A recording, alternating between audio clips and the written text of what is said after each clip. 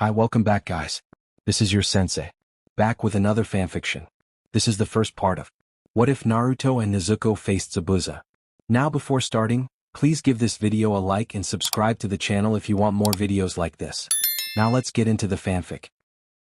Something was wrong, Tanjiro thought as he struggled with his injuries. Why couldn't any sword pierce through the demon?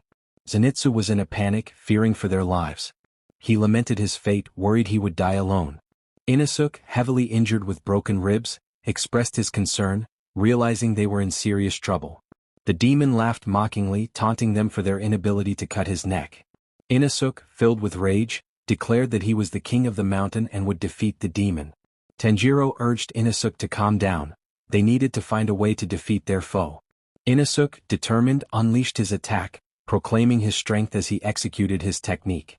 They succeeded in cutting the demon's neck, but he did not relent. The demon raised one of his severed arms, which began to turn to ash, emitting a blinding light. Tanjiro, standing closest to it, felt the intensity of the light, but noticed a shadow protecting him. He called out to Nezuko, urging her to get away, but it was too late. The light grew brighter until it faded, and Tanjiro heard a pained whimper from his sister before she fell.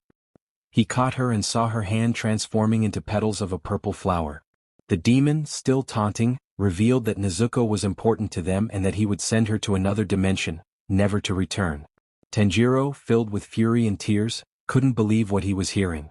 The demon continued to mock him, claiming he was the only one who could bring her back, but he too would perish.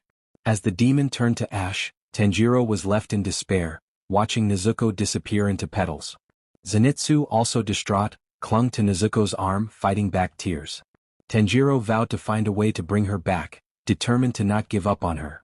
Nezuko weakly removed the bamboo from her mouth, giving them a faint smile. Before vanishing completely, she whispered that she loved them. As she disappeared, only a purple flower remained, her favorite. In the hospital of the Leaf Village, someone asked about Nezuko's condition, expressing concern. Another person noted her remarkable recovery but mentioned she was still unconscious. The Hokage inquired about where Kakashi had found her. Kakashi explained he discovered her at the village entrance, badly injured and unconscious, alone among unfamiliar petals. The Hokage sighed, realizing they would have to wait for her to awaken. The next day, Kakashi urged Nezuko to wake up, as he had questions for her before his mission. He sat down, trying to appear less bored as he waited. Eventually, he noticed Nezuko stirring, her beautiful pink eyes opening.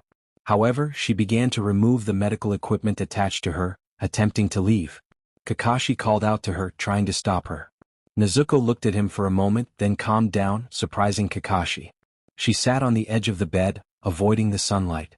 Kakashi introduced himself and asked her name, but she didn't respond. When he asked if she could speak, she shook her head. Kakashi encouraged her to write her name, and she picked up a pen and wrote, Nezuko Kamadu. Kakashi introduced himself again, and Nezuko smiled softly, making him blush slightly. He asked where she was from, but she seemed confused. The Hokage speculated that she might be a traveler who had fallen victim to some kind of jutsu. Kakashi bowed to the Hokage, asking what they should do with her. The Hokage suggested she could enter the academy. Nezuko nodded, albeit a bit confused. The Hokage handed her keys to her new apartment, explaining that Kakashi would take her there. Nezuko stood up and cautiously tested the sunlight, finding it harmless. With newfound confidence, she stepped fully into the sun, surprising Kakashi when she didn't burn. He was amazed to see her wounds healing slowly but surely, leaving him in awe. Nezuko had been sleeping peacefully throughout the night. When she woke up, she realized she was not in the hospital but rather in a place that felt unfamiliar to her. Filled with excitement, she rushed to explore, only to find that she was still in an unknown location. Returning to her bed, she noticed a map in her kimono, which looked as good as new, on the table. She remembered that it belonged to Kakashi.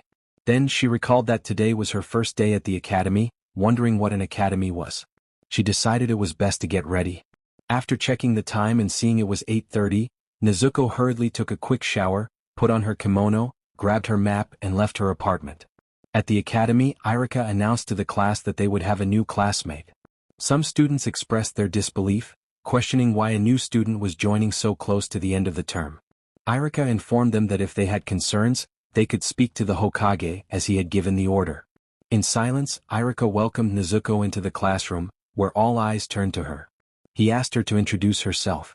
Nezuko nodded, took out her notebook and wrote, "My name is Nezuko Kamadu, nice to meet you," showing it with a gentle smile. Irika, surprised, told her she could sit wherever she liked, not realizing she was mute. Nezuko looked around and noticed two available seats. One next to a dark-haired boy surrounded by girls who were casting disapproving glances at her, and the other next to a blonde boy with cat-like whiskers and blue eyes, who had a somewhat sad expression. Nezuko chose to sit with the blonde, surprising everyone except Irika. The boy introduced himself as Naruto Uzumaki, declaring his ambition to become the next Hokage. Nezuko smiled at him, conveying her belief in his dream, which made Naruto blush. He asked if she really believed he could achieve it, and she nodded, writing that anyone who sets their mind to something and works hard can accomplish it, further flustering him with her kind smile. During recess, Nezuko searched for Naruto, having lost sight of him while looking for her lunch. Spotting him sitting under a tree on a swing, she approached him, noticing he seemed a bit down. She stood in front of him, surprising him, and gently patted his head before writing in her notebook, asking if he was okay. Naruto started to respond but was interrupted by the growling of his stomach. Embarrassed, he apologized. Nezuko offered him her lunch, indicating that he could have some since she didn't need to eat. When he hesitated, she playfully fed him a piece of meat, prompting him to ask if she wasn't going to eat. Nezuko shook her head, writing that she was fine, which made him blush. Again. As the day came to an end, Naruto waved goodbye to Nezuko. In response, she ran over and hugged him, conveying her farewell through the embrace. Naruto, slightly blushing, returned the hug, and then they parted ways, each heading in different directions. Nezuko felt a wave of confusion as she realized she was lost and unable to find her apartment. She wandered aimlessly through the town all afternoon until night fell. Exhausted, she longed for a bath and a long nap, but unfamiliar with the area, she found herself in an alley. There, she sat down and soon drifted off to sleep. About 40 minutes later, a boy approached her. Sasuke had been taking a stroll when he spotted the new girl, Nezuko, sitting alone. He noticed she was asleep and wondered why she was in an alley, suspecting she might have lost her way. Gently, he picked her up in a princess carry and took her to his apartment. Once at his apartment, he laid her down in a room and was about to leave when he felt something warm in his hand. Turning around, he saw that Nezuko had intertwined her fingers with his. He felt a blush rise to his cheeks and tried to pull away, but Nezuko held on tightly. Eventually, he gave up and sat beside her, waiting for her to release his hand. As sleep began to take him, he too fell asleep. The next morning, Nezuko was the first to wake. She opened her eyes and saw Sasuke sleeping next to her, their hands still intertwined. A smile spread across her face as she gently let go of his hand, trying not to disturb him. However, it was too late. Sasuke stirred awake due to her movements. Noticing he was awake, Nezuko felt a bit flustered and quickly wrote in her notebook, "Good morning, Sasuke. Sorry for waking you," and showed it to him with a slight bow of apology. Sasuke, still a bit groggy, reassured her that it was fine and pointed out that there was a bathroom if she wanted to clean up, noting that her kimono was a bit dirty. Nezuko nodded and headed straight for the bathroom while Sasuke glanced at their still intertwined hands before deciding to wait for her in the living room. When Nezuko emerged from the bathroom, she was refreshed and wearing her favorite clean kimono. She found Sasuke sitting at the dining table, and he asked her why she had been in an alley. Nezuko explained, with a light laugh, that she had gotten lost and the map she received had confused her. Sasuke, looking at the map with a hint of annoyance, thought about how poorly it was drawn. He then asked if she knew where the Hokage's office was, to which Nezuko nodded. He instructed her to go there and get a new map, reminding her that classes would start in just 10 minutes. As they made their way to the street, Nezuko headed to the Hokage's office while Sasuke continued on to the academy. Upon arriving, Nezuko received a new map that clearly indicated the way to her apartment. She rushed out, realizing she had only 4 minutes left to reach the academy. Although it seemed like a long distance, she made it in under 2 minutes, leaving a trail of surprised onlookers in her wake. After class, Nezuko was on her way home when a ninja informed her that the Hokage was calling for her. She arrived at the office, where the Hokage asked if she wanted to become a ninja. Without hesitation, Nezuko nodded, fully aware of what being a ninja entailed. The Hokage then suggested they skip the test and do it right away. Nezuko agreed and they headed to the training field where Irika was waiting for them. The test began and they asked her to perform a jutsu. Nezuko attempted the clone jutsu which she had been practicing for days. When she completed the hand signs, a cloud of smoke erupted, and when it cleared, 13 perfect clones of Nezuko stood before them, impressing both the Hokage and Irika. The Hokage then inquired if she knew another jutsu. Nezuko wrote in her notebook that she had been practicing a more difficult jutsu, though it wasn't perfected yet. With the Hokage's nod of encouragement, she removed the bamboo from her mouth and performed the hand signs, producing a pink fireball that was somewhat imperfect. After putting the bamboo back in place, she instructed Irika to create a clone for her to battle. As the fight commenced, Nezuko felt a bit tired from using her jutsus and wanted to finish quickly. The clone threw shurikens at her, but she vanished just in time, appearing behind it. With a swift tap to the back of its neck, she knocked the clone out before it could fall, and it disappeared in a puff of smoke. Nezuko wrote to the Hokage, asking if she had completed the test. The Hokage nodded, and then he turned to Irika, asking if he could give her a ninja headband in 2 days. Irika agreed, and the Hokage informed Nezuko that she didn't need to attend the academy the next day, she had the day off. Excited, Nezuko returned to her apartment, took a bath, had a light salad, and then went to sleep, looking forward to her day of rest. We arrived at the rooftop where Kakashi was waiting for us to begin the introductions. He started by saying that he would go first. Sakura suggested that he should set an example by starting. Kakashi introduced himself, mentioning his name and that he had many hobbies but didn't feel like sharing what he disliked or his dreams. Sakura and Naruto complained that he only told them his name. Kakashi then pointed to Naruto, signaling it was his turn. Naruto enthusiastically introduced himself as Naruto Uzumaki, expressing his love for ramen, especially at Ichiraku with Irika-sensei. He shyly admitted to having a crush on someone and shared his dream of becoming Hokage so that people would see him as important instead of looking down on him.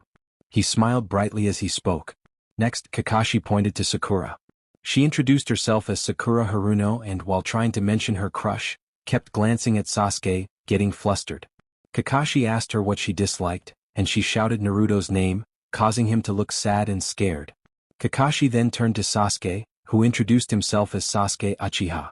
He mentioned that he disliked many things and didn't have a particular dream, as he was determined to restore his clan and had a specific target in mind. Kakashi attempted to move on to the next person but hesitated when he noticed the tension in the air. Nezuko, feeling nervous, slowly removed the bamboo from her mouth and introduced herself. She stuttered slightly but expressed her love for being with her friends and brother. She shared her dislike for demons who harmed her friends and her dream of finding Muzan to become human again. After quickly putting the bamboo back in her mouth, Kakashi thought about asking her more later. Kakashi acknowledged that each of them was special and had unique abilities, but now they were a team and needed to learn to work together. He informed them that they would have a survival test the next day and instructed them to meet at 5 a.m., advising them to skip breakfast to avoid feeling sick. With that, he disappeared in a puff of smoke. Naruto, blushing, asked Nezuko if she would like to go eat ramen with him. After a moment of thought, she smiled and nodded, causing him to blush even more. Sasuke, serious and looking away, stated that he would accompany them. Nezuko agreed, and the 4 of them headed to Ichiraku, where Sakura invited herself along. Once they arrived, Nezuko sat down, noticing how quickly Sasuke and Naruto took seats beside her. When their ramen was served, she removed the bamboo from her mouth and felt the boys' gazes on her but focused on enjoying her vegetarian ramen. She ate several bowls but Naruto outpaced her, eating even more. After their meal, Nezuko hugged each of them in farewell before heading home, waving with a smile. The next day she woke up feeling a bit lazy but excited. After taking a shower, she changed into her favorite kimono. She thought about how Kakashi had advised them not to eat but felt she needed energy for her jutsus. So, she prepared a light vegetarian meal before leaving her apartment.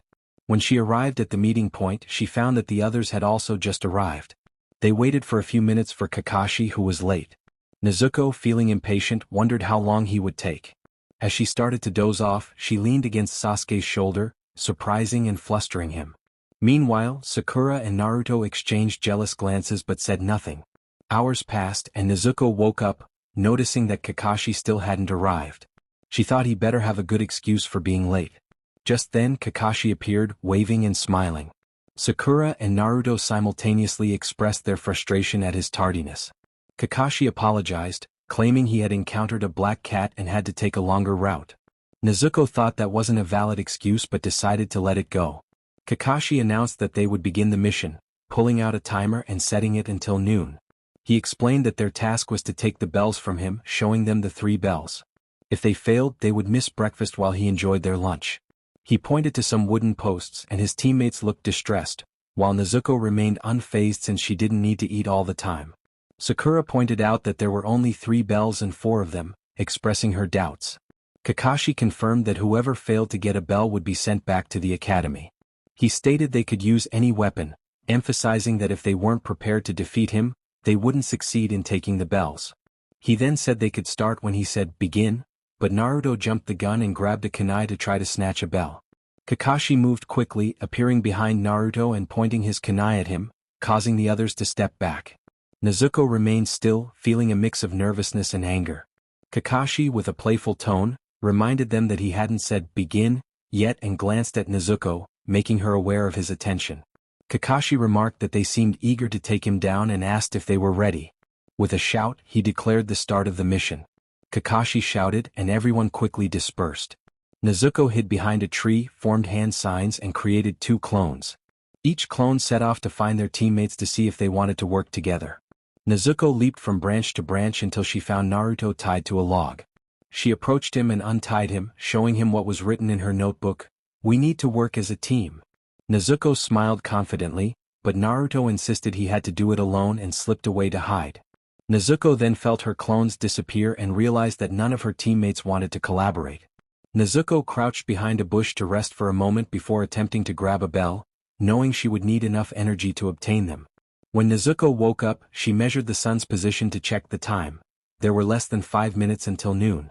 She started running and in under a minute she reached Kakashi. Nezuko dashed forward, trying to grab the bells. Taking advantage of Kakashi's distraction, she created a clone behind him to snatch the bells while she kept him occupied. The clone successfully grabbed all 3 bells just before the timer went off. Nezuko beamed as she held up the bells while walking back to where Naruto was tied again, having been restrained by Kakashi for trying to eat the food moments earlier. Soon after, Sasuke and Sakura arrived, one looking angry and the other sad as time had run out. They were astonished to see that Nezuko had all 3 bells. Nezuko handed each of them a bell, leaving herself with none. Naruto was impressed and confused, realizing Nezuko had no bell. Nezuko reassured them with a sweet smile, saying they shouldn't worry because they were a team and supported each other. This made the boys blush and Sakura returned her smile, which was a new experience for Nezuko. Kakashi then stated that Nezuko passed the exam, surprising everyone. Sakura questioned why, since Nezuko had no bells. Kakashi explained that she was the only one who truly tried to work as a team and continued to prioritize her teammates' well-being throughout the test.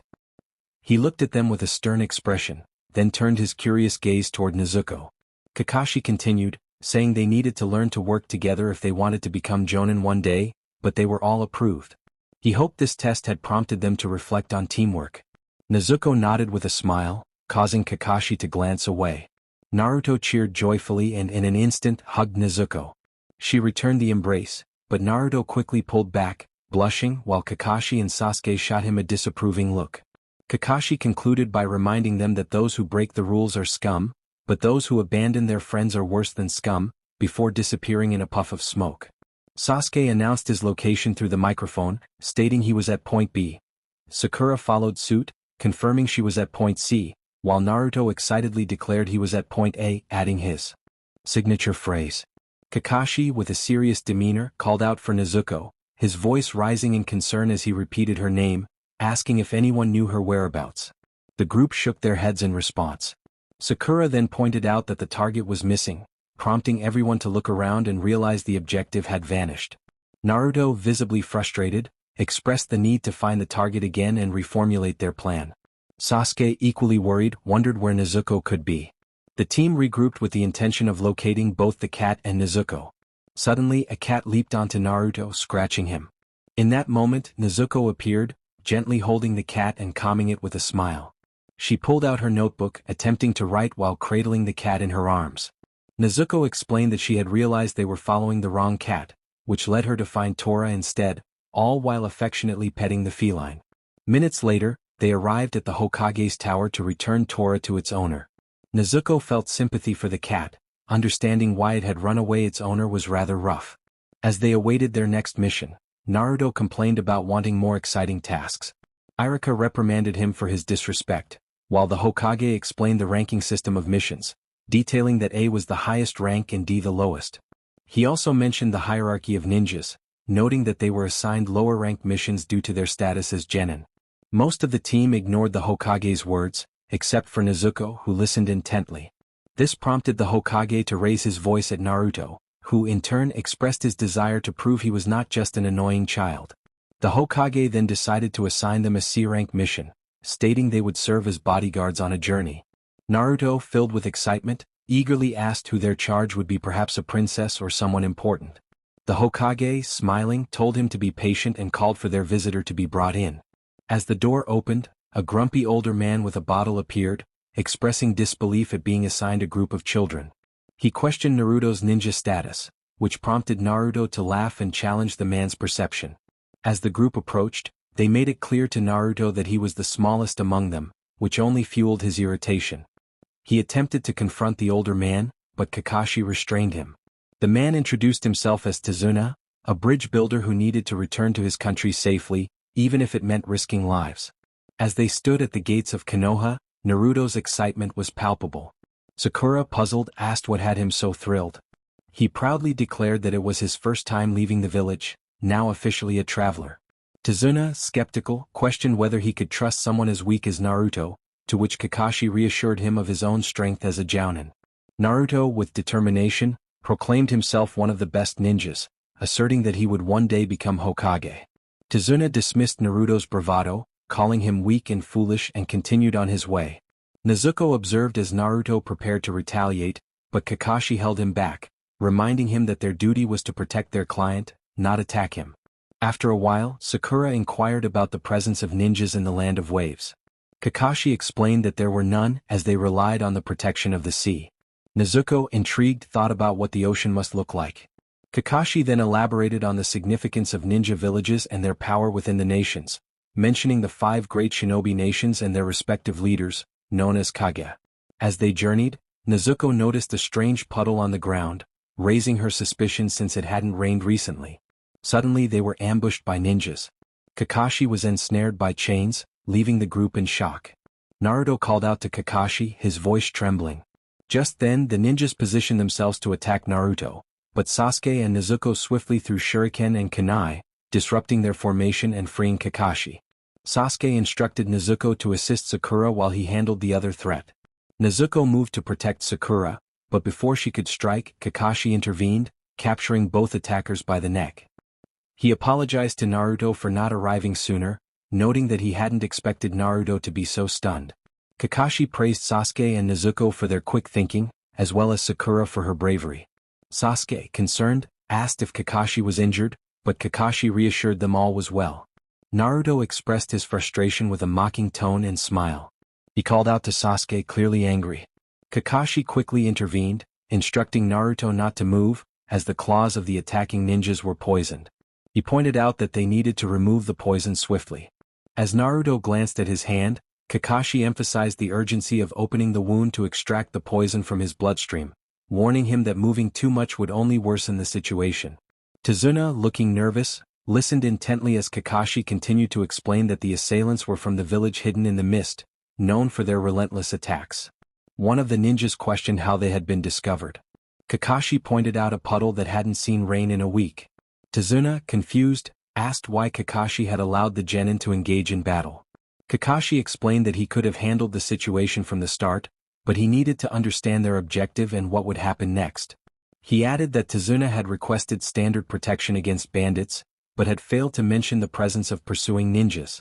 If they had known, the mission would have been classified as a higher rank, and they would have charged accordingly. Kakashi expressed his respect for Tazuna's reasons but made it clear that withholding information was unacceptable and that the situation exceeded the mission's scope. Tazuna appeared worried and somewhat guilty. Sakura, concerned, reminded them that they were genin and that this was beyond their level. She suggested they return to treat Naruto's injury. Kakashi agreed that the wound could become a serious problem and pondered the possibility of retreat, while Naruto felt frustrated with himself.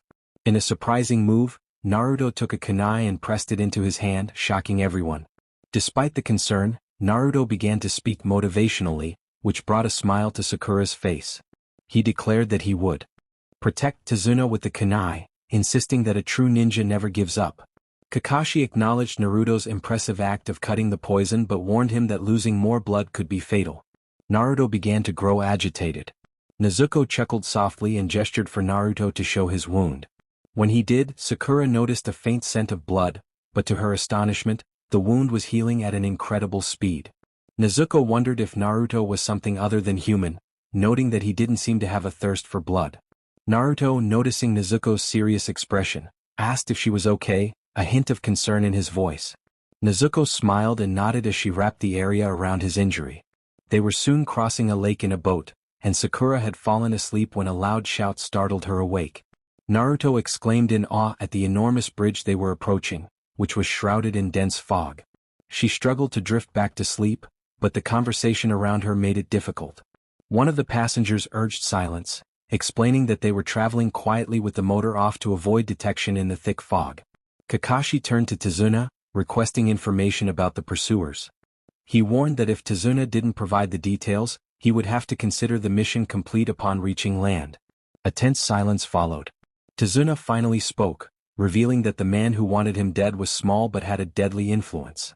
Kakashi, intrigued, pressed for more information. Tazuna explained that the man was one of the wealthiest in the world, a shipping magnate known as Gato.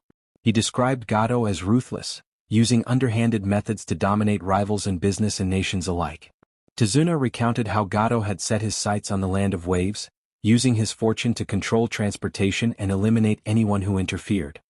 He expressed his fear that once the bridge was completed, it would undermine Gato's control over the region, as he was the bridge's builder. Sasuke concluded that the ninjas they fought were working for Gato. Nezuko nodded in agreement, sitting back with a sigh. Naruto, confused, asked if Nezuko had been asleep. She wrote that she had been awakened by his shout, and he apologized. Kakashi confronted Tazuna about why he had concealed this information. Tazuna explained that the Land of Waves was a small and impoverished nation, with little wealth even among the nobles. He stressed that if they failed to complete the mission and left him behind, he would be killed before reaching home. But don't feel bad about it, he said in a carefree tone. Of course, my sweet little grandson will feel upset and cry. My daughter will condemn the ninjas of the Hidden Leaf Village and live her life in suffering, denouncing and cursing them for abandoning her father, he said calmly while giving us a smile. Well, it's not her fault, forget it. Kakashi acknowledged that they had no choice but to help. As Nezuko settled back down to sleep, she soon drifted off. Nezuko felt someone carrying her and slowly opened her eyes to see it was Kakashi. He apologized, saying he didn't want to wake her and thought it would be better to carry her instead. He looked a bit embarrassed as he set her down. She happily nodded, grateful not to have been woken up as she loved to sleep. She gave him a hug and noticed his face was quite red. She stood on her tiptoes to check his forehead, ensuring he wasn't sick. Kakashi reassured her that it was just the heat. Nezuko then glanced at Naruto and Sasuke, who were glaring at Kakashi. Naruto began throwing kunai into some bushes, startling Sakura, Tazuna, and Kakashi, while Sasuke maintained his usual intense expression. Nezuko watched, confused. Naruto explained it was just a mouse, wearing his typical grin. Sakura, visibly annoyed, scolded him, saying everyone could see his foolishness and that he was so obvious it was embarrassing. Kakashi, irritated, warned Naruto that those were dangerous kunai. Tazuna shouted at Naruto not to try to scare him, but Naruto ignored the comments. Nezuko focused on a particular bush, and as Naruto threw a kunai into it, she approached to see what was there. When she got close enough, she spotted a trembling white rabbit, with Naruto's kunai lodged in a tree nearby. As she examined the rabbit, the others gathered around. Sakura chastised Naruto for almost harming the poor creature, while Naruto picked it up and apologized. Then, Nezuko noticed a giant sword aimed at them from a tree. Kakashi shouted for everyone to be careful, prompting them to duck just in time as the sword embedded itself in a nearby tree, and a ninja landed on it. Naruto trembled, determined to impress Nezuko this time and not be overshadowed by Sasuke. He rushed toward Zabuza, but Kakashi stopped him, explaining that Zabuza was on another level. Kakashi then adjusted his ninja headband, preparing for battle. Zabuza addressed Kakashi, stating that he would have to hand over the old man. Kakashi, serious, commanded everyone to form a battle formation to protect Tazuna and stay out of the fight, emphasizing the importance of teamwork. Zabuza remarked that he would have to defeat Kakashi to reach Tazuna. Naruto, confused, asked what the Sharingan was and why Kakashi's eye looked different. Sasuke explained that the Sharingan was a rare power related to the eyes, allowing its user to instantly comprehend any genjutsu, taijutsu, and ninjutsu, complicating the attacker's moves. He added that the Sharingan was a unique and special way to use taijutsu, but it was more than just that. Zabuza acknowledged Sasuke's explanation but noted it was superficial, stating that the Sharingan could analyze techniques and copy them in detail, surprising Sakura, Naruto, and Nezuko. As the mist began to thicken, Zabuza mentioned that Kakashi was listed in the bingo book of assassins from the Hidden Mist Village due to his fame. Everyone prepared defensively, knowing Zabuza would target Kakashi first. Sakura asked who Zabuza was. Kakashi replied that Zabuza Momochi was the leader of the assassination unit from the Hidden Mist, an expert in silent killing techniques. He warned that the Sharingan couldn't completely neutralize Zabuza, so they needed to stay alert, causing tension among the group. As the mist grew denser, Nezuko lost sight of her teammates. Zabuza counted off vital points: the groin, spine, lungs, liver, jugular, head, and heart, which worried her. She began to search for Naruto's scent, having spent more time with him. Zabuza asked her which vital point. She wanted him to pierce, his tone serious. Just then, the mist cleared slightly and she saw her friends in the distance. When she looked back, she noticed Sasuke trembling, overwhelmed by the oppressive atmosphere. Sasuke felt an intense bloodlust, thinking that even a breath or blink would reveal him and lead to his demise. He feared losing his sanity under the pressure of such powerful jounins. Gripping a kunai tightly, he contemplated a drastic decision. Nezuko hurried over to him, taking one of his hands to help calm him down. Kakashi reassured Sasuke with a smile, promising to protect his comrades. Zabuza challenged them to prove themselves, appearing suddenly among the group. He fixed his serious gaze on Nezuko, declaring that this was the end. In that moment, she lunged at Zabuza, delivering a punch to his stomach, but he transformed into water almost instantly. Naruto warned Nezuko to watch out behind her. In a moment of fear, she made a swift movement with her sword, aiming to cut him in half. However, he reacted just in time to dodge, only having the tips of his hair clipped. In the blink of an eye, she was behind him, delivering a kick to his back, but he transformed into water before she could react, sensing a powerful presence behind her. She turned around quickly, just in time to see him swing his sword. She easily dodged, causing his blade to become lodged. He attempted to kick her, but Kakashi intervened, taking the blow and being sent flying into the water, where Zabuza followed him. Kakashi emerged partially from the water, his expression serious as he noted that the water was not normal, it was dense and heavy. Just then, Zabuza appeared behind him, and a large amount of water surrounded Kakashi, forming a bubble. Zabuza taunted her, explaining that this prison was made of regular water but was stronger than steel, making it difficult to fight when unable to move. He then turned his attention to her, declaring that he needed to finish her off before exterminating the others, summoning water clones. Suddenly, a swarm of clones appeared. One of Zabuza's clones insulted Naruto, claiming he was not a true ninja, kicking him and trampling his headband. Kakashi urged them to run and save themselves as well as the bridge builder, Tazuna. She felt her nails digging into her palms, her knuckles turning white from the force she exerted. Anger surged through her, her blood boiling as she growled in frustration. Distracted by her rage, a clone approached her at high speed. Before it could reach her, Sasuke threw shurikens, and as the clone reacted, he leaped toward it with a kunai in hand. However, the Zabuza clone easily caught him by the neck and hurled him against a tree. Seeing Sasuke in trouble made her heart race. Naruto appeared genuinely frightened, contemplating his injured hand. Suddenly, Naruto charged at the clone, delivering a powerful kick that sent it flying toward Sasuke. This infuriated her further, and she growled even louder, feeling the weight of everyone's gaze upon her, but she ignored it. She could no longer contain her anger. She felt a tattoo forming on one of her palms but dismissed it, sprinting toward the Zabuza clone. Upon reaching it, she attempted to punch, but it dodged, causing her fist to strike the ground with a loud thud that startled everyone. She rushed at the clone, which tried to harm her with its sword, but she evaded it effortlessly. However, a swing of the sword caught her off guard, forcing her to cross her arms in defense. The blade clashed against her arms, and now it was a battle of strength. The clone pressed harder against her, causing her to slide back slightly. Her feet slipped on the ground and the bamboo she had in her mouth fell. Seizing the opportunity, she delivered a blow to the clone's stomach, sending it crashing into two trees and effectively destroying it.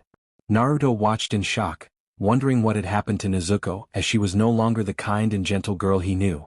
Sasuke noted the change in her chakra, realizing it was filled with anger instead of the usual calmness.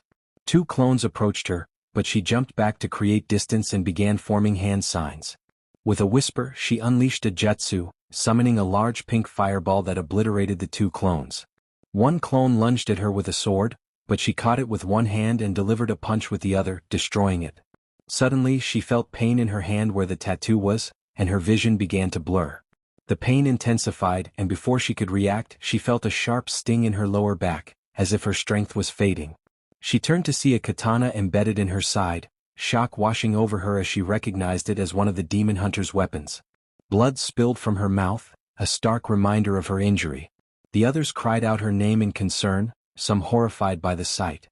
As her legs began to tremble and her eyes returned to normal, the brightness of happiness was replaced by pain.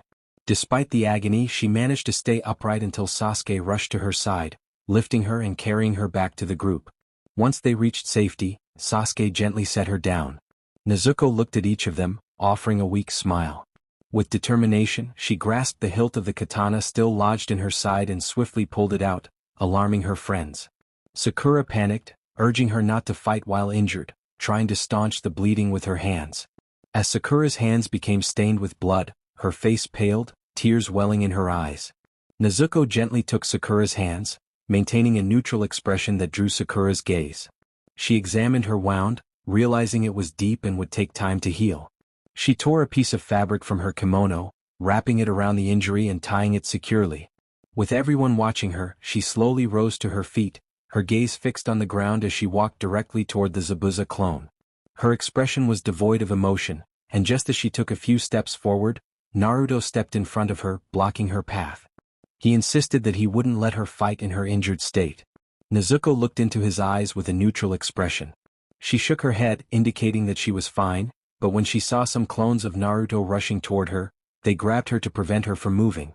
Nezuko began to struggle, destroying one clone, but then Sakura and Sasuke joined in, holding on to her while she tried to break free.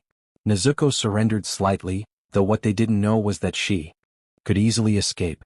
Naruto called out, urging everyone to write in the bingo book about the ninja who would become Hokage of the Hidden Leaf Village.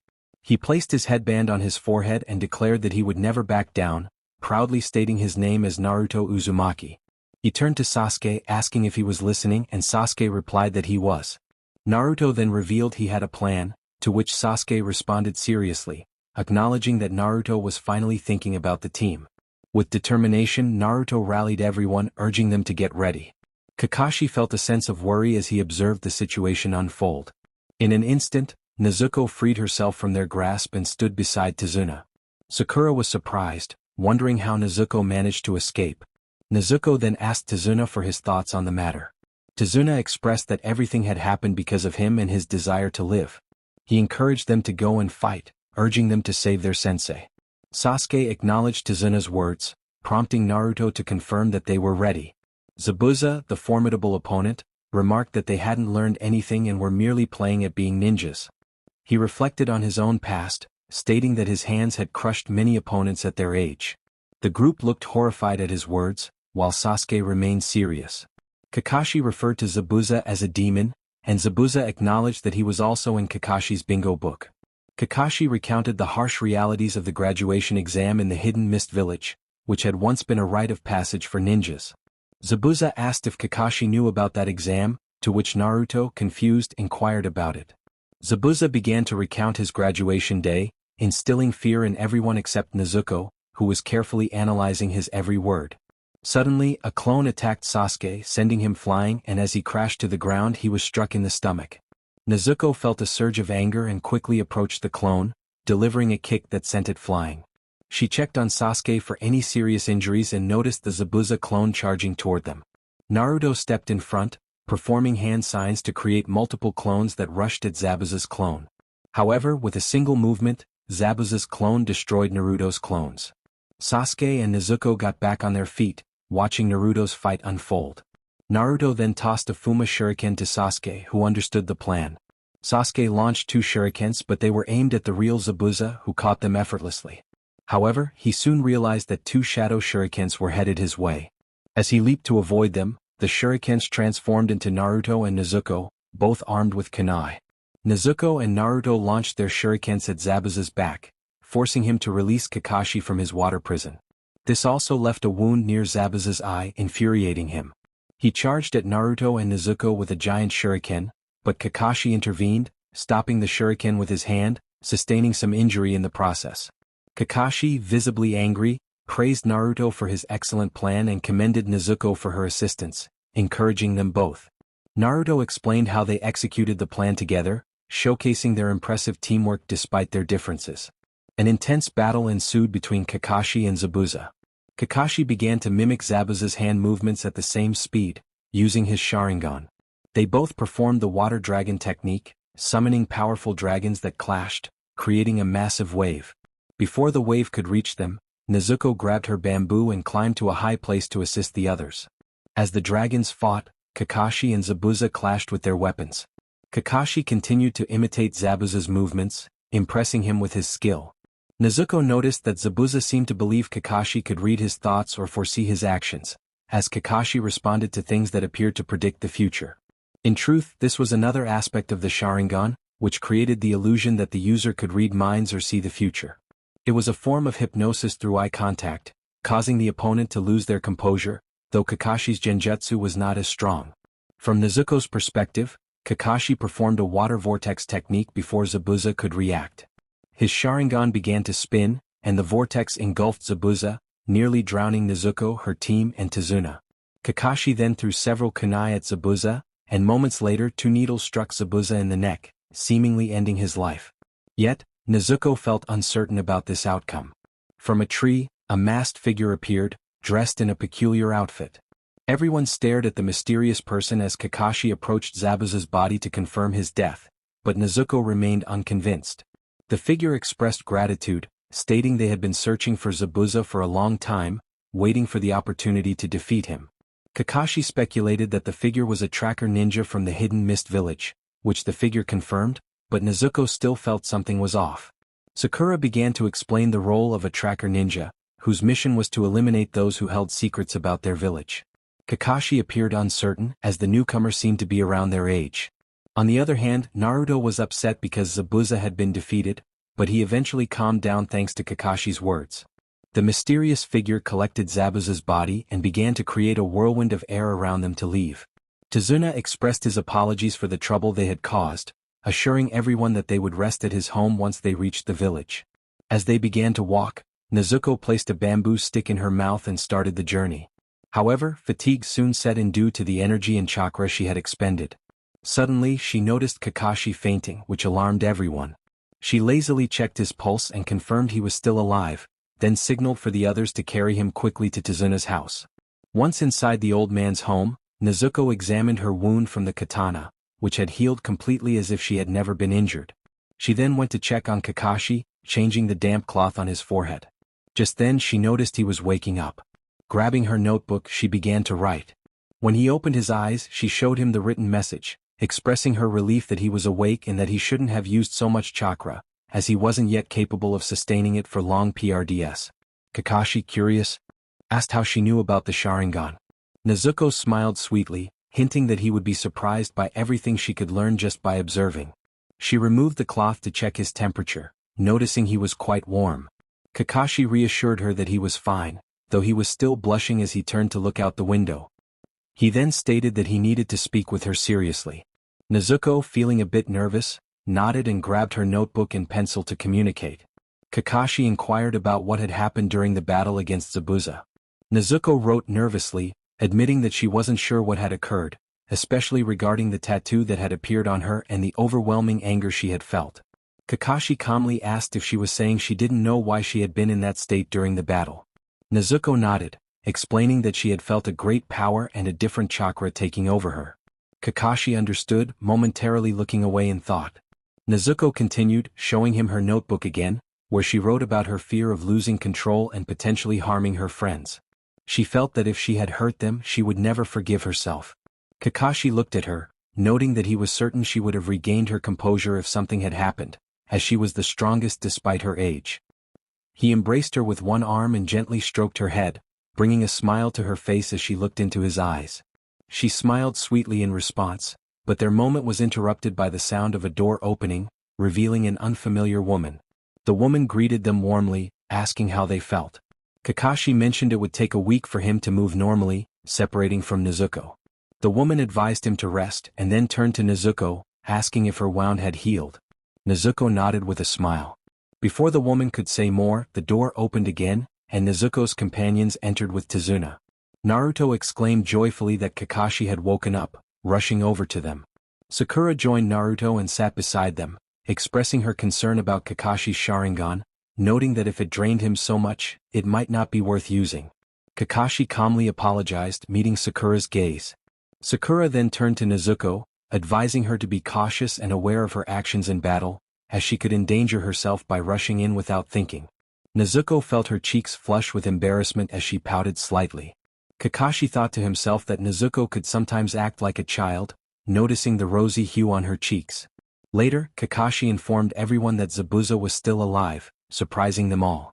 They would need to train hard for their next encounter.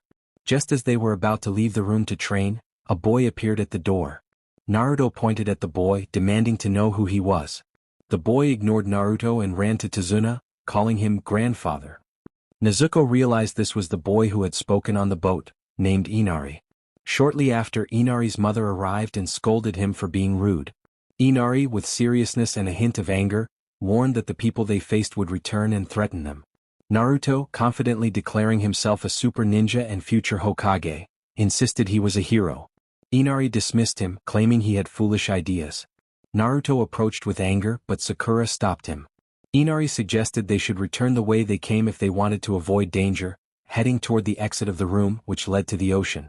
Nezuko observed, thinking about how, for a boy, he behaved like an adult. She wondered what had happened to him to make him that way. At that moment, Team 7 found themselves in the forest. Kakashi cheerfully announced that they would begin with a chakra review, emphasizing the importance of understanding chakra. He explained that chakra is elemental energy, the source of power, and so on. After the explanation, he instructed them to climb a tree without using their hands, surprising his teammates. Kakashi threw a kunai to each of them, which landed in front of their feet. He told them to use the kunai to mark the highest point they could reach on the tree, obviously without using their hands, and then to try to surpass that mark repeatedly. At first, they would need to run toward the tree to gain momentum until they got used to it. Kakashi asked if they were ready. Each of them took their kunai and began to concentrate chakra in their feet. As they ran toward the tree to climb it, Naruto fell after just 2 steps, while Sasuke managed to hold on a bit longer. Sasuke thought about how this was more challenging than he had anticipated. Balance had to be perfect. If the chakra was too strong, the tree could break, but if it was too weak, he would fall like Naruto. Sakura exclaimed that it was fun, and Nezuko happily nodded. They all turned to see Sakura sitting on a branch alongside Nezuko, who was perched a little higher. Kakashi remarked that it seemed the female members of the group had better chakra control. Naruto cheered for Sakura and Nezuko, expressing his belief in their abilities. Sasuke dismissed it, looking away, which made Sakura wonder why he always acted that way. Naruto was determined to catch up to Sasuke and reach the top of the tree. Hours passed, and the 4 of them were dirty and exhausted. Naruto attempted to climb again but fell once more. Nezuko thought about how Naruto had not made much progress. He turned to her, approached, and quietly asked for advice, pleading with her not to tell Sasuke. The next day, Nezuko spent the morning with Kakashi, watching as Naruto and Sasuke trained hard. Kakashi had given her the choice to protect Tazuna with Sakura or help the boys train, and she chose to assist with the training. She noticed Sasuke asking Naruto about the advice she had given, and she could hear Naruto refusing to share it. She settled onto a branch to observe them closely. They continued this way all day. As night fell, they returned to the house, where Tazuna's daughter was already waiting with dinner ready. While they ate, Nezuko noticed how quickly the boys were consuming their food, as if they were in a competition to see who could eat more. She thought that if they kept it up, they would end up regretting it. Tazuna laughed, saying it had been ages since they had so many guests at the table. Both Sasuke and Naruto simultaneously asked for more food, raising their plates. They glared at each other, but the tension didn't last long as they soon found themselves overwhelmed by the amount they had eaten. Kakashi questioned why they ate so much if it would only lead to discomfort. Sasuke insisted he needed to eat, while Naruto was determined to eat more than Sasuke. Kakashi reminded them that vomiting wouldn't help. The rest of the dinner went smoothly, and once it ended, everyone began to chat. Nezuko took advantage of their distraction to sneak away and explore the house, concealing her chakra so they wouldn't follow her or know where she was. After exploring, she started to feel sleepy and entered a room that seemed to belong to Inari, who was not there. She lay down on his bed and soon fell asleep. About half an hour later, she sensed a presence in the room. She opened her eyes slightly and saw Inari looking at her with curiosity and a hint of shyness. When he noticed she was awake, he stood up and looked away. Inari asked what she was doing in his room, still avoiding eye contact.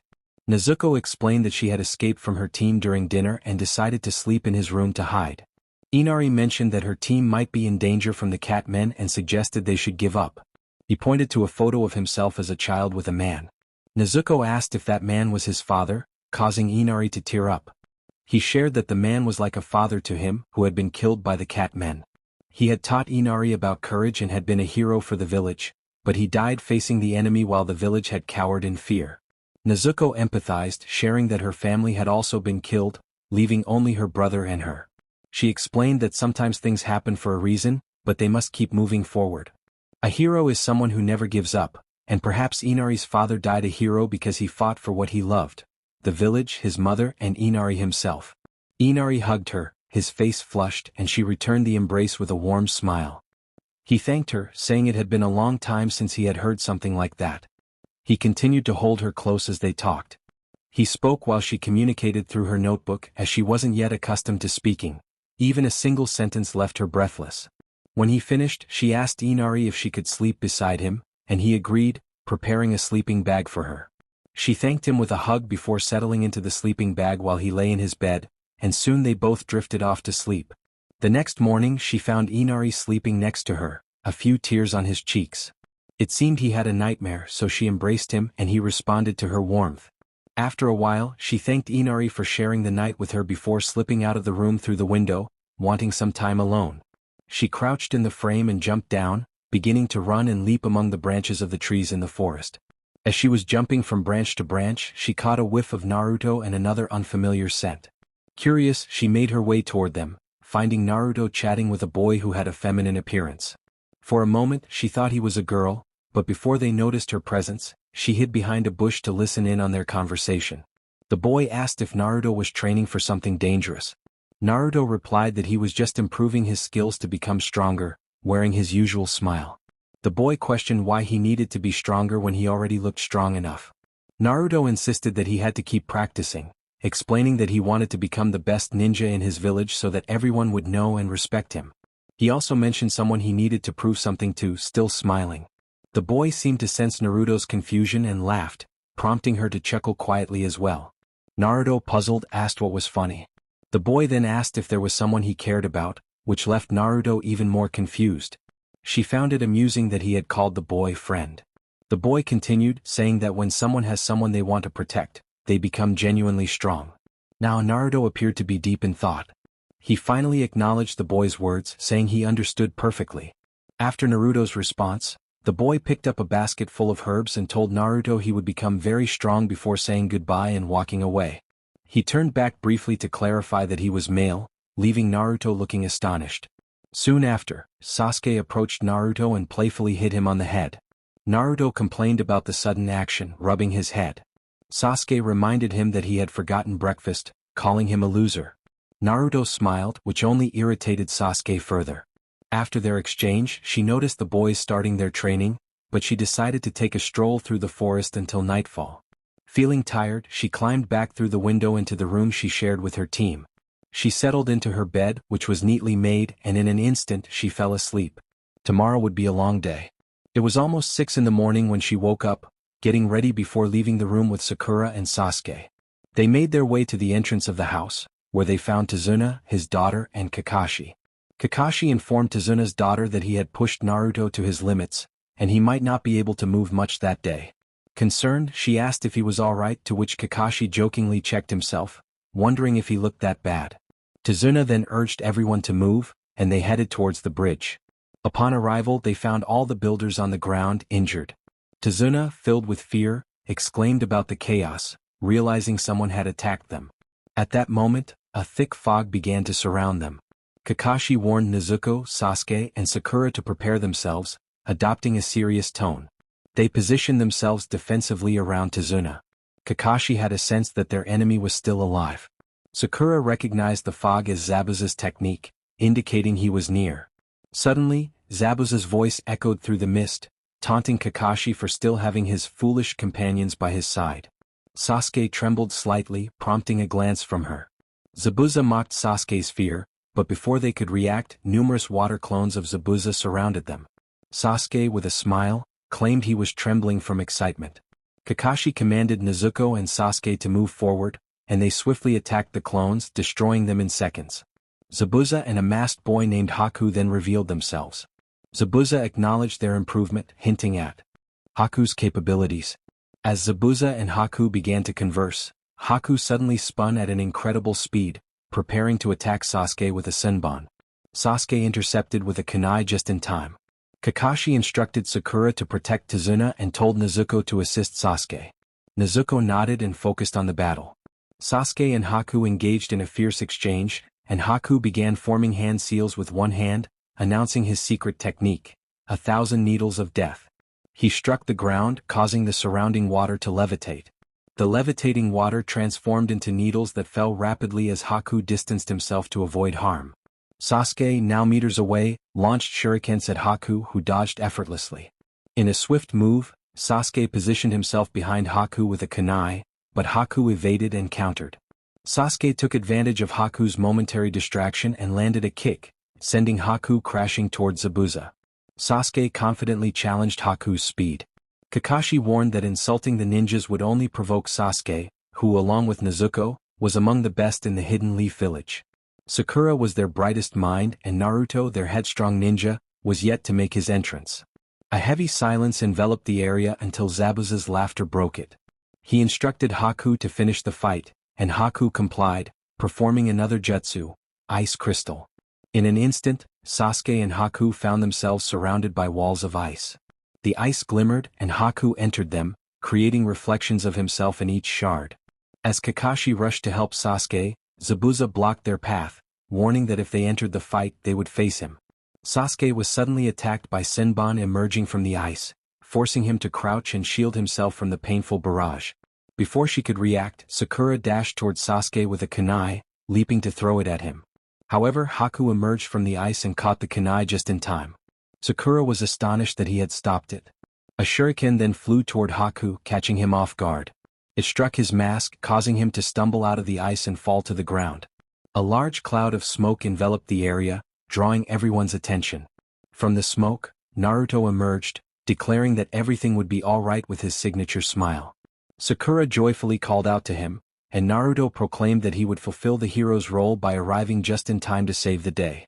Zabuza watched Naruto with a mix of annoyance and determination. Naruto, feeling confident, prepared to perform the Shadow Clone Jutsu, declaring that his opponents would soon be history. However, before he could execute the technique, Zabuza launched several shurikens directly at him. Paralyzed by fear, Naruto stood frozen in place until Haku intervened, sending a flurry of senbon to intercept the shurikens, causing them to fall harmlessly to the ground. Kakashi scolded Naruto for nearly revealing his jutsu to the enemy, while Naruto apologized, genuinely remorseful. Zabuza questioned Haku's interference, to which Haku replied that he wanted to fight Naruto in his own way, igniting excitement in Naruto. Kakashi felt a growing concern, realizing he couldn't protect Tazuna while simultaneously aiding Sasuke and Naruto. Sakura was also at risk, as Kakashi feared her emotions might overwhelm her again. As Naruto and Haku exchanged words, Sasuke suddenly drew a kunai from his weapon pouch and hurled it at Haku's head. Haku easily dodged the attack, then left Naruto to retreat into one of the many mirrors, launching an assault on Sasuke with senbon that grazed his skin. Nezuko, aware of the danger, decided it was time to make her move, even if it meant revealing her position. Before anyone could react, Nezuko appeared beside Naruto, startling him. They then noticed another Nezuko next to Kakashi, who vanished in a puff of smoke. During a flashback, it was revealed that when the mist enveloped them, Nezuko had created a shadow clone to hide in a different location. Naruto, surprised by Nezuko's sudden appearance, expressed his shock. Nezuko insisted that they needed to find a way to rescue Sasuke. Kakashi, with a serious tone, instructed Naruto, Nezuko, and Sasuke to attack from both the outside and inside simultaneously. An idea sparked in Naruto's mind, but just as he was about to share it, he was pulled into the dome with Sasuke. Determined, Naruto declared he had come to save Sasuke with a clever move. Kakashi, frustrated, reminded Naruto that he needed to surprise the enemy, not his teammates. Sasuke, irritated, chastised Naruto for his recklessness, while Naruto retorted that he should be grateful for the help. Sasuke sighed heavily, expressing his frustration with Naruto's mistakes. The tension escalated as Sasuke attempted to break the ice with a fireball jutsu, but it failed to have any effect. Haku began launching a barrage of needles while they tried to identify the real Haku among the mirrors. Naruto created shadow clones to attack each mirror, but they were swiftly destroyed, leaving the real Haku injured in the process. Nezuko, concerned, moved closer to Naruto. Kakashi recognized Haku's Kekkei Genkai traits and explained to Sakura how such abilities could be passed down through bloodlines. Instead of feeling discouraged, Naruto spoke passionately about his dream, insisting that no one would stop him on his ninja path. Haku revealed that he did not wish to kill them, but would if they continued to fight, as he was determined to fulfill the dream of someone he valued deeply, Zabuza. A heavy silence fell over the group as they braced for the next attack.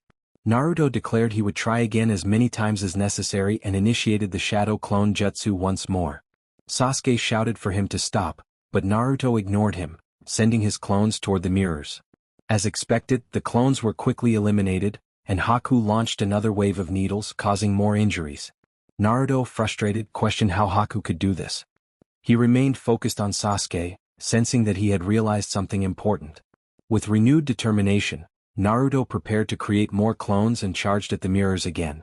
Sasuke, noticing the water nearby, instructed Nezuko to follow his lead without hesitation. As Haku emerged from the ice, Sasuke urged Naruto and Nezuko to run and attack from the outside. They sprinted toward the exit, but a powerful force knocked them to the ground. Quickly recovering, they continued running, only to be confronted by Haku, who delivered a powerful kick to both Naruto and Nezuko. He then threw Sunban at them, but Nezuko stepped in front of Naruto, taking one in her shoulder and another in her left leg. Frustrated, Naruto stood up, expressing his anger at being blocked. Nezuko grunted as she pulled the Sunban from her body, while Sasuke reassured Naruto that they would try again. Nezuko and Naruto nodded in agreement, ready to take action. This time they all ran toward the exit, but before they could reach it, Haku launched needles that struck them directly. Naruto fell face down while Sasuke and the narrator dropped to their knees. A scream from Sakura pierced the air. Naruto, weakly lifting himself from the ground, expressed the urgency to escape. Haku, growing impatient, warned them. Concentrating chakra in the soles of his feet, Naruto began to sprint toward one of the exits. However, upon seeing Haku positioned there, he quickly changed direction, prompting Haku to follow. In a swift motion, Haku drove needles into Naruto's body again, leaving him feeling very weak. As Haku continued to throw needles, Sasuke and the narrator managed to dodge some, gradually adapting to the speed of the attacks. Yet, in their focus on helping Naruto, a few needles found their way into their own bodies. Exhaustion set in and desperation clouded their judgment. When Haku launched another barrage of needles, the narrator stepped in front of Naruto to protect him. Sasuke, however, scooped Naruto up and with his other arm, grabbed the narrator around the waist, leaping to safety and causing the needles to embed in the ground instead. Upon landing, the narrator locked eyes with Sasuke, who had awakened his Sharingan. For a brief moment, Haku hesitated to attack. But soon Haku charged at Naruto. The narrator dashed forward, using their body as a shield to protect Naruto, while Sasuke quickly advanced on Haku, delivering a powerful kick that sent Haku crashing into several ice mirrors. Yet, Haku was undeterred and retaliated with a flurry of Senbon in their direction. The narrator braced for impact, but before they could react, Sasuke wrapped his arms around them, taking the needles himself. Blood flowed from his wounds and a small amount trickled from his mouth, causing the narrator to feel increasingly anxious. Sasuke, struggling to speak, addressed Naruto with difficulty, while Naruto looked on in disbelief at the sight of Sasuke injured and surrounded by needles. Sasuke pointed out Naruto's expression, calling it one of mediocrity. In that moment, the narrator felt Sasuke's strength wane, and the weight of his body became too much to bear. Gently they lowered him to the ground, propping him up slightly. Sasuke expressed his determination to keep fighting for his brother, vowing to preserve his life until he could confront him, not wanting Naruto's dreams to perish. Instantly, Naruto tensed and before the narrator could react, Sasuke lost consciousness, his pulse faint. The narrator felt a wave of sorrow and regret as they held Sasuke's hand.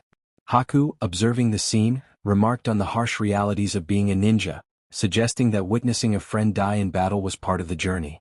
Naruto, filled with anger, retorted that he had once hated Sasuke too but would make Haku pay for this.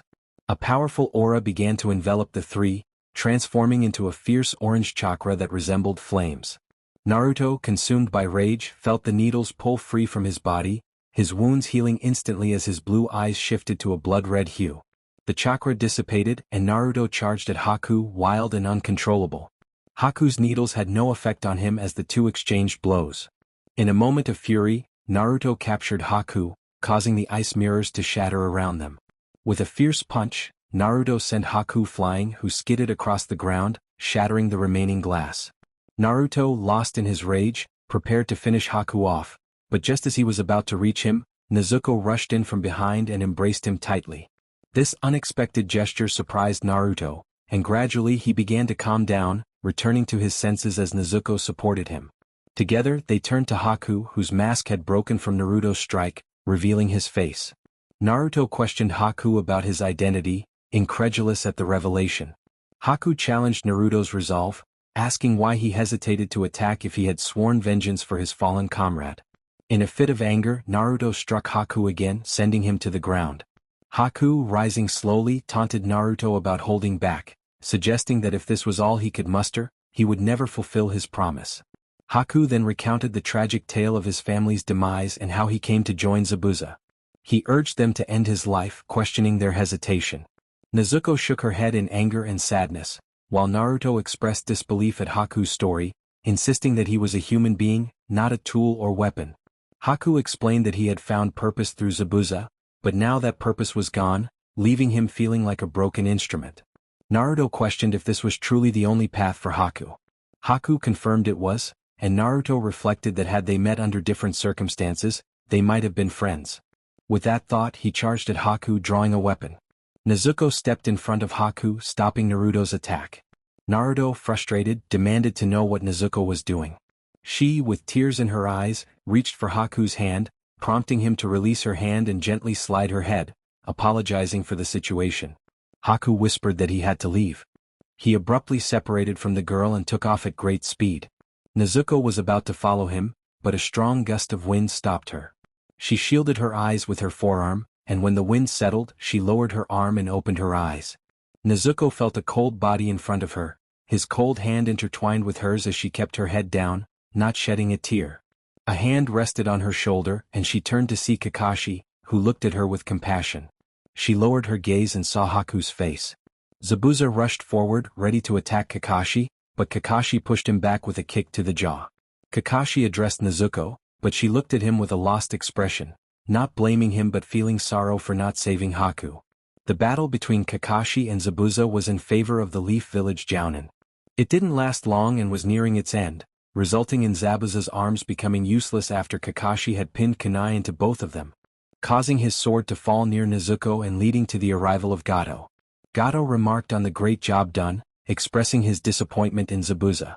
Zabuza, confused, questioned Gato about his presence and the men with him. Gato explained that there had been a change of plans and that Zabuza was to die on this bridge.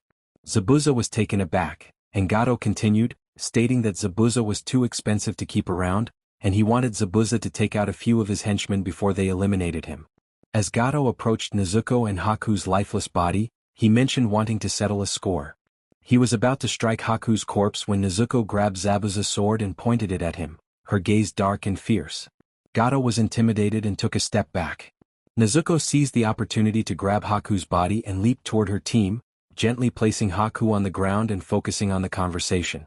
Naruto began to tell Zabuza how he could have let Haku die and that he was not just a tool. Zabuza, moved by Naruto's words, began to cry. He then stood up, removed the bandage from his mouth, and took a kunai from his weapon pouch with his teeth. He charged at the thugs and Gato, surprising everyone. Zabuza approached at great speed, taking down many of them with the kunai in his mouth, forcing several to surrender and clear a path for him. Finally, Zabuza stood before Gato, who was cornered at the end of the unfinished bridge. Gato was ultimately defeated and sent to a place where he would suffer for the rest of his life. However, this victory came with a tragic consequence. Zabuza was gravely injured. With the little strength he had left, he tried to reach Haku but collapsed to the ground. Nezuko adjusted the bamboo in her mouth and went to help Zabuza up, guiding him toward Haku. Zabuza thanked Nezuko with a small smile as she nodded in response. She gently laid him down on the ground. Zabuza expressed his gratitude, stating that he had always been with her and wanted to be by her side until the end. He caressed Haku's face and took his last breath. Suddenly, one of the rogue ninjas shouted that they should not get comfortable as the fight was not over. Another ninja questioned who would pay them now that Gato was gone, and they decided to attack the village to see what they could take. The rebel ninjas charged at them, but they halted when an arrow struck the ground in front of them. The villagers stood on the bridge, armed with picks, spears and tridents ready to defend their home. To support the villagers, Naruto and Kakashi created numerous clones, causing the thugs to flee. After that victory for the villagers, they went to bury Zabuza and Haku in a beautiful field, sharing no words among themselves. As they began to watch the sunset from where they had buried Haku and Zabuza, Naruto asked Nezuko if she was okay, his tone sad and a bit nervous. Nezuko nodded without turning around as she was facing her team. She walked toward them and they all prepared to leave the place. She cast one last glance at Haku and Zabuza's graves and saw their silhouettes smiling at her as if bidding her farewell. Hours later, they found themselves at the entrance of the bridge, preparing to head to Konoha. Tazuna spoke about how he would miss them, and Inari began to cry, running to hug Nezuko, who embraced him back, surprising her team.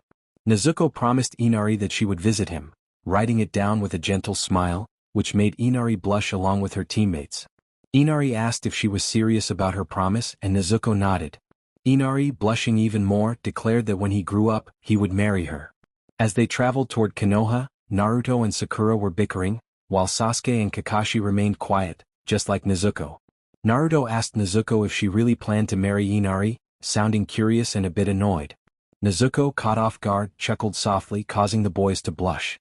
The mission in the Land of Waves had concluded, and Team 7 finally found themselves back in Konoha. Nezuko was dressed and ready, stepping out of her apartment for a walk. While she was enjoying some sweets, she heard a faint scream from a distant alley. Nezuko quickly tucked away her remaining treats and headed toward the sound. As she entered the alley, Nezuko discovered a bar where people were drinking excessively. She adjusted her long black sweater to cover her eyes and entered cautiously. A man shouted angrily at a woman, demanding payment she couldn't provide. The woman explained that her children were sick and she could only afford their medicine. Just then, another man kicked her in the stomach. Nezuko couldn't stand by any longer. As one of the men prepared to strike the woman again, Nezuko intervened, stopping the punch and delivering a swift kick to the man's stomach. The first man was taken aback, exclaiming in surprise at her sudden appearance. The second man threatened her, warning her to leave if she didn't want trouble. Nezuko grabbed the woman's hand and tried to lead her to safety, but the woman hesitated, locking the door behind them. Nezuko positioned herself protectively in front of the woman. One of the men threw a shuriken, but Nezuko caught it in midair and redirected it back at him. Taking advantage of their distraction, she created 3 clones that quickly subdued the attackers. They rushed toward the door but it was locked. Nezuko delivered a powerful kick, breaking it down, and they escaped together. An elderly man nearby expressed his gratitude, bowing deeply. Nezuko shook her head, indicating it was no trouble. The woman offered to perform a jutsu as thanks. Nezuko, confused but curious, nodded in agreement. The woman formed hand signs and touched her finger to Nezuko's forehead, saying, "Jutsu, beautiful memories." Nezuko looked puzzled, unsure of what had just happened. The woman pointed toward the hill of the second Hokage, saying that her gratitude awaited there. Nezuko glanced at the mountain, but when she turned back, the woman had vanished, leaving her bewildered. Nezuko made her way to the designated spot. Upon reaching the head of the second Hokage, she found nothing unusual. As she walked, she spotted a small box and picked it up out of curiosity, hurrying to meet her team. As Nezuko approached the meeting point, she was lost in thought about the box, nearly missing the gathering. Sakura called out to her, asking where she was going. Nezuko apologized, feeling a bit embarrassed for being distracted. Naruto noticed her tardiness and asked if something had happened. Nezuko smiled nervously, claiming she had simply overslept. After about 30 minutes, Kakashi finally arrived with his usual excuse, casually mentioning he had lost his way on the path of life. Naruto and Sakura reacted with frustration, exclaiming in disbelief. The team then began their D-rank missions, which were straightforward tasks. However, Naruto had a knack for making things go awry. Their first mission involved weeding a garden. Each member worked diligently, careful not to uproot any of the plants. But in his haste, Naruto yanked out all the weeds at lightning speed, leaving a massive pile in under 5 minutes. A woman approached, furious, pointing out that he had destroyed her special plants that she had nurtured. In her anger, she struck Naruto on the head repeatedly. Their next task was to collect trash from a river. While everyone worked along the banks, Kakashi relaxed under a tree engrossed in his book. Suddenly, Naruto slipped and was swept away by the current, heading straight for a tall waterfall. Fortunately, Sasuke acted quickly and rescued him just in time. The following mission involved walking dogs. Each member had a different-sized dog. Sakura and Sasuke had small ones, Nezuko had a medium-sized dog, and Naruto was struggling with a large one that was pulling him along. The dog was headed toward a dangerous area filled with mines. Naruto pleaded with the dog to stop, growing increasingly frantic. Sasuke remarked on Naruto's ineptitude, while Sakura pointed out that he had chosen the largest dog. Nezuko watched with concern as Naruto continued to struggle. Despite his desperate attempts to redirect the dog, it charged ahead, causing Naruto to trip over the mines, triggering explosions. The others sighed heavily at the unfolding chaos. Later, Team 7 returned to the village, with Sasuke and Nezuko helping Naruto regain his composure. Sakura scolded him for being a lost cause, while Sasuke teased him, calling him a huge problem. Naruto, irritated by the comments, broke free from their hold, preparing to retaliate. But before he could act, Sakura stepped in front of him, warning that she would put a stop to his antics. Kakashi observed the situation, thinking that they were not making progress as a team. Nezuko intervened, placing her hands on the shoulders of her teammates and smiling warmly, surprising them and causing a slight blush to spread across their faces as they looked away. As the day came to an end, Naruto and Sasuke began to bicker like children, exchanging insults as usual. Kakashi arrived just in time to declare the day over. Sasuke began to leave and Sakura wanted to accompany him, but he told her it was a nuisance, worse than Naruto. Sakura felt downcast and Kakashi vanished in a puff of smoke. Sasuke wished he could stay with Nezuko, but he couldn't stand Naruto's antics. He believed that if he became stronger, he would fulfill his promise and Nezuko would care for him. Later he noticed some small figures behind him. Turning around he saw a rock and then he noticed Naruto running back and forth, with the rock following him until he stopped and remarked that it was the worst disguise ever. The rock then said something he couldn't quite hear, but he caught the word boss directed at Naruto. From the rock emerged 2 boys and a girl, who introduced themselves as Team Konohamaru. They began chatting about trivial matters while Sasuke observed the 3 children, especially a boy named Konohamaru, whom he had heard was the Hokage's grandson. Moments later, he felt the children's gazes on him and realized they were looking at Sakura. Konohamaru asked curiously who she was, suggesting she was Naruto's girlfriend.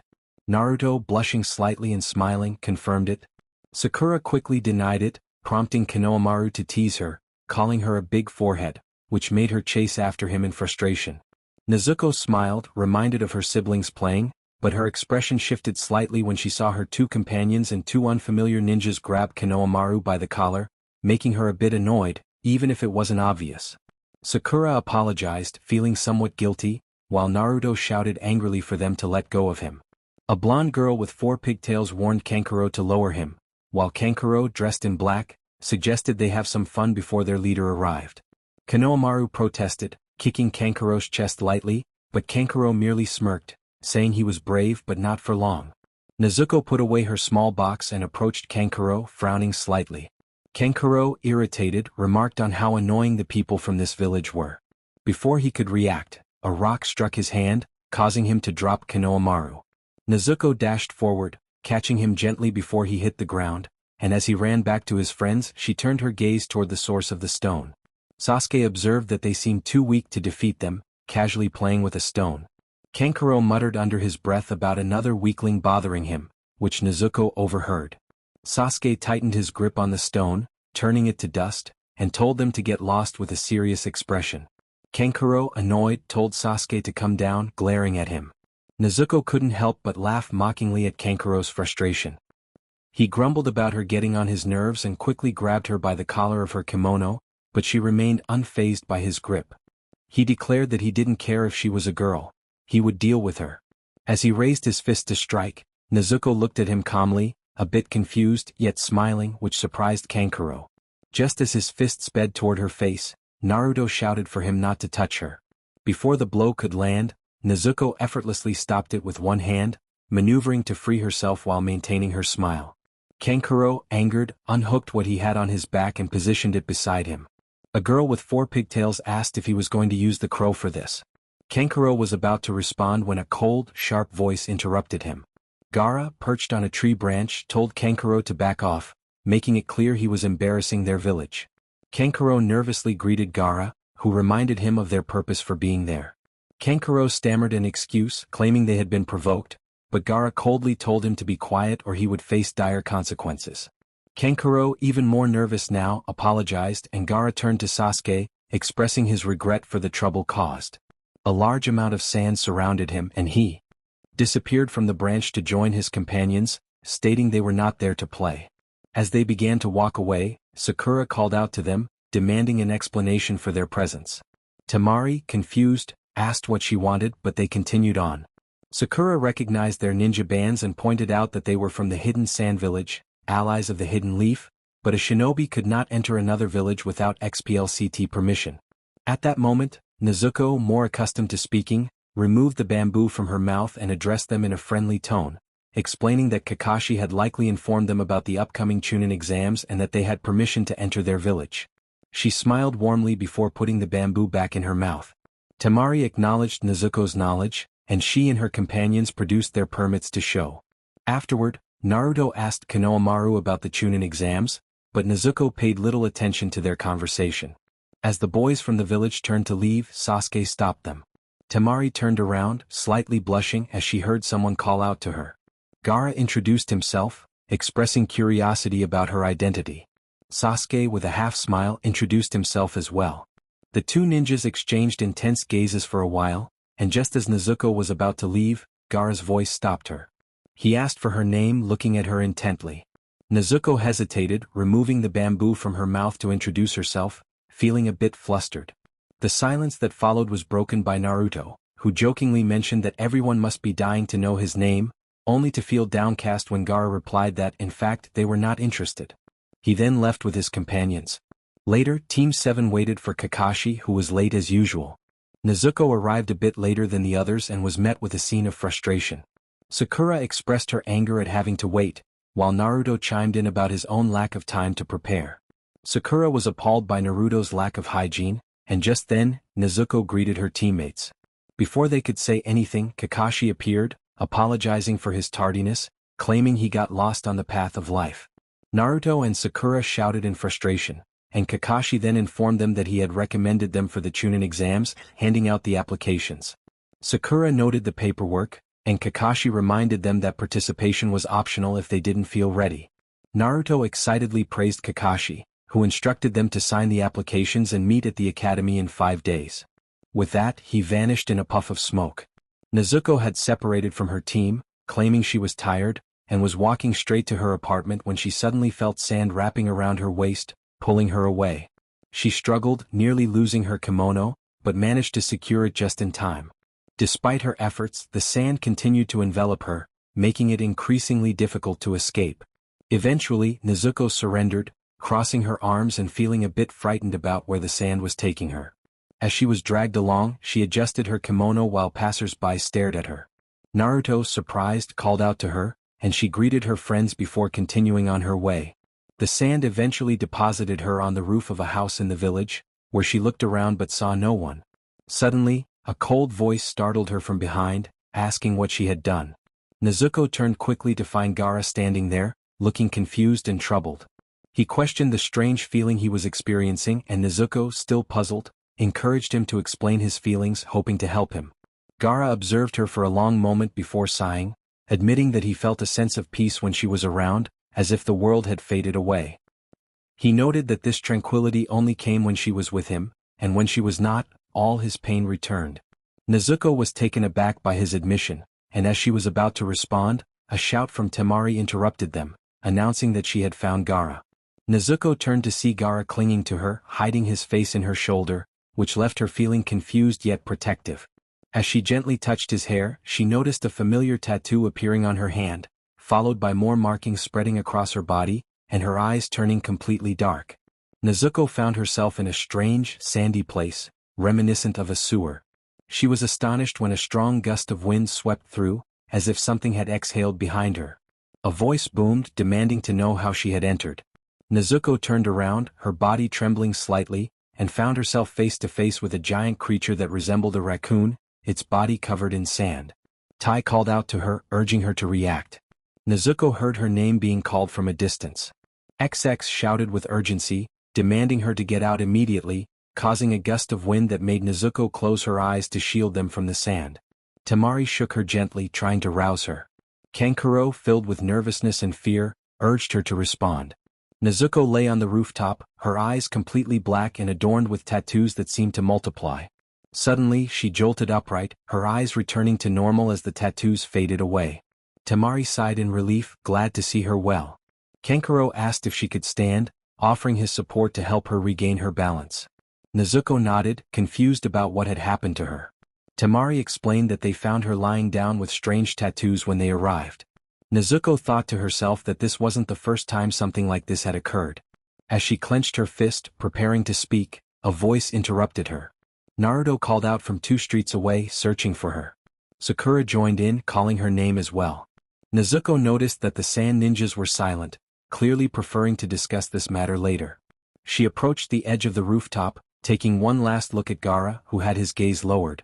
With a subdued tone, she bid farewell to her friends before leaping down and landing gracefully on the ground, setting off to find her teammates. Later, Nezuko reassured Sakura that she was fine, letting out a sigh. Sakura expressed their concern for her well-being. Nezuko asked about the others, feeling puzzled. Sakura explained that they had split up to search for her and planned to meet at Ichiraku. Nezuko agreed, suggesting they hurry as their friends must be waiting. As Nezuko had predicted, the others were quietly waiting for them, eager to ask her numerous questions, which made her quite nervous. They ordered pork ramen, while Nezuko opted for a vegetarian version. As always, she devoured 6 bowls, while Naruto managed to eat 17. After finishing their meal, they paid for their dishes and left the restaurant, parting ways. The path home was peaceful, with the orange hues of sunset reflecting in every corner of the village, its streets calm and sparsely populated. At 4:30 a.m., Nezuko was sleeping but woke up feeling restless, haunted by memories of the sand beast. Exhausted, she jumped out of bed, slipped on her usual shoes, grabbed a small box she hadn't opened yet, and stepped out of her apartment. As expected, the village was enveloped in deep silence, illuminated by the moonlight and street lamps. Nezuko wandered aimlessly, trying to distract herself, but her thoughts kept drifting back to the beast. After a few moments, she spotted a familiar figure in the distance. She leaped onto the roof to get a better view of the person. Nezuko thought to herself, recognizing Gaara, and buzzed softly, believing he hadn't heard her. To her surprise, he turned and looked at her intently as he usually did. Nezuko took a few steps toward Gaara, but he immediately stepped back, leaving her confused. He told her not to come closer, averting his gaze. Nezuko removed the bamboo from her mouth, asking him what was wrong, feeling a mix of confusion and concern. Gaara expressed his desire to protect her, not wanting her to get hurt again. Nezuko smiled at him and took a step forward, reaching out to gently slide his head, assuring him that everything would be all right.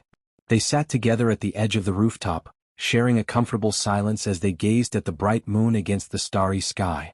Nezuko asked him what he was doing awake at such an hour, still looking at the moon. After a moment of hesitation, Gaara replied that he didn't sleep. Nezuko connected his sleeplessness to the beast, and she noticed his surprise at her insight. She explained that it was difficult to articulate her experience, and she wasn't entirely sure what had happened. Gaara remained silent, observing her intently. Nezuko then pulled out the small box from her kimono, determined to open it. Gaara inquired about the box, curious about its contents. Nezuko explained that a woman had given it to her, though she didn't know what was inside as she had been too busy to open it earlier. With a nervous laugh, she began to open the box, revealing photos of her happy moments with friends and family, along with frames for the pictures. Gaara asked who the people in the photos were. Nezuko, lowering her head and trembling slightly, revealed that they were her friends and family. When she lifted her face, Gaara noticed tears of joy streaming down her cheeks. Nezuko expressed her hope that he would remember their faces. As Nezuko looked at the photos, she noticed Gaara's face and gave him a nervous smile. Gaara approached Nezuko and hugged her with one arm, feeling a bit shy. Nezuko found it amusing, causing Gaara to blush slightly. Afterward, Nezuko introduced Gaara to the names of her family and friends in the pictures before placing them back in the box. As she began to feel sleepy, Nezuko nestled against Gaara's chest and soon fell asleep. Gaara watched her peacefully sleeping, curled up against him, which made him blush and feel nervous. However, he soon relaxed and let her rest on his chest, gazing at her intently while gently brushing a strand of hair from her face, bringing a small smile to his lips. The next day, Nezuko woke up in her room, recalling that she had fallen asleep on the roof of one of the houses in the village alongside Gaara. She thought that Gaara must have brought her back to her apartment, but she wondered how he knew where she lived. Today was the day the genin invitations would be distributed in the village for the upcoming Chunin exams, which Nezuko needed to assist the Hokage with organizing, as the exams were set to begin in 5 days. Nezuko spent the entire afternoon helping the Hokage and felt fulfilled, as she enjoyed helping others. As she exited the Hokage's tower, she noticed several people gathering at the large gate, likely arriving for the Chunin exams. While some might appear intimidating to others, Nezuko was unbothered, having witnessed far worse. Nezuko would not see her team until the day of the Chunin exams since she had to assist the Hokage with various tasks. During this time she would also train teams 8 and 10, each for just 2 days, reserving the last day for her own training. The next day, Nezuko arrived at the meeting point where Kurenai, the sensei of Team 8, had informed her they would gather to improve their techniques. Before Team 8 sensed her presence, she heard Kurenai begin to speak. Kurenai informed the team that they would have someone to help them enhance their skills over the next 2 days. A boy named Kiba, looking confused, asked who this person was and why Kurenai couldn't teach them herself. Kurenai explained that the individual had exceptional abilities and had been recommended by the Hokage. Another boy named Shino inquired when this person would arrive. At that moment, Nezuko appeared beside Hinata, seemingly having teleported, though she had simply walked over with a smile, a piece of bamboo in her mouth. Hinata, shy and astonished, recognized Nezuko as their trainer. Nezuko nodded with a smile, and Kurenai bid them farewell before disappearing in a puff of smoke. Removing the bamboo from her mouth, Nezuko announced that they would start with some warm-ups, eliciting surprise from the team, especially Hinata. Nezuko then showed them a bell, explaining that they had 2 hours to try and take it from her. The team took their positions with Kiba grinning confidently. Nezuko shouted for them to begin, and they coordinated their attacks, with Hinata and Kiba charging forward while Shino attacked from a distance. Nezuko easily dodged Shino's insects, surprising them all. Nezuko praised their teamwork and resilience, noting that they just needed to refine their techniques and build more endurance while trying to take the bell. She encouraged them with kindness, leaving the team a bit astonished but grateful for her feedback. As the 2 hours passed without them managing to take the bell, the team collapsed on the ground, breathing heavily. Nezuko announced that time was up and that they would meet again the next day.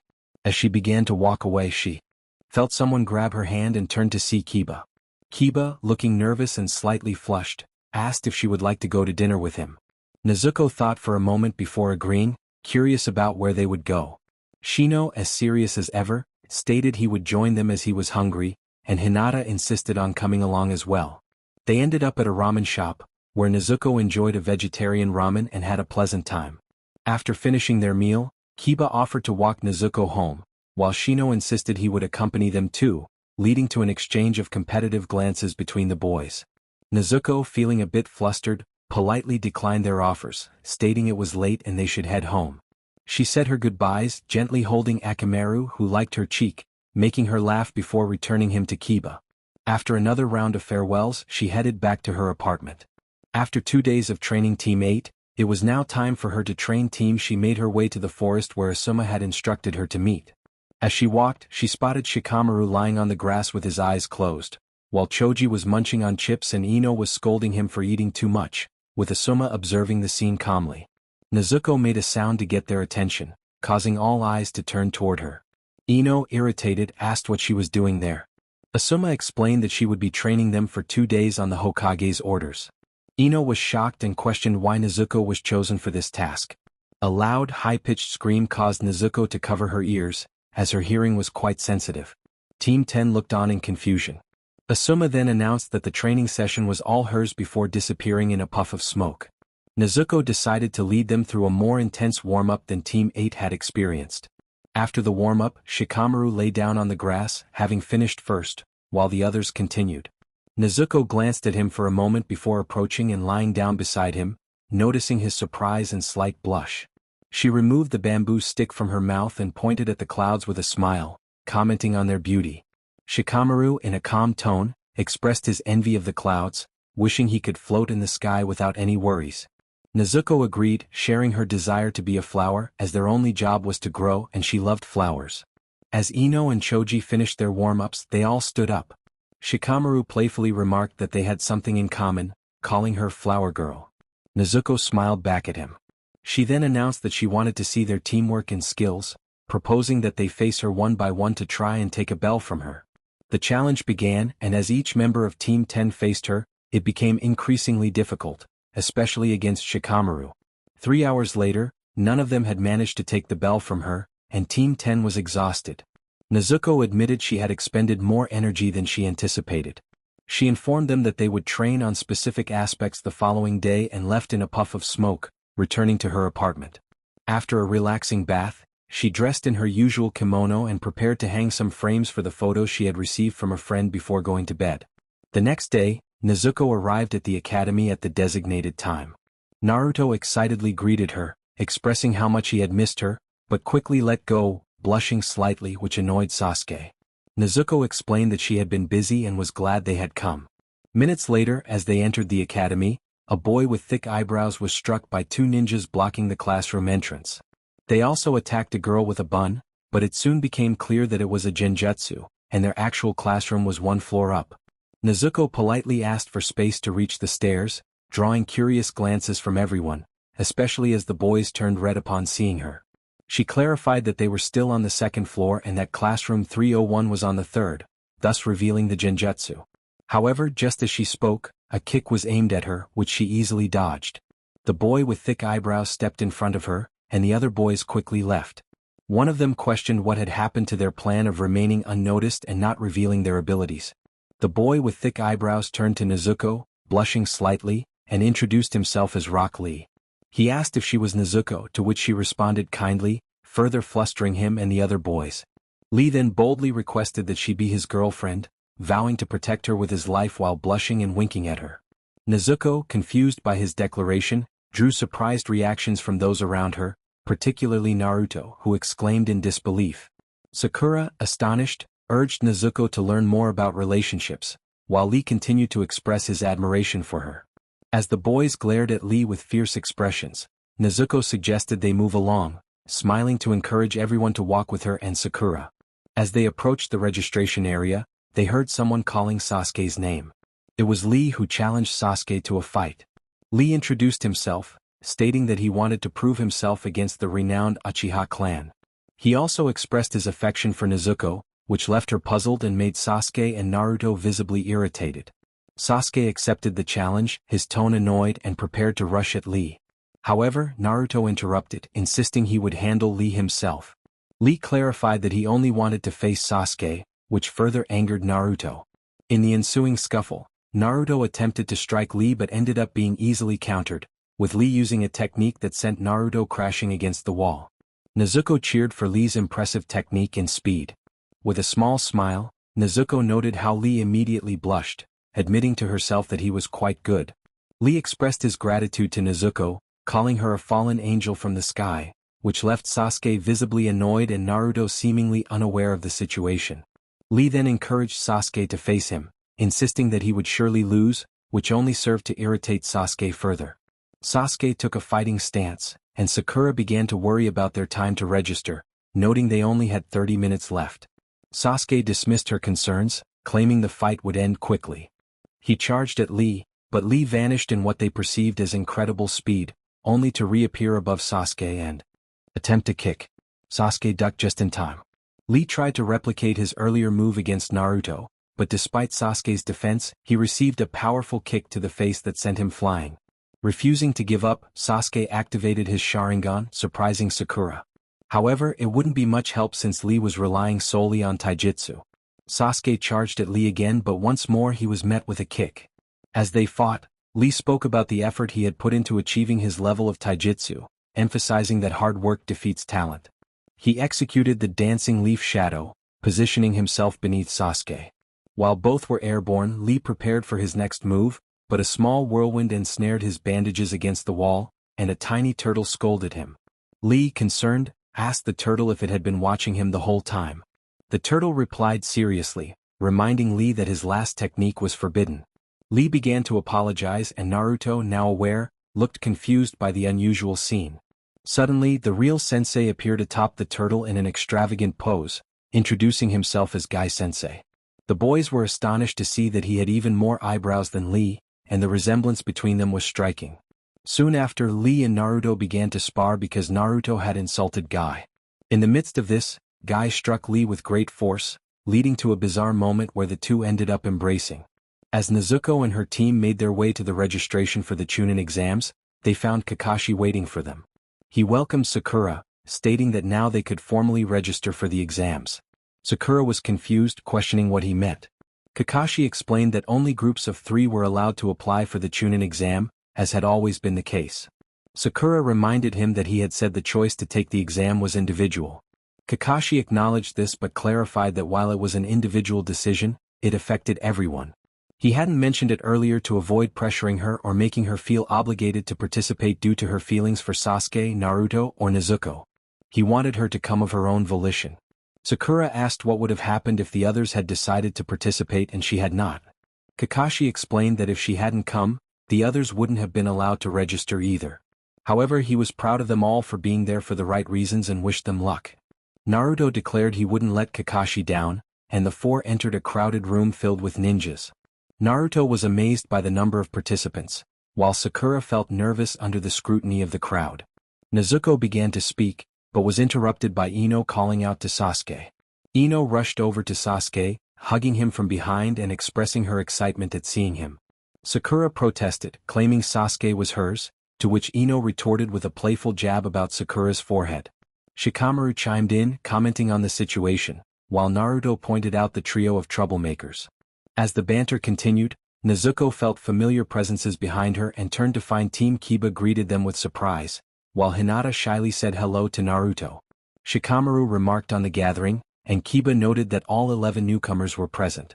Nezuko, feeling nervous, finally managed to say that she intended to take the Chunin exams alone. A tense silence followed, and then the members of Team Lee and the Sand Village reacted in shock. Sakura exclaimed that it was crazy to attempt the exams alone. Nezuko explained that it was the only way she could participate, urging them to be careful. Kiba boasted about their training, while Naruto insisted they had been training hard as well. Hinata reassured Kiba, believing Nezuko meant something different, while Naruto continued to express his determination. Nezuko felt a rush of warmth as she glanced at Hinata, who was blushing. The aroma of something delicious wafted through the air, drawing her attention to Choji, who was watching Kiba's puppy. Choji began to move towards Kiba, but Shino stepped in front of him to stop him. Choji looked down and noticed an insect crawling on the ground. Shino explained that he had thought Choji hadn't seen it and didn't want him to step on it. Choji wondered if Shino wanted to eat it. They exchanged glances, but before Choji could respond, someone interrupted them. A boy with gray hair and glasses approached, suggesting they tone down their noise. He introduced himself as Kabuto Yakushi and pointed out that they were giving a bad impression as newcomers. He urged them to relax, reminding them that the exam was tense for everyone. Kabuto shared that this was his 7th time taking the exam and mentioned Sakura, calling her a veteran who should know better. Naruto, eager for advice, asked Kabuto to share his expertise, though Shikamaru remained skeptical about someone he had never seen before.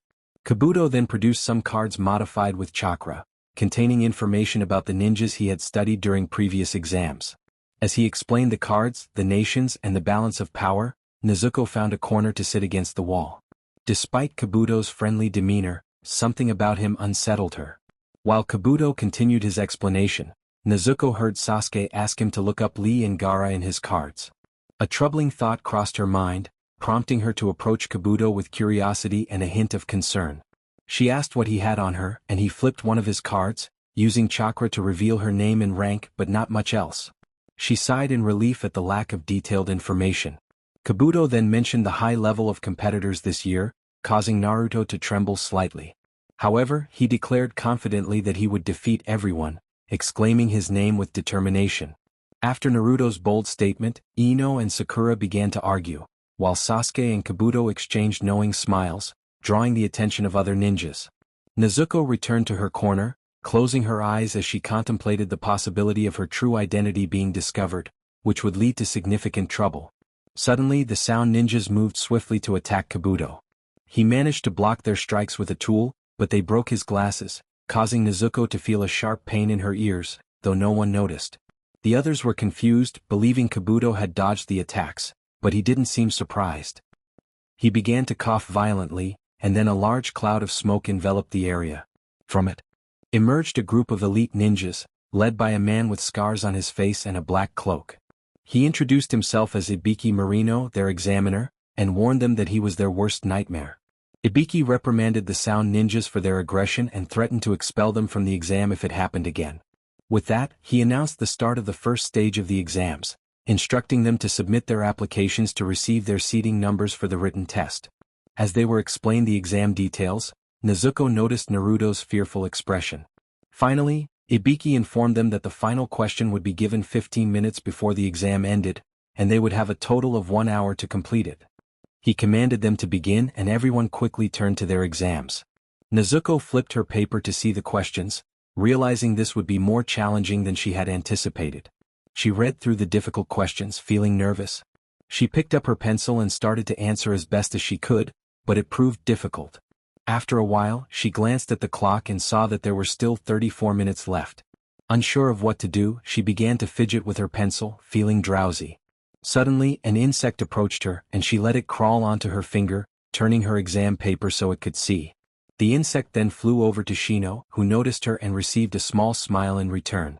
She looked around and saw Sasuke using his Sharingan, Kiba with his puppy, Lee and his team performing tricks, Kankuro with his puppet, Ino and Sakura's mind memorizing answers, and Naruto looking anxious.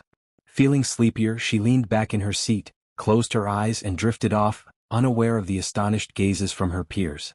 Ibiki observed the girl who had caught the attention of the Hokage, noting her impressive intellect as she completed the exam in just 26 minutes. He approached her, his tone serious, and urged her to wake up. Nezuko stirred, feeling groggy and annoyed at being disturbed, especially since she had prepared for the exam with a bamboo stick that she preferred to keep in place. Ibiki informed the remaining participants that they were now on the 10th and final question, urging them to pay attention. As Nezuko glanced around, she noticed that some teams had already left, leaving only the 9 newcomers who looked at her with a mix of confusion and astonishment, likely due to her earlier nap.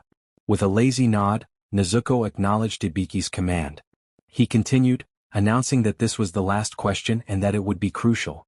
He paused for effect, causing some of the students to shiver. Before proceeding, he introduced 2 new rules that everyone needed to be aware of. Just then, Kankuro entered the room, having just returned from the restroom. Ibiki welcomed him with a serious expression but a hint of a smile, remarking on the timing of his return. He explained the first rule. Each participant had the option to abstain from answering the final question, but if they chose not to participate, they would receive a score of 0, which meant failing the exam and consequently, their entire team would fail as well. This revelation sparked anger among the students. He continued, stating that if they chose to answer but got it wrong, they would not only fail but would also be barred from future Chunin exams. His grave tone instilled fear, and Kiba voiced his frustration, but Ibiki merely chuckled. Once everyone was ready, Ibiki presented the final question, instructing those who did not wish to answer to raise their hands. Their numbers would be recorded and they would be free to leave. Many participants began to contemplate their options, and some ultimately decided to withdraw. Nezuko noticed Sakura hesitating to raise her hand, but Naruto beat her to it. Everyone turned to him as he slammed his hand on the table, surprising Nezuko. He declared that he would not back down or run away, challenging the others to try and intimidate him. He expressed his determination to become Hokage one day, sitting back down with a confident smile. Ibiki acknowledged their resolve, stating that for those who remained, he had one thing to say: they had all passed. Sakura, still confused, asked where the final question was. Nezuko removed her bamboo stick and explained that it never existed in written form. Their decision to stay was the true final question. Temari questioned if the previous questions had merely wasted their time, to which Ibiki clarified that the 9 questions were designed to test their ability to gather information under challenging circumstances. He explained that he was assessing them individually and as a team, as well as how they handled pressure. He noted that the questions were intentionally difficult for Genin, and he revealed that some had resorted to copying answers, pointing out 2 Chunin who had already known the responses. Naruto claimed they couldn't fool him, though Nezuko suspected he was exaggerating. Ibiki elaborated on the value and danger of information, removing his ninja headband to reveal numerous scars on his head, shocking the others.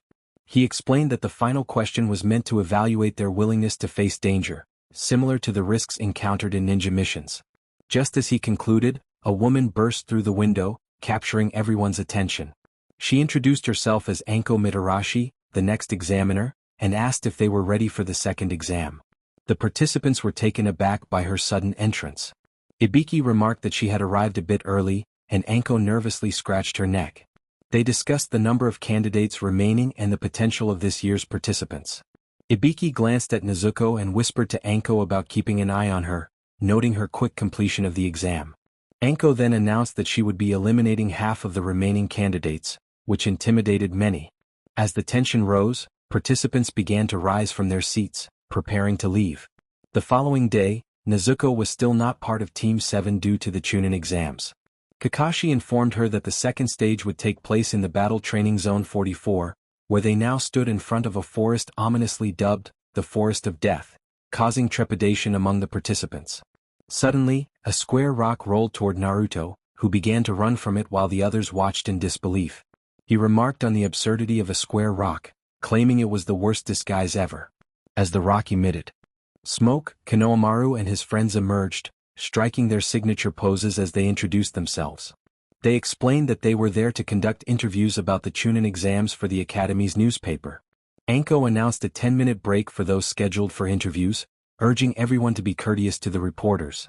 Naruto expressed disappointment at not being the only one interviewed, to which Konohamaru replied that he and Nezuko were both important figures in the exams. Nezuko felt a mix of confusion and anticipation as she waited for her turn. Minutes passed, and Naruto had already completed his interview along with a few others. She was the last one remaining. Konohamaru announced that it was Nezuko's turn, urging her to step forward. Curious, she asked what they wanted to know about her. She began to share her story, introducing herself as Nezuko Kamadu.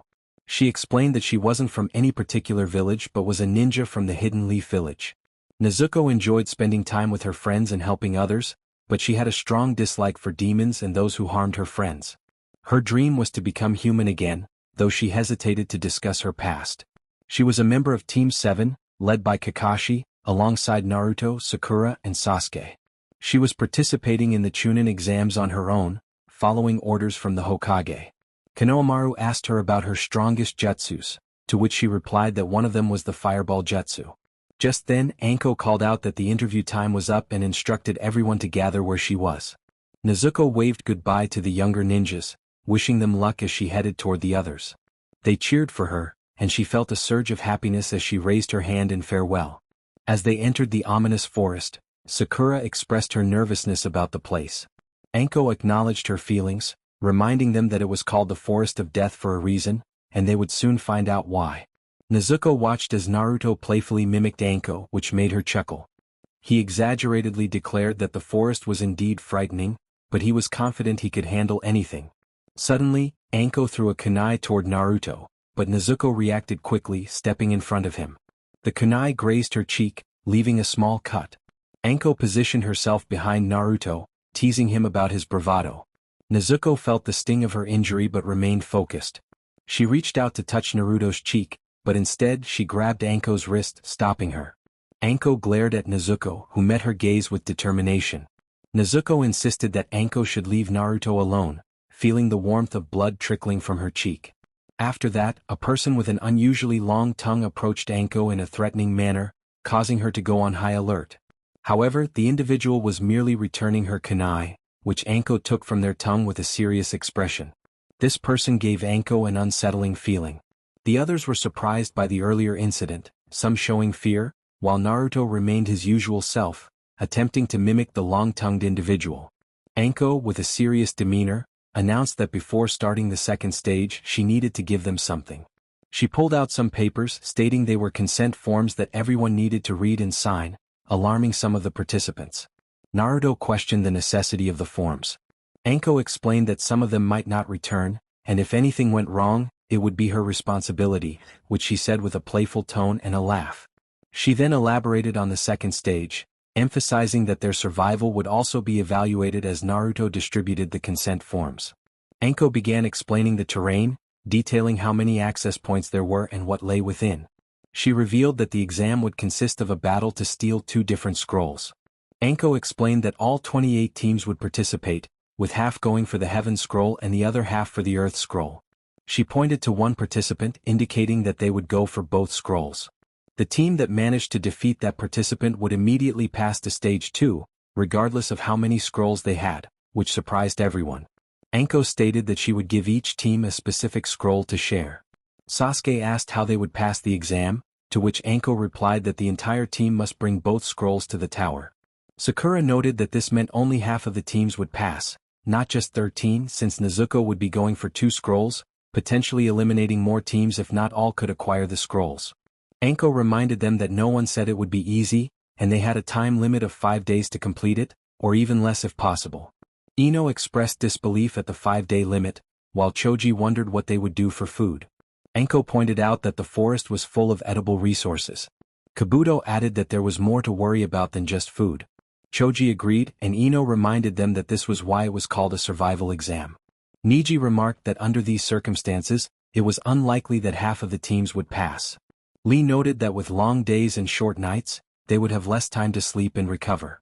Sasuke pointed out that they would be surrounded by enemies with no time to rest, necessitating constant vigilance. As they began discussing the rules, Naruto asked what would happen if they accidentally opened and read the scrolls. Anko warned them against reading them, implying that they should never open the scrolls. She explained that sometimes ninjas were required to carry secret documents to test their integrity. Anko instructed each team to take their consent forms and exchange them for their scrolls, then choose a door to enter through, adding a cautionary note to not get killed as she pointed to a booth for submitting the forms. Everyone proceeded to the booth. Nezuko placed her form, even though she knew she wouldn't receive a scroll. She decided to explore a bit more before the second stage began and soon found herself in front of Naruto. Nezuko called out to him, and he greeted her with one of his trademark smiles. She asked why he wasn't with Sakura and Sasuke, and he replied he was just thinking. Nezuko mentioned she was exploring the area. Naruto noticed her injury and expressed regret, feeling responsible for it. Nezuko touched her wound, realizing it hadn't healed as she thought. In a surprising gesture, Naruto took out a kunai and made a small cut on his cheek, mirroring her injury. Nezuko questioned why he did that, looking away from the blood. Naruto explained he wanted things to be fair, and they shared a moment of silence before laughing softly. Realizing it was time to go, Naruto suggested they leave, and Nezuko agreed, taking his hand as they hurried to the place where they would receive their scrolls. Naruto joined Sakura and Sasuke, while Nezuko headed toward her designated door. After a few minutes, Nezuko placed her bamboo muzzle in her mouth, and the doors opened, allowing everyone to enter the forest and begin the exam. Meanwhile, Ino was expressing her disbelief at something happening nearby. Choji was sitting on the ground, opening a bag of chips. He was munching on a snack, thinking he needed to stay strong. Ino pointed out that they had barely started. Shikamaru urged Choji to focus on their mission, but Choji insisted he couldn't help it. He had to eat. Shikamaru then warned them to hide quickly. He pulled Choji and Ino into a bush just as another team approached their previous location. Peering through a small hole in the bush, Shikamaru noticed that Choji had dropped a chip on the ground, which one of the other team members stepped on, alerting them. One of the boys mentioned that someone was nearby, while another claimed to have located the chakra of a girl who was not far away. The third boy suggested they defeat her quickly to move on to the next stage, adding a teasing tone that annoyed Shikamaru, as they all knew who he was referring to. Shikamaru silently cursed them, hoping they wouldn't touch her. As the boys left to pursue the chakra, Shikamaru's team breathed a sigh of relief. Choji remarked that they had escaped this time, but Shikamaru recognized the chakra belonged to Nezuko. Ino suggested they move away from the area. They began to walk away from where Nezuko was, while she admired the flowers around her, unaware that 4 teams were watching her, waiting for the perfect moment to strike. Suddenly one of the boys shouted for his team to attack. However, Nezuko was faster and created 9 shadow clones. 3 of the clones took down the attacking team, allowing Nezuko to collect 2 scrolls, which she stored in her medical pouch. The clones carefully placed each defeated team member sitting against a tree before disappearing in a puff of smoke. Nezuko then started to walk away from the scene.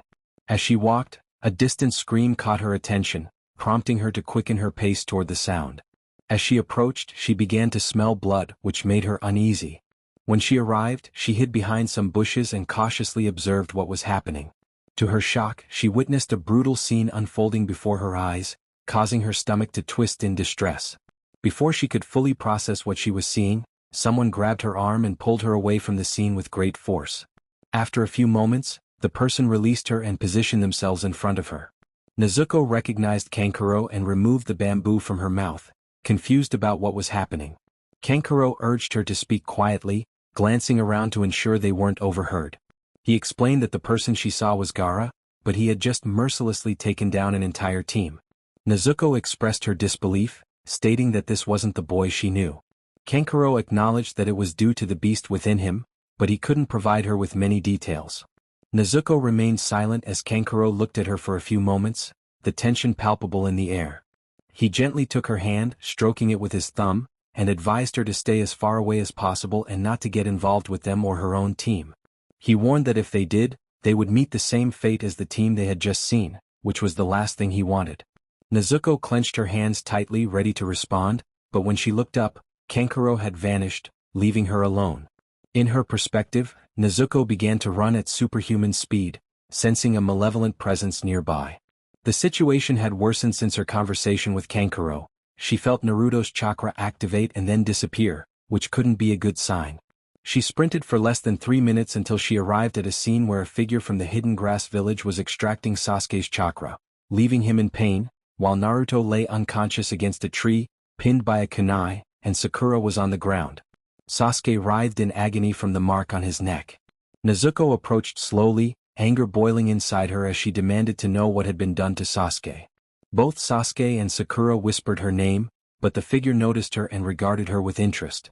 The figure remarked that she would make a great vessel, but lamented that it was impossible since her friend would soon come for him and his power.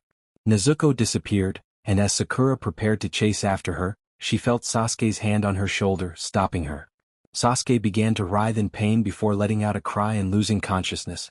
Nezuko urged Sakura to go find Naruto while she carried Sasuke on her back.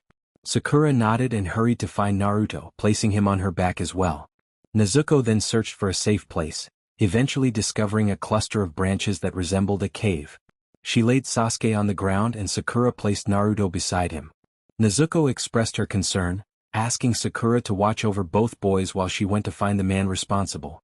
She promised to return as quickly as possible and warned Sakura to be careful. With that, Nezuko set off, feeling sore and fearful that Sasuke might not survive due to the mark on him, but she refused to give up. She searched various spots in the forest but couldn't find the man. Exhausted from using so much energy, she climbed a tall tree and settled on a thick branch, where the moonlight shone down on her as she drifted off to sleep. When Nezuko left, Sakura focused on caring for the boys. Sasuke's fever persisted, and his breathing was still rapid, while Naruto remained unconscious. Sakura decided to wait for Nezuko's return, hoping she would come back the next day. For now she was alone. She noticed that Sasuke's breathing had improved slightly, but he still winced in pain. She placed her hand on his forehead, realizing that his fever had not subsided. Sakura thought to herself that at least Sasuke was breathing better. She began to keep watch over the area, but sleep overtook her and she dozed off. Woke up to the rays of the sun and the sound of birds singing, glancing at the boys to see they were still unconscious. Looking around, she realized Nezuko had not yet returned. Sakura checked on the boys again and noticed that Sasuke's fever had decreased a bit. She grabbed a towel, wet it, and squeezed it out before placing it on Sasuke's forehead, removing the old one to dry. Just as she was about to succumb to sleep again, she shook her head to stay alert. Suddenly she heard a rustling in the bushes and her heart raced. Gripping a kunai tightly, she trembled as she turned slowly to find a squirrel. Reacting quickly, she threw the kunai at the squirrel, scaring it away. Sakura reminded herself to stay vigilant, thinking that Nezuko trusted her and she couldn't let her down.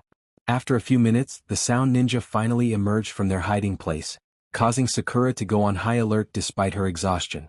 She suspected they were connected to Orochimaru, which seemed to surprise them.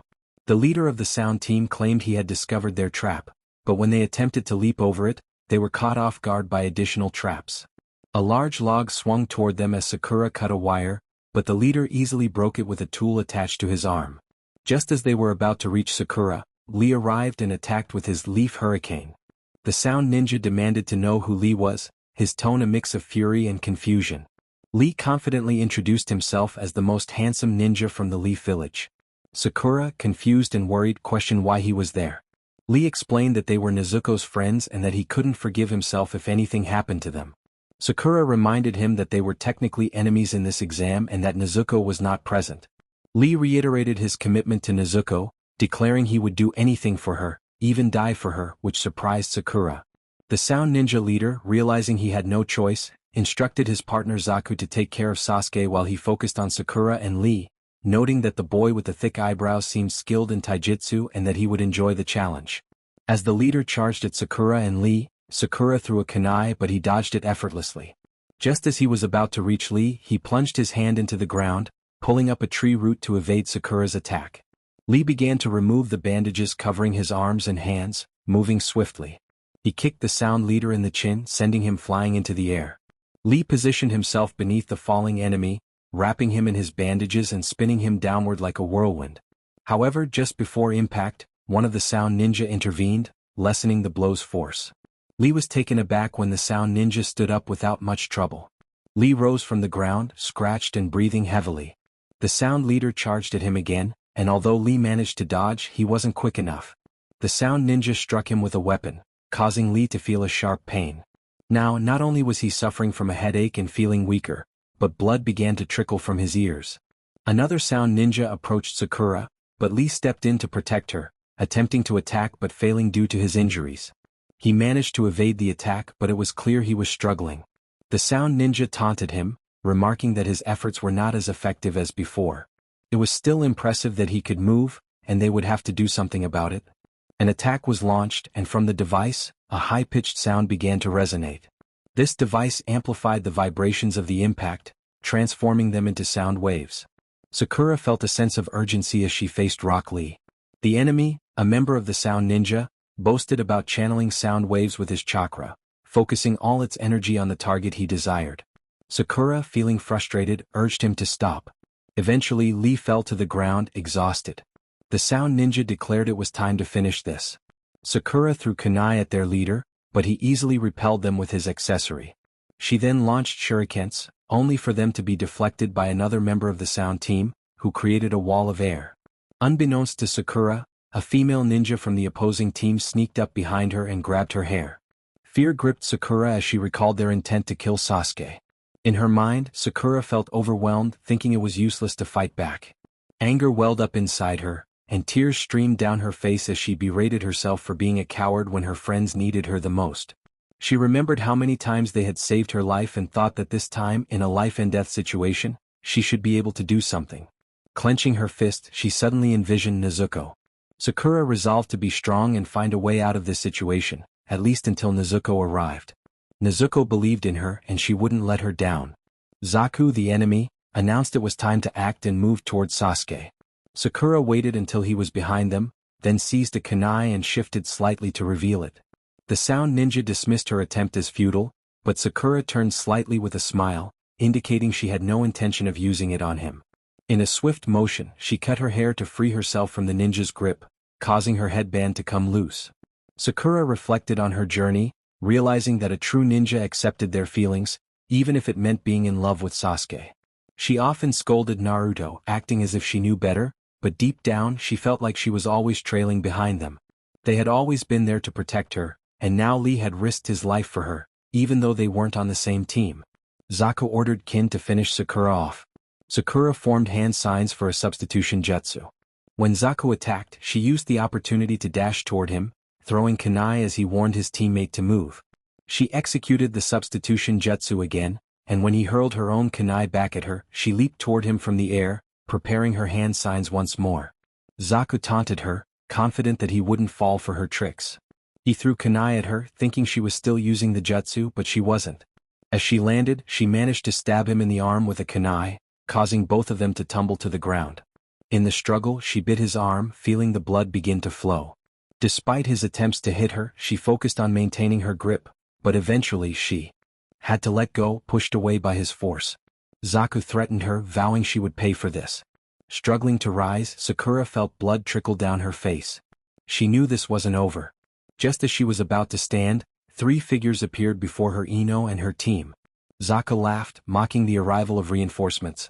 Sakura recognized Ino, who declared she would never allow Sakura to surpass her. Ino explained her frustration at Sakura always shining in front of Sasuke and taking all the credit.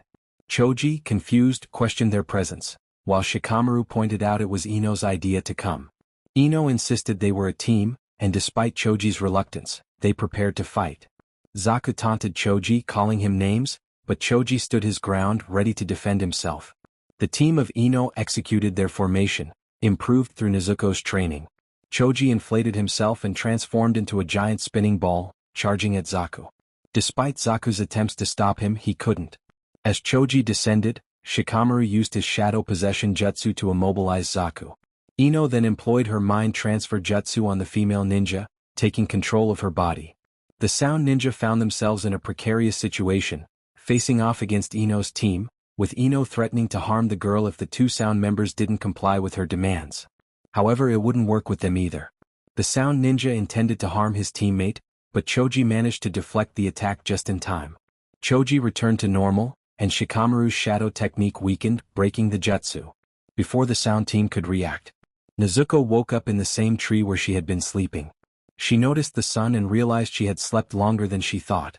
She climbed down and began to run quickly, still using her transformation jutsu. Halfway there, she sensed familiar presences near where Sakura and the others were, prompting her to hurry. When she arrived, she hid behind some bushes, observing everyone, especially Lee and Sakura. Deciding to reveal herself, Nezuko approached Zaku from behind and struck him with all her strength, careful not to expend her chakra. The impact sent him crashing into 2 trees, breaking them apart. She then jumped high enough to land beside Sakura. Nezuko asked who had hurt Sakura, her tone filled with anger. Sakura, surprised, asked if Nezuko was okay, to which Nezuko responded with a small, kind smile before turning her attention to the sound team. She placed the bamboo back in her mouth and began to walk calmly toward them, distancing herself from Sakura. Dosu charged at her, attempting to strike her with his device. As he got close, Nezuko easily dodged his attack. He tried to hit her multiple times, but she evaded each one. For a moment, she glanced at Sakura and the others to check if they were all right, but this distraction allowed Dosu to take another swing at her. Nezuko managed to block his arm with both hands, but the device emitted a loud sound that made her release her grip and cover her ears, stepping back with a frown. She closed her eyes for a moment, trying to shake off the dizziness. When she opened them again, Zaku launched an attack that she couldn't dodge in time. The force of the attack sent her crashing into a tree, and a branch pierced her left side. She quickly reached for the branch to pull it out, causing blood to flow. There was no time to calm down and heal, as another attack from the sound team came at her. She barely managed to dodge, her movements hindered by her injury, but she was determined to protect her friends. Just as she was about to jump to evade another strike, Niji and Tenten arrived in time. They pulled her away to safety beside Sakura. Niji activated his Byakugan, noticing a dark presence emanating from Sasuke. Sasuke was surrounded by a violet chakra, which intensified, startling everyone. Suddenly he stopped abruptly.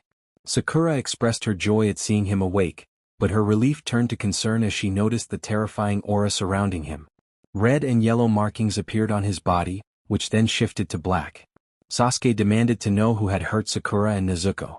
Dosu arrogantly claimed responsibility, but Sasuke's gaze turned ominous. The Ino team hid in the bushes, a wise choice to avoid getting involved.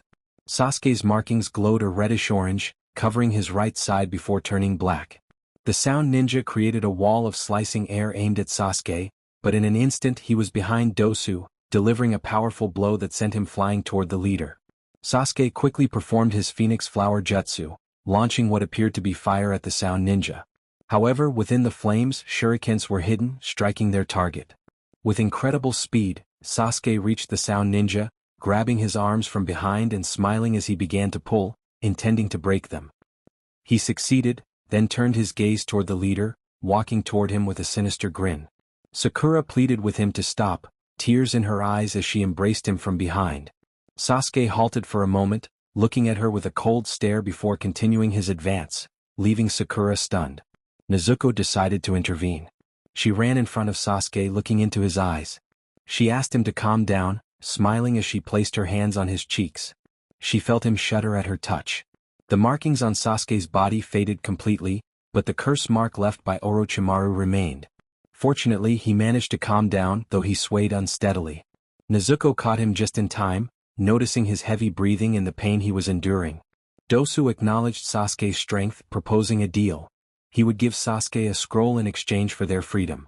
Udon admitted they had underestimated him, stating that if they met again in battle, they wouldn't hide or run away. Sakura, confused and worried, asked who Orochimaru was and what he had done to Sasuke. Why him? Ino asked furiously as she stood next to Sasuke, who glanced at her from the corner of his eye. Udon replied seriously that he didn't know, just that they were told to focus on Sasuke, and then he left the area. Choji called out to everyone asking if they were okay. Shikamaru suggested that Ino check on Lee while they looked after Naruto. Ino agreed, and Neji thought to himself that the chakra he sensed was unusual. He hadn't expected the Uchiha clan to be so powerful, and he was curious about the speed of the girl who had just fought. She looked cute, almost like a cat. Naruto was determined to protect Sakura, declaring that she was in danger. Shikamaru found the situation embarrassing and noticed Nezuko, who looked quite lovely. Choji jokingly offered to kick Naruto first. Sasuke, confused and trembling, wondered what had happened to him, but he was interrupted by Naruto's shout. Naruto yelled for everyone to hide quickly, dropping to the ground to scan the area. He warned that the grass ninja could be hiding nearby. Sasuke, Sakura, and Nezuko turned to look at him. Sakura called out to Naruto, while Ino thought it was about time that the foolish boy woke up. Choji poked Naruto's large bump on his head with a stick. Shikamaru remarked that Naruto was one of those annoying types, and Naruto shot him an annoyed glance before noticing Sakura's hair. Naruto rushed to his feet, stumbling as he ran towards Sakura, asking if something had happened to her hair. Sakura explained that she wanted a change in her appearance. She preferred longer hair, but it was impractical during combat. Shikamaru and Choji approached Naruto, who was curious about their story and why they were there. Shikamaru found it boring to explain everything, while Sakura mentioned that everyone had come to help. Naruto was surprised, and Ino thought he wouldn't like the idea. Tenten then took charge, shaking Lee awake and explaining what had happened while scolding him. Nezuko stood up and walked over to Lee, smiling warmly as she thanked him for protecting Sakura. Lee expressed concern that his efforts hadn't been very effective. Nezuko admired his bravery, even though he knew he had little chance of winning, and suggested that next time he should avoid such risks. With a friendly smile, she proposed that after the exam, he invite her for ramen so they could get to know each other better. Lee blushed and agreed, calling it a date, which confused Nezuko, but she smiled back at him before walking towards Sasuke. Ino finished cutting Sakura's hair, and Nezuko decided it was time to leave. As she stood up and stretched, the others looked at her in confusion. Naruto, with a sad expression, asked if she was really leaving. She patted his head, noticing a blush on his cheeks and the glares from the other boys directed at him. Nezuko assured him that she would see them later, smiling as she put on her bamboo muzzle before disappearing in a puff of smoke. The next day, Nezuko was running through the forest, feeling a bit tired after encountering some ninjas. She had knocked them out with a light blow and continued on her way. Upon reaching a door, she entered and stood in the middle of the room, wondering what to do next. She took out the scrolls and, after a moment of hesitation, placed them on the ground and opened them simultaneously. A cloud of smoke erupted, and when it cleared, Kakashi appeared. Kakashi greeted her, and Nezuko was surprised to see him there. He explained that at the end of the second exam, the Chunin were supposed to receive the participants, and he had been assigned to receive her. Nezuko pointed out that he was a Jonin, not a Chunin, but Kakashi clarified that the Hokage had requested he personally welcome her. When Kakashi congratulated her on passing the second exam, Nezuko was overjoyed and leaped to hug him, beaming with happiness. Kakashi chuckled but reminded her that he needed her to follow him for a moment. They walked together until they reached another door, where Kakashi wished her luck and told her he had to stop there. Nezuko opened the door to find everyone inside, including Kakashi, who had arrived quickly. Naruto called out to her excitedly and she smiled back, congratulating them on their success. Naruto eagerly recounted their last battle, describing how they had been trapped in a genjutsu with illusions and overwhelmed by clones. He proudly claimed that his shadow clone jutsu had saved them, while Sakura sighed wearily and Sasuke looked a bit frustrated. After a few minutes, the ninjas under Anko's command asked them to form teams, and they complied, lining up with Naruto first, then Nezuko followed by Sasuke and Sakura. Anko congratulated everyone on passing the second exam. Nezuko looked ahead, noticing everyone including Kakashi, and wondered how he had gotten there so fast. Choji complained about being hungry, while Shikamaru found the situation boring. There are still many of us left. Ino noted that Sasuke and his team had also made it through. Thanks to her keen hearing, she could clearly hear their conversation. Guy remarked that Kakashi's team had not fared too badly, attributing their luck to being near his own team. He claimed that what mattered in the next test was skill, and they had proven to be better. He suggested that to mature, one must learn to handle disappointment, directing his gaze at Kakashi. Kakashi, seemingly unfazed, asked if Guy had said something. Sakura expressed her surprise at seeing all the newcomers from the Hidden Leaf Village gathered around. Sasuke, however, felt a sense of foreboding touching the mark on his body. Nezuko noticed Akamaru trembling and called out to Kiba, asking if he could hand over Akamaru. Kiba agreed and Nezuko carefully took the dog, petting him until he calmed down. Kiba thanked her for caring about Akamaru, to which Nezuko replied that she adored animals. Kiba suggested they take a walk in the forest after the exam, and Nezuko smiled, agreeing enthusiastically before returning Akamaru. Anko announced that the Hokage would explain the third exam and instructed everyone to pay attention. The Hokage began by explaining the true purpose of the exams, emphasizing that they were designed to enhance shinobi skills and strengthen friendships among allied nations. He spoke of the pride of their nation and the training of shinobis to become chunin, highlighting the significance of the battles ahead. He warned that the third exam would be a fight for survival, with the pride of their village and their dreams at stake. Just then, a ninja appeared requesting to speak before the Hokage. This ninja, Hayate, introduced himself as the censor for the third exam and explained that a preliminary round would be necessary due to the unexpectedly high number of participants. Sakura expressed confusion about the need for this preliminary round, while Nezuko pointed out that it was likely due to the large number of candidates. Hayate confirmed this, explaining that a preliminary round would help reduce the number of remaining candidates. Sakura questioned the fairness of this, but Hayate insisted that they needed to speed things up for the important guests who would be watching. He then announced that if anyone felt unprepared, they could withdraw now, as the preliminaries would begin immediately. With a serious tone, he reiterated that the matches would be one-on-one, giving everyone one last chance to step back if they wished. Sakura, visibly upset, pleaded with Sasuke to withdraw, fearing for his safety due to the mark. Just then, Kabuto raised his hand to announce his withdrawal, prompting Naruto to shout at him, questioning his decision. Kabuto explained that he could no longer continue. As Hayate asked if anyone else wanted to withdraw, Nezuko noticed Sakura hesitating to raise her hand, likely to mention the mark, but Sasuke stopped her, declaring that it had nothing to do with her. He stated that he was a seeker of vengeance and only wanted to know how strong he could become, insisting that he could only find out by fighting the best, who were all present. Hayate announced the start of the elimination round, explaining that it would consist of individual one-on-one matches. With 21 participants remaining, they would need 10 matches, plus one extra for the remaining candidate, which Nezuko suspected might be her. Hayate explained that those who survived their matches would advance to the third exam, emphasizing that there were no rules, they would fight until one was unable to continue.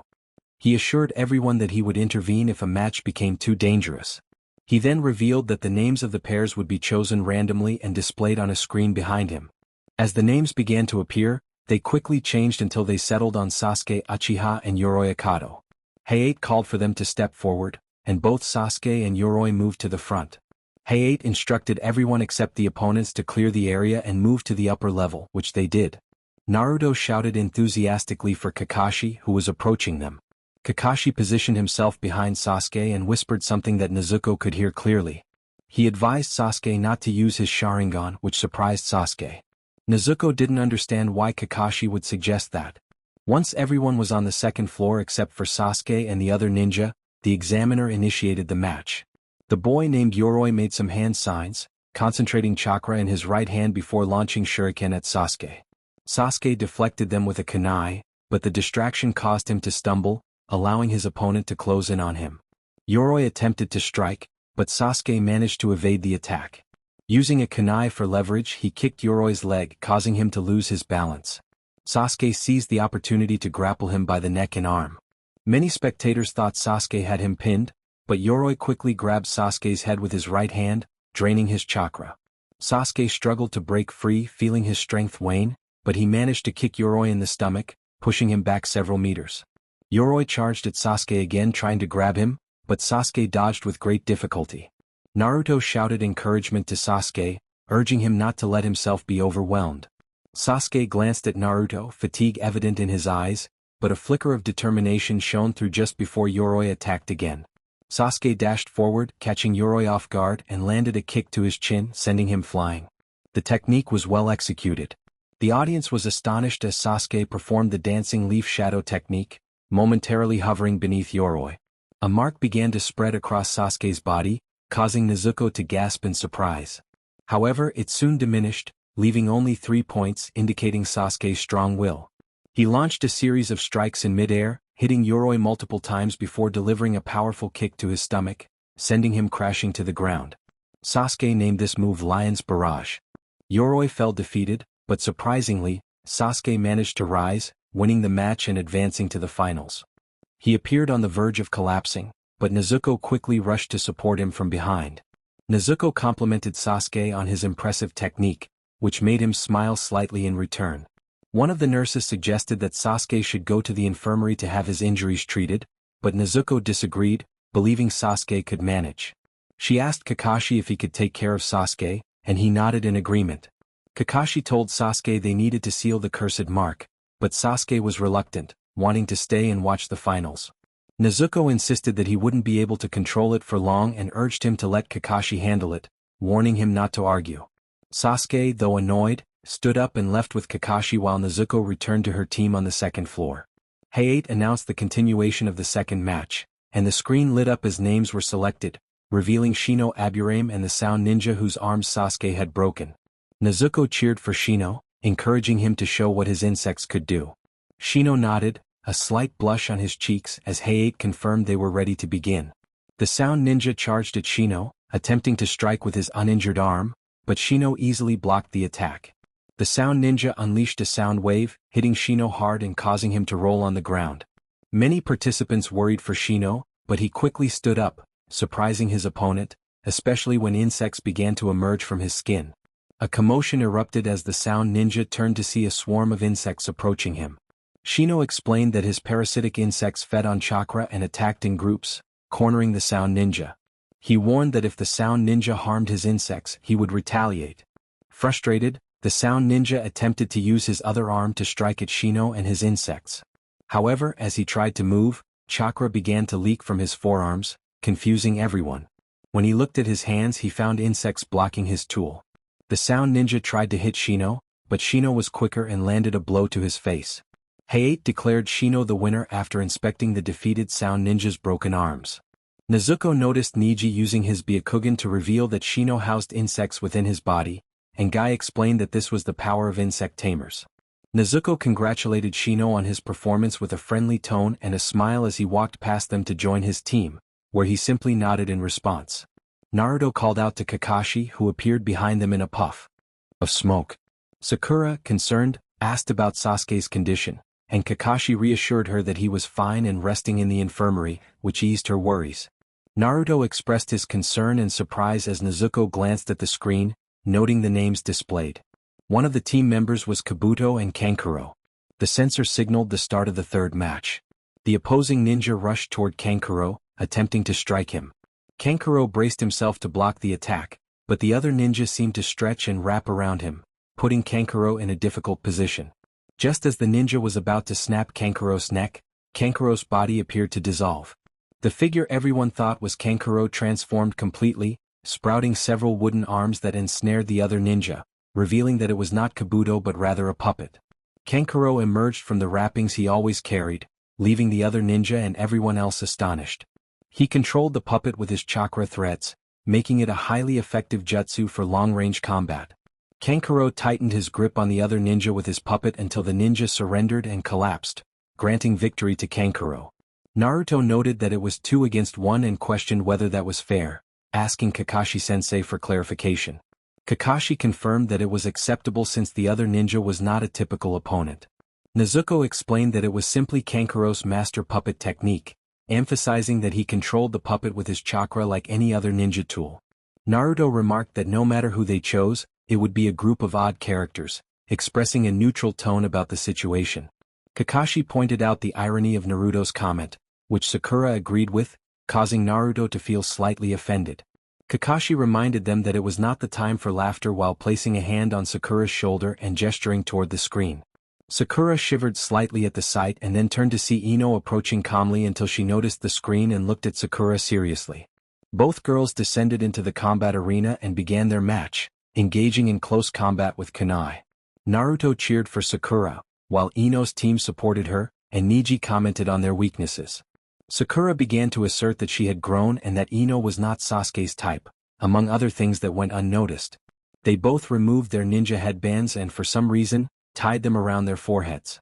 After several minutes of exchanging blows and performing jutsus, the battle concluded after 10 minutes with neither girl emerging victorious, as they both collapsed from exhaustion, resulting in a draw. They were then carried off to the second floor. Asuma observed that they likely wouldn't need any treatment, as they would probably wake up in a few hours. He looked back to see Nezuko approaching the girls with a healing kit, starting to tend to their wounds.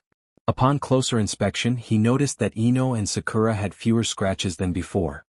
He caught Nezuko's gaze, accompanied by a beautiful smile, and thought she was truly unique. Asuma commented that they would likely wake up in a few minutes, to which Kakashi agreed. He glanced to his left at Shikamaru, Naruto, Lee and Choji who were looking at Nezuko with affection and sighed, feeling somewhat helpless. Nezuko then saw the names for the 5th match, Tenten and Temari. With incredible speed, she rushed to the arena where the Sand Village members were. She wished Temari good luck, standing in front of her. Temari was momentarily surprised but then smiled in response as she made her way to the combat area, while Nezuko noticed that Kankuro seemed a bit intense. Nezuko asked Kankuro if something was wrong, but he responded with irritation, leaving her confused. She complimented him on his performance in the previous match, which surprised him, but before he could respond, Gaara, standing on her right, interrupted him. Gaara told them to be quiet in his usual serious tone, though Nezuko sensed a hint of unusual tension. She looked at him, trying to understand his mood, but found herself puzzled. Nezuko addressed Gaara kindly and a bit shyly, making eye contact. He met her gaze, causing him to flinch slightly, and then he looked away with a faint blush on his cheeks. He approached her for a hug, which she returned with a smile, knowing this was the best way to calm him when he was upset. She understood that if she was with him, his darker impulses would subside, as Shikaku would seize any opportunity to cause chaos. Lee cheered for Tenten enthusiastically as the girls entered the fighting area. Moments later, Gaara had settled down, sitting beside Nezuko. Hayate, the referee, instructed Tenten and Temari to prepare for the 5th match. Tenten carefully gauged her distance while Temari provoked her, prompting Tenten to throw a few shurikens. However, the shurikens landed harmlessly around Temari, who had not moved at all, leaving Tenten astonished. Kankuro remarked that Temari always delivered an impressive performance, to which Nezuko nodded in agreement, watching the match while Gaara remained indifferent. After a few moments, it seemed Tenten was devising a strategy. She began to run in circles around Temari, then leaped into the air, pulling out a scroll that appeared to contain weapons. Tenten spun in the air with the scroll surrounding her, increasing her speed and power like a tornado. She began launching weapons at Temari at high speed, but Temari effortlessly deflected them, astonishing the onlookers and causing Tenten to question the effectiveness of her fan, which Temari had barely opened a third of the way to reveal the first crescent moon. Tenten smiled to the side and then produced 2 smaller scrolls, catching the attention of Guy and Lee. She positioned the scrolls on the ground, one for each of them, and began performing several hand seals. Tenten announced her jutsu, calling forth twin ascending dragons. Smoke erupted from the scrolls, and 2 figures resembling dragons of mist soared toward the ceiling, revealing the scrolls themselves. Tenten leaped into the midst of the swirling scrolls, launching multiple weapons at Temari. Temari opened her fan to its second crescent, deflecting all the weapons Tenten had thrown.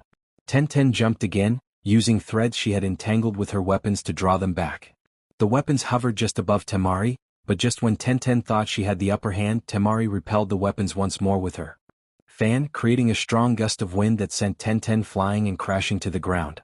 This time, Temari fully opened her fan, revealing 3 purple crescents. Temari spun her fan, seemingly vanishing, which surprised Tenten.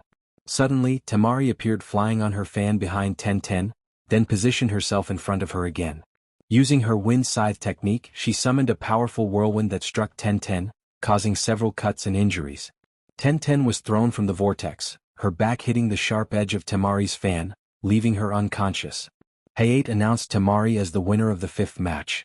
Concerned for Tenten, Nezuko quickly made her way to the battlefield, placing a hand on Temari's shoulder. She spoke to Temari in a friendly tone, causing Temari to jump slightly at Nezuko's sudden presence. Temari glanced at her and gently laid Tenten down on the ground.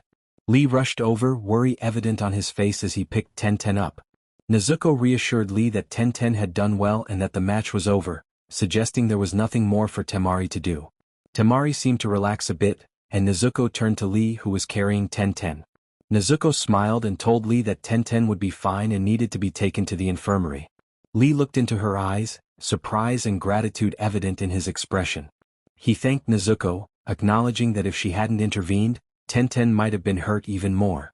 Nezuko then suggested it was time to announce the competitors for the next match, glancing at Lee, who nodded in agreement. Hayate instructed everyone to move to the 2nd floor, where they would soon learn who would participate in the 6th match. Before heading up, a couple of medical ninjas arrived to take Tenten away. Naruto approached Nezuko, expressing his disappointment at her leaving them for such intimidating figures. He hugged her tightly, his grip tightening with each passing moment. Nezuko reassured him not to exaggerate and mentioned that she wouldn't be joining them for now, which made him blush but smile brightly in response. "Thank you for all the support. In return, I will create another Christmas special." Chapter end. Nezuko's POV. After Naruto's embrace, the names began to scroll quickly across the screen again, while Naruto and Lee eagerly hoped for their turn. The names continued to pass until they stopped, revealing the name of the Sound Girl and Shikamaru. Shikamaru and his opponent descended to the combat area, while Ino cheered him on. Hayate asked if they were ready, and with that he announced the start of the match. Shikamaru performed the hand seals to use his shadow possession jutsu, but the girl was already aware of how it worked and easily dodged it, simultaneously launching 2 needle-like projectiles with bells attached. Shikamaru attempted to predict her technique, but unfortunately he guessed wrong. Distracted by the bells behind him, which the Sound Girl controlled with threads, he couldn't avoid the needles she launched at him, sending him crashing into the wall. Fortunately, she missed any vital points, so Shikamaru was still okay. The Sound Girl manipulated the threads connected to the bells behind Shikamaru, and he began to feel dizzy, dropping to his knees. He wanted to block her attacks, but he was unable to. As her confidence grew, she threw 3 more needles at him, which he again failed to dodge. She continued to launch more needles, but before she could do so again, she found herself immobilized by Shikamaru's jutsu. So focused on defeating Shikamaru, she didn't notice that he had hidden his shadow possession jutsu within the shadows of her threads. Now that she was under his control, it was as if she was a mirror of Shikamaru. They both drew shurikens and threw them at each other. Shikamaru dodged by leaning back, causing the girl to mimic his movement, but she didn't expect her head to collide with the wall, knocking her out. Shikamaru reflected on the match, stating that a true shinobi carefully examines the battlefield and never loses sight of their position, which was her downfall. Hayate announced Shikamaru as the winner of the 6th match, and the crowd erupted in excitement and amazement at his victory. Shikamaru lazily made his way to the 2nd floor, receiving congratulations from his team. Nezuko called out to Shikamaru, who turned to her with a hint of nervousness. She complimented his strategy with a warm smile, noticing him blush and look away. He expressed his annoyance at the situation but with a determined tone. The names began to scroll on the screen again, and soon the names for the 7th match appeared: Kiba and Naruto. Naruto shouted with excitement, thrilled that it was finally his turn. Kiba, feeling lucky, remarked to Akamaru that they had hit the jackpot. Lee lamented that he would grow old waiting for his turn, wanting to prove his strength to Nezuko. Nezuko reassured Lee that she would be watching him when it was his time, causing him to blush and shift from his earlier gloom to a bit of happiness. She then told Naruto to calm down and wished him good luck as he confidently descended with a big smile. Hayate announced the 7th match between Naruto Uzumaki and Kiba Inuzuka, creating an intense atmosphere. Kiba and Naruto began to argue about who would win, with Naruto complaining about Akamaru's presence. Choji commented on Kiba's luck, which made Nezuko clench her fists and puff her cheeks in annoyance, as she disliked when anyone underestimated someone, even if they were friends. The match began, and Nezuko noticed Kiba preparing to use his animal mimicry technique. He transformed, gaining claws and fangs, and positioned himself like an animal. He quickly caught Naruto off guard, delivering a powerful elbow to his stomach, sending Naruto flying to the ground. The others began to murmur, feeling sorry for him, believing he had been knocked out. Nezuko called out to them not to jump to conclusions and asked Naruto what he thought. She watched as he began to rise from the ground with a smile. Naruto declared that they should never underestimate him, looking determined at Kiba, surprising everyone. After some back and forth, Kiba and Akamaru charged at Naruto. Kiba dropped smoke bombs, obscuring the area, but Nezuko could see clearly due to her enhanced vision. Kiba struck Naruto multiple times, and when Naruto tried to escape the smoke, Akamaru attacked him, forcing him back into the haze. To everyone's surprise, the smoke cleared to reveal Naruto lying on the ground, still cheerful, with Akamaru beside him. Kiba congratulated Akamaru, ready to embrace him, but instead, Akamaru bit Kiba's arm, leaving everyone shocked except Nezuko, who had seen the trick inside the smoke. Naruto revealed the surprise, declaring that he had tricked them all, and as he transformed back, it became clear that he had been the one disguised as Akamaru all along. Sakura cheered him on, urging him to keep going. Kiba shouted with excitement as Naruto's clone held Akamaru by his front paws, leaving everyone else astonished. Naruto had executed a transformation jutsu and shadow clone jutsu simultaneously, showcasing his incredible skills.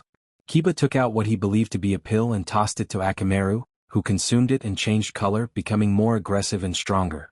Kiba then took a similar pill and struck a series of hand signs, this time using his Beastman clone jutsu. Akamaru, who was perched on him, transformed into a clone of Kiba. Chapter end. In Nezuko's perspective, Naruto could only dodge Kiba's attacks, unable to counter. He leaped to avoid one of Kiba and Akamaru's strikes, but this gave them the perfect opportunity. Kiba and Akamaru executed their Fang over Fang technique, spinning toward Naruto like a drill and striking him hard, leaving everyone astonished. Once they transformed back, they stood over a battered Naruto lying on the ground. Kiba began to taunt Naruto, reminding him that he had said he was serious. Naruto, however, declared that he would not give up because he aimed to become Hokage. Kiba laughed, questioning how he could achieve that while lying on the ground. Nezuko felt a surge of anger, gripping the railing tightly until her hands began to bend slightly. But then Naruto slowly started to rise, impressing everyone even more. Kiba seized the moment to attack again with his Fang over Fang technique, launching smoke bombs to make it harder for Naruto to evade the blows. Then the sound of Naruto using his transformation jutsu echoed through the air. When the violet smoke cleared, instead of 2 Kiba there were 3. Kiba hesitated for a moment, but his keen sense of smell allowed him to quickly identify the real Naruto. He struck the other Kiba he believed to be Naruto, only for that Kiba to transform back into Akamaru. Furious and confused, Kiba decided to attack the remaining Kiba, sending him flying as well. When that Kiba also transformed, revealing Akamaru, the crowd was left bewildered, including Kiba himself. The first Kiba he had struck transformed back, showing that he was indeed the real Naruto. Naruto then charged at Kiba and delivered a powerful kick to his chin, declaring it was time to reveal his super secret move. As Kiba launched a series of attacks, Naruto struggled to keep up. He announced that it was finally time to unveil his secret technique. Just as Kiba was about to strike from behind, Naruto let out a loud fart. The strong odor caused Kiba to stumble back, clutching his nose, while the others reacted with a mix of surprise and laughter. Nezuko felt slightly affected and had to cover her nose gently with one hand. Naruto created several shadow clones that surrounded Kiba. The real Naruto kicked Kiba, disorienting him, then leaped onto the ceiling. The clones simultaneously kicked Kiba, sending him crashing into the ceiling right where the real Naruto was waiting. With a powerful kick, Naruto sent Kiba crashing to the ground, stunning everyone and naming his move Rasengan Uzumaki. This concluded the battle with Naruto emerging victorious. Afterward, Naruto ascended to the second floor, and Nezuko noticed Hinata shyly offering him ointment for his wounds. She also caught Niji's gaze on Hinata. Naruto called out to Nezuko, excitedly sharing how great he had been in the fight. Nezuko smiled faintly, acknowledging his performance. Lee, feeling left out, expressed his desire for Nezuko to say he was great too, surrounded by an aura of disappointment. Naruto, with a proud smile, told Lee that only one could be the greatest, and Nezuko had declared it was him, which only deepened Lee's gloom. Nezuko suggested that Naruto should apply the ointment Hinata had given him for his injuries, to which Naruto remarked on its effectiveness. She decided to check on Kiba and found him with Hinata, who was timidly offering him ointment. Hinata spoke softly, presenting the healing ointment for Kiba and Akamaru, but Kiba reassured her not to worry about him and to focus on herself instead. Nezuko agreed with Kiba, expressing concern about the strength of their remaining opponents. Kiba added that Hinata should be cautious, especially if she faced someone from the Sand Village, and he hesitated before finishing his thought. Nezuko encouraged Hinata to do her best if she faced her in battle, smiling as Hinata looked at her with happiness and admiration before nodding. Kiba was surprised but also relieved by Nezuko's words. Hayate announced the names for the next battle, and Nezuko watched as the names appeared on the screen, stopping at Neji versus Hinata. She wished Hinata good luck, which surprised her, but Hinata nodded nervously before heading to the combat area. Nezuko had an idea to help Kiba and Akamaru feel better. She turned to Kiba, walking in front of him while he looked at her in confusion. She placed her index finger on his forehead, transferring some of her chakra. Kiba tensed slightly at the sensation. After a few seconds she removed her finger and did the same with Akamaru, who growled a bit but soon calmed down as she finished transferring her chakra. As she began to walk toward the fight, she felt someone grasp her hand and turned to see it was Kiba. Kiba expressed his gratitude, saying he didn't know what she had done, but it relieved his pain as well as Akamaru's.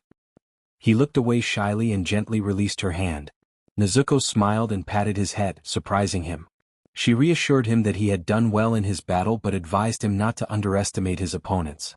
Kiba nodded, a blush creeping onto his cheeks as medical ninjas came to take him to the infirmary. Nezuko then walked over to her team, joining her companions. She asked if they had been waiting long. Confused, Hinata looked around the combat area and noticed Sakura shaking her head. It was true, the fight had not truly begun yet. Neji, with his Byakugan activated, taunted and manipulated Hinata, making her nervous and close to giving up, if not for Naruto's intervention. Naruto shouted, expressing his frustration at Neji's arrogance, demanding to know who gave him the right to dictate what Hinata could or could not do. His words caught everyone's attention, including Hinata's, who found the courage to activate her Byakugan as well, signaling the start of their battle. Hinata and Neji engaged in combat, showcasing the impressive taijutsu style of the Hyuga clan. Guy explained that the Hyuga taijutsu was unique and one of the best styles he knew. Sakura was taken aback when she realized that their attacks targeted the chakra network, prompting Naruto to ask for clarification on what that meant. The fight intensified when Neji landed a powerful blow on Hinata, causing her significant pain. She coughed up blood but refused to surrender.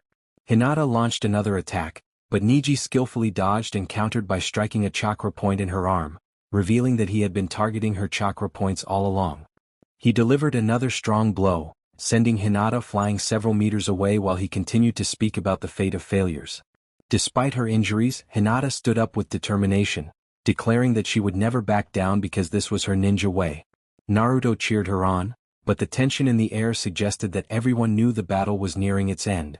After Naruto's encouragement, Hinata, showing remarkable tenacity, attacked Neji again with all her might, despite her damaged heart and the difficulty in using her chakra. However, Neji struck her again, worsening her internal injuries and causing her to collapse. Hayate, the referee, began to declare that the match could not continue due to Hinata's inability to fight, but he was interrupted by Naruto's shout, insisting that the match should not be stopped. Confused, several people turned to look at him, including Sakura, who reminded him that the fight was over for Hinata. Amid the commotion, Naruto smiled as he watched the combat area. Everyone's attention shifted back to Hinata, who struggled to rise from the ground, surprising many. Despite her efforts, she found it hard to stay upright, her legs trembling. Neji reactivated his Byakugan and continued to speak about fate, but Hinata's words angered him. He charged at her, but Hayate, Kurenai, Kakashi, and Guy intervened just in time to stop him. Concerned for Hinata, Nezuko rushed down, though she did not restrain Neji. Hinata began to cough violently, prompting Kurenai to rush to her side. Nezuko shot a glance at Niji before moving to help Hinata, who was now resting against Kurenai. Nezuko decided to share some of her chakra with Hinata to alleviate her pain. Soon Naruto and Lee arrived, visibly worried, just as Hinata closed her eyes. Niji taunted Hinata from behind, addressing her as a failure and stating that if she wanted to call herself a shinobi, she should forget about celebrations.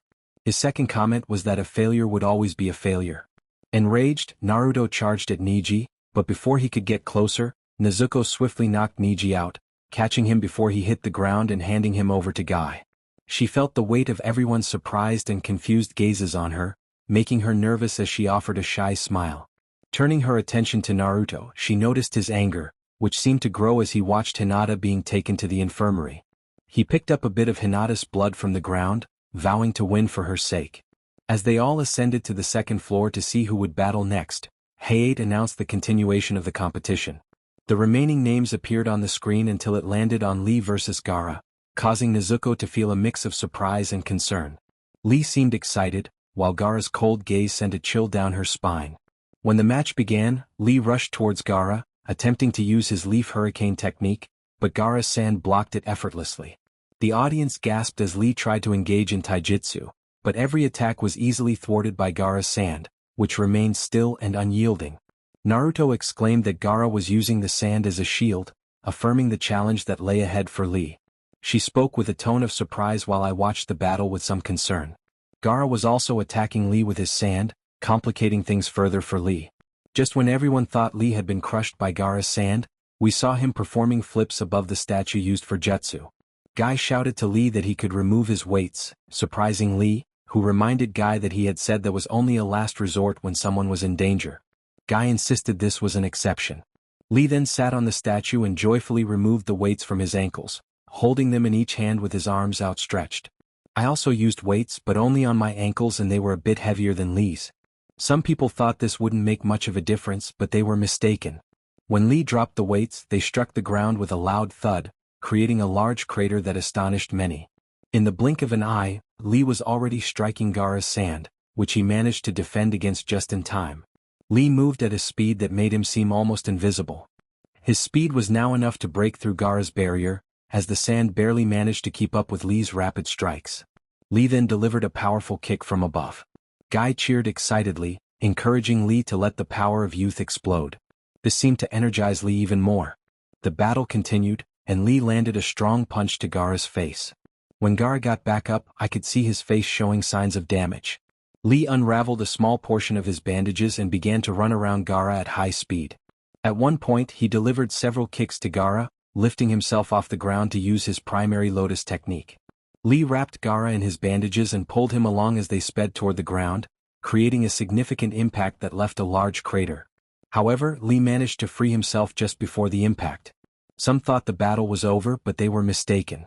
The Gaara on the ground began to dissolve, leaving behind an empty shell of sand. In that moment, Lee closed his eyes, feeling pain from using the Crimson Lotus, allowing Gaara to execute his trick. Gaara appeared behind Lee with a sinister smile, and his sand attacked Lee with even more ferocity than before. Now, Lee struggled to defend himself or dodge the attacks due to the damage he had sustained from the primary lotus. Suddenly, a great force began to emanate from Lee, generating a powerful aura around him. A significant amount of chakra surged from Lee, causing his body to change to a reddish hue. With even greater speed than before, he kicked Gaara in the chin, creating a strong gust of wind from the impact. This kick lifted Gaara off the ground and cracked his armor. As the sand was not fast enough to protect Gaara, Lee unleashed a flurry of punches in mid-air, sending Gaara flying without letting him touch the ground. Gaara's armor could no longer withstand the assault, but Lee was also facing his own struggles as his muscles began to tear. Despite this, Lee continued to fight. He struck Gaara hard in the stomach but still wouldn't let him fall to the ground.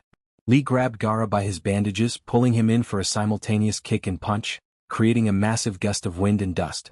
However, just before Gaara hit the ground, his gourd began to turn to sand. Lee collapsed, exhausted on the ground.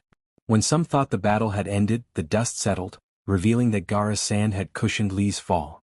Lee could no longer move and Gaara, still on the ground, began to control his sand, directing it toward Lee. The sand grabbed Lee by his left arm and leg, and to my shock and concern he used a sand coffin technique, completely breaking Lee's arm and leg. Lee fell unconscious to the ground, but Gaara was not finished. He intended to attack Lee again with his sand. Fortunately, Guy arrived just in time to push Gaara's sand away. Out of concern for Lee, I rushed to his side, turning my back to Gaara and Guy. The sight of Lee's injuries made my heart race, but I forced myself to remain calm, despite the cold sweat on my brow. Gaara questioned Guy in confusion and anger, asking why he would save Lee after he had failed. Guy replied that Lee was his student and a person very valuable to him, speaking with certainty. As the announcer prepared to declare the winner, I noticed Lee rising, though he was still unconscious, driven by sheer will. Guy rushed to Lee, and when he realized what was happening, he began to cry. The others soon noticed as well, their surprise evident. Guy embraced Lee tightly just as the announcer declared Gaara the winner. I quietly remarked that Lee had truly shown what he was made of, gently placing my hand on his head to comfort him. Gaara, still furious, questioned why I defended them, clutching his head in pain. I looked at him with concern, and he trembled slightly but did not hesitate to attack Guy and Lee with his sand. I stepped in front of them, determined to stop the sand with a swift movement. I asked Gaara to let me handle this, urging him to take Lee away for urgent medical attention. Out of the corner of my eye, I saw Guy and the others surprised as they didn't seem convinced. Guy looked to the Hokage, who regarded me with a hint of surprise but nodded after a few moments. Guy, even more astonished, complied with the Hokage's decision. I began to walk slowly but confidently toward Gaara. Gaara shouted in anger, demanding to know why I defended them. I dodged as his sand attacked me once more. Nezuko realized that this situation would require other measures to calm Gaara down. Hayate expressed his concerns to the Hokage, stating that he didn't believe it was wise to leave the situation in the hands of a girl, especially since she was just a genin. He voiced his confusion over the Hokage's decision, suggesting that if the Jonin of the Leaf Village were going to trust a child like her, he would have to intervene. The Hokage reassured him, reminding him that he had insisted she participate alone in the Chunin exams. He believed she was the strongest option available and that her connection with the genin from the Sand Village made her the best choice to avoid conflict between the two villages. Nezuko approached Gaara gently, urging him to calm down. As she walked towards him, she noticed he was gripping his head tightly, clearly distressed. He attempted to ensnare her with his sand once more, but she easily dodged it. Stopping briefly, she rummaged through her medical bag for smoke bombs, adjusting them before throwing them to the ground, releasing thick smoke. With the smoke enveloping them, Nezuko moved closer to Gaara, who was still clutching his head and appeared confused by the haze around him. She managed to reach him unnoticed and cast her genjutsu, creating a dark, isolated room. Gaara, bewildered, questioned where he was. Nezuko felt relieved to see him more controlled and reassured him that he was safe. As he looked at her, she noticed a mix of anger and sadness in his eyes, prompting her to approach him. When she got close enough, she embraced him and he returned the gesture. Nezuko softly told him that if he wanted to leave this place, he needed to regain control. She expressed her friendship and emphasized that while she valued him, he could not harm anyone, especially after what had happened with Lee. She gently pulled away from the embrace and offered him her hand to help him stand, ready to exit the genjutsu. In the real world, their time together lasted less than a minute. As the smoke cleared, Nezuko noticed the attentive gazes of those around them. Gaara grasped her hand tightly, his eyes downcast. She glanced at him but chose not to dwell on it as they made their way to the stairs. Nezuko announced that everything was resolved and that the next pair could step forward for their match. As she ascended the stairs, she felt the surprised stares of others but ignored them. Gaara left with his team, appearing calmer, while she returned to her own. Naruto, filled with excitement, approached her, exclaiming how amazing she was for calming Gaara down. He animatedly recounted how she had vanished in a cloud of smoke and then reappeared. Just then, a boy with pearl-colored eyes interrupted them, demanding to know what she had done. Nezuko maintained a neutral tone, stating that her plan had worked and she preferred not to disclose the details. Naruto defended her, insisting that she didn't owe anyone an explanation. This only intensified Niji's irritation, but before tensions could escalate, Nezuko stepped between them with a smile, asking them not to fight after such a long day. She placed a hand on their shoulders, surprising them and causing them to look away, their cheeks slightly flushed. Later, Nezuko strolled through the decorated streets, wondering if a special day was approaching. Despite her attempts to ignore it, the happiness of the townspeople and the vibrant colors around her were hard to overlook. She decided to visit Ichiraku and ordered a vegetarian ramen. As she began to eat, The owner asked her who she would celebrate Christmas with. Confused, Nezuko inquired about Christmas, and Ichiraku explained that it was a time for family, decorations, delicious dinners, and children eagerly awaiting gifts. Intrigued, Nezuko spent the day chatting with Ichiraku, and after paying for her meal, she headed back to her apartment, feeling excited about the upcoming holiday. Upon arriving home, she took off her shoes and went to bed. The next morning, she woke up groggily to someone knocking at her door. When she opened it, she found Sakura standing there, apologizing for waking her. Sakura asked if Nezuko would join her in celebrating Christmas with their friends. Nezuko agreed and asked who would be attending. Sakura listed a long list of familiar names, and Nezuko was surprised by how many people would be there. When Sakura suggested hosting the party at Nezuko's apartment, she felt a mix of excitement and nervousness. Since Sasuke declined and Naruto's apartment was a mess, Nezuko decided it was time to get organized. She invited Sakura inside and suggested they start preparing for the festivities. They set out to find Christmas decorations and ingredients for the holiday dinner. Upon returning home, Nezuko carefully placed the tree she had brought in. They decorated it with lights, while Sakura took charge of the living room decorations and Nezuko focused on the dining table. She laid out a red tablecloth adorned with ornaments and snowmen, creating a lovely atmosphere. Glass cups were set for juice, and for the adults there was wine. The crystal plates and regular utensils were arranged, each featuring a unique snowflake or reindeer design. After organizing the seating, Nezuko added a few handmade decorations and assisted Sakura. When they finished, she noticed it was already 7. Nezuko called out to Sakura, asking what time the others were expected.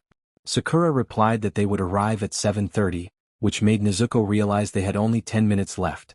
Sakura, feeling a bit anxious, pulled Nezuko to the bathroom to help her change into a festive outfit that she had bought. After Nezuko finished her shower, Sakura entered to get ready as well. Nezuko admired her own outfit and styled her hair. Once Sakura emerged from the bathroom in her Christmas dress, she complimented Nezuko on her appearance, to which Nezuko returned the compliment. Just then the doorbell rang and Sakura opened the door while Nezuko was still in her room putting away her kimono and haori. When she joined everyone in the living room, she noticed the boys were dressed in suits and the girls in beautiful holiday dresses, which made her smile. They divided into groups, with the boys staying in the living room while the girls prepared the Christmas dinner. Nezuko observed her friends chatting animatedly. Gay was teasing Kakashi, while Gaara and Kankuro were in a corner, and Kurenai and Asuma were engaged in lively conversation. The atmosphere was joyful, and Nezuko thought about how much her brother would have loved this moment. For a brief second, she felt a pang of nostalgia but quickly shook it off when she sensed someone watching her. She looked up to see Naruto, who appeared a bit concerned, approaching her.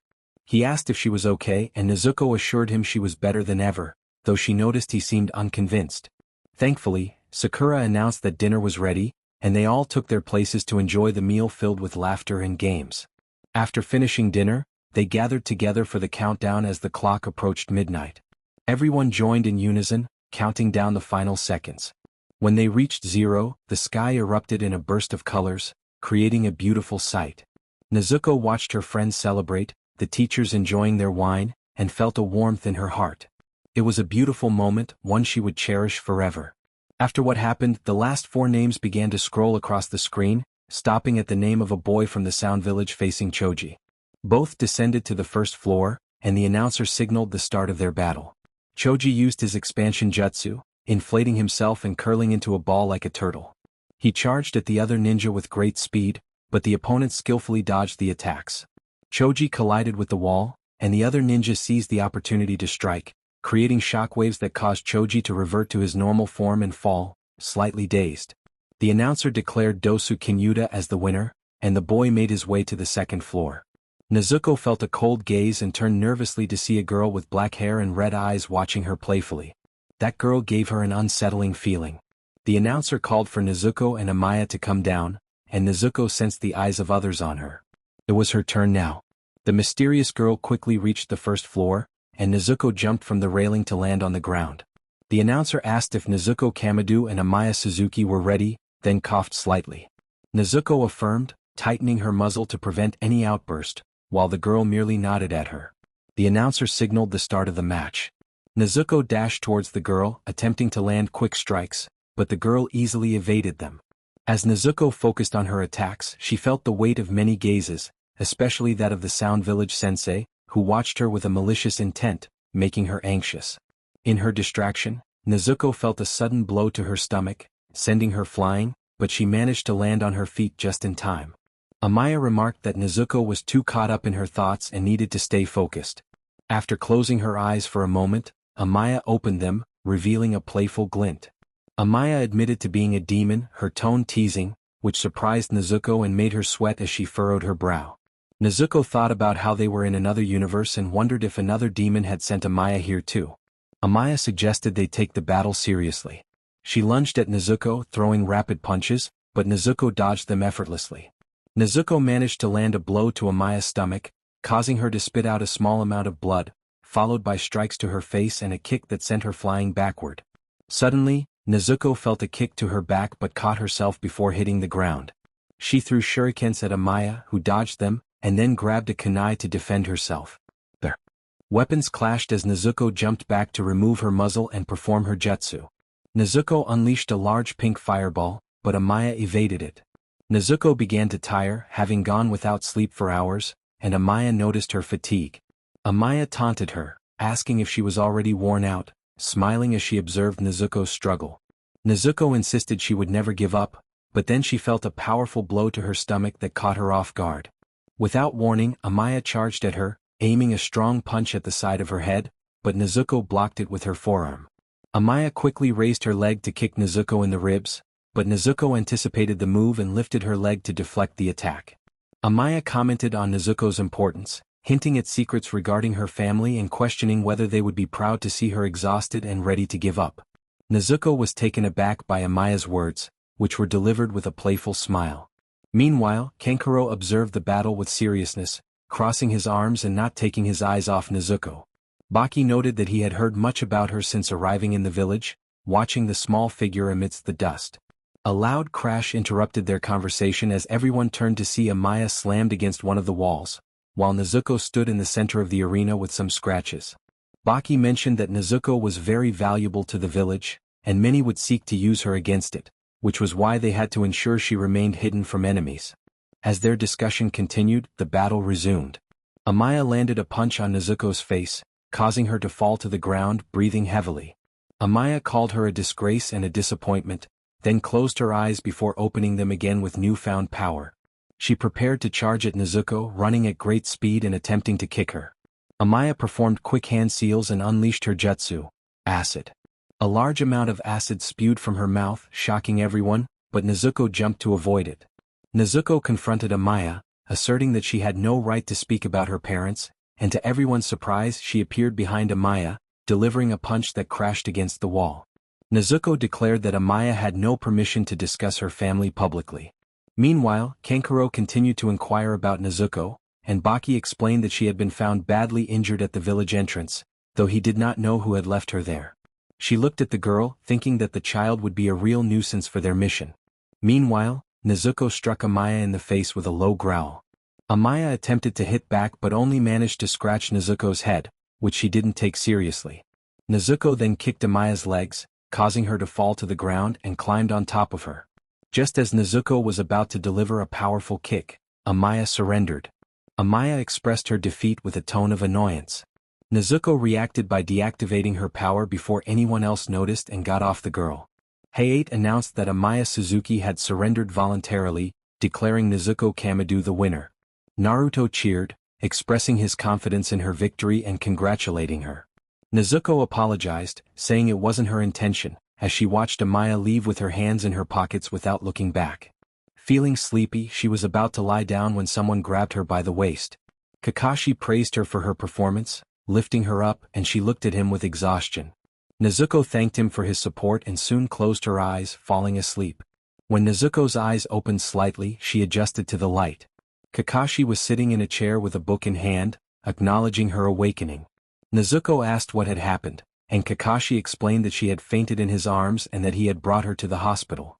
He reassured her that everyone was fine, mentioning that Naruto would soon arrive, Sakura was resting and Sasuke was also there recovering. Kakashi then inquired about her injury, gently touching her shoulder. Nezuko smiled, assuring him that it no longer hurt. However, she noticed that there were members of the Umbu present.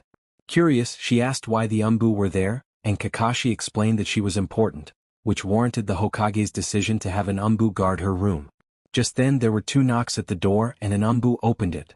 A man with glasses entered, greeting Kakashi and inquiring about what was needed. Kakashi introduced Nezuko to Ebisu, who expressed his pleasure in meeting her, mentioning that the Hokage had told him much about her. Nezuko shyly downplayed the compliment. Kakashi then requested Ebisu to train Naruto Uzumaki, as he would be unable to do so himself. Ebisu hesitated, expressing a preference to train Nezuko instead, but Kakashi insisted that he would be training Naruto. Nezuko reassured Ebisu that she would train on her own, and Kakashi asked if she was sure, to which she nodded, prompting him to sigh. Nezuko made her way to Lee's room, having learned from Kakashi that he was still in critical condition. Upon arriving, she knocked on the door, which opened to reveal Guy. Surprised, Nezuko greeted him and confirmed that she had come to visit Lee. Guy informed her that he had to leave for an important meeting with the other Jounin. When she asked about the reason, Guy whispered that Hayate had been killed, leaving her astonished. She remembered Hayate and felt a pang of sadness for him. After wishing Guy good luck, he vanished in a puff of smoke, and Nezuko entered Lee's room, finding him asleep. Though his condition had not improved, she took his hand gently. Whispering his name, she felt his grip tighten slightly. Nezuko asked if he was okay, and he responded that he was managing but inquired about her well-being. She reassured him that she was fine but expressed concern for his state. Lee, with a sad expression, lamented his situation, calling himself a loser for not using ninjutsu or any other specialty like her. Nezuko encouraged him, reminding him that they were not born to meet others' expectations but to pursue their own dreams. She asked if he wanted to be a great shinobi, one who was strong, and urged him to believe in himself.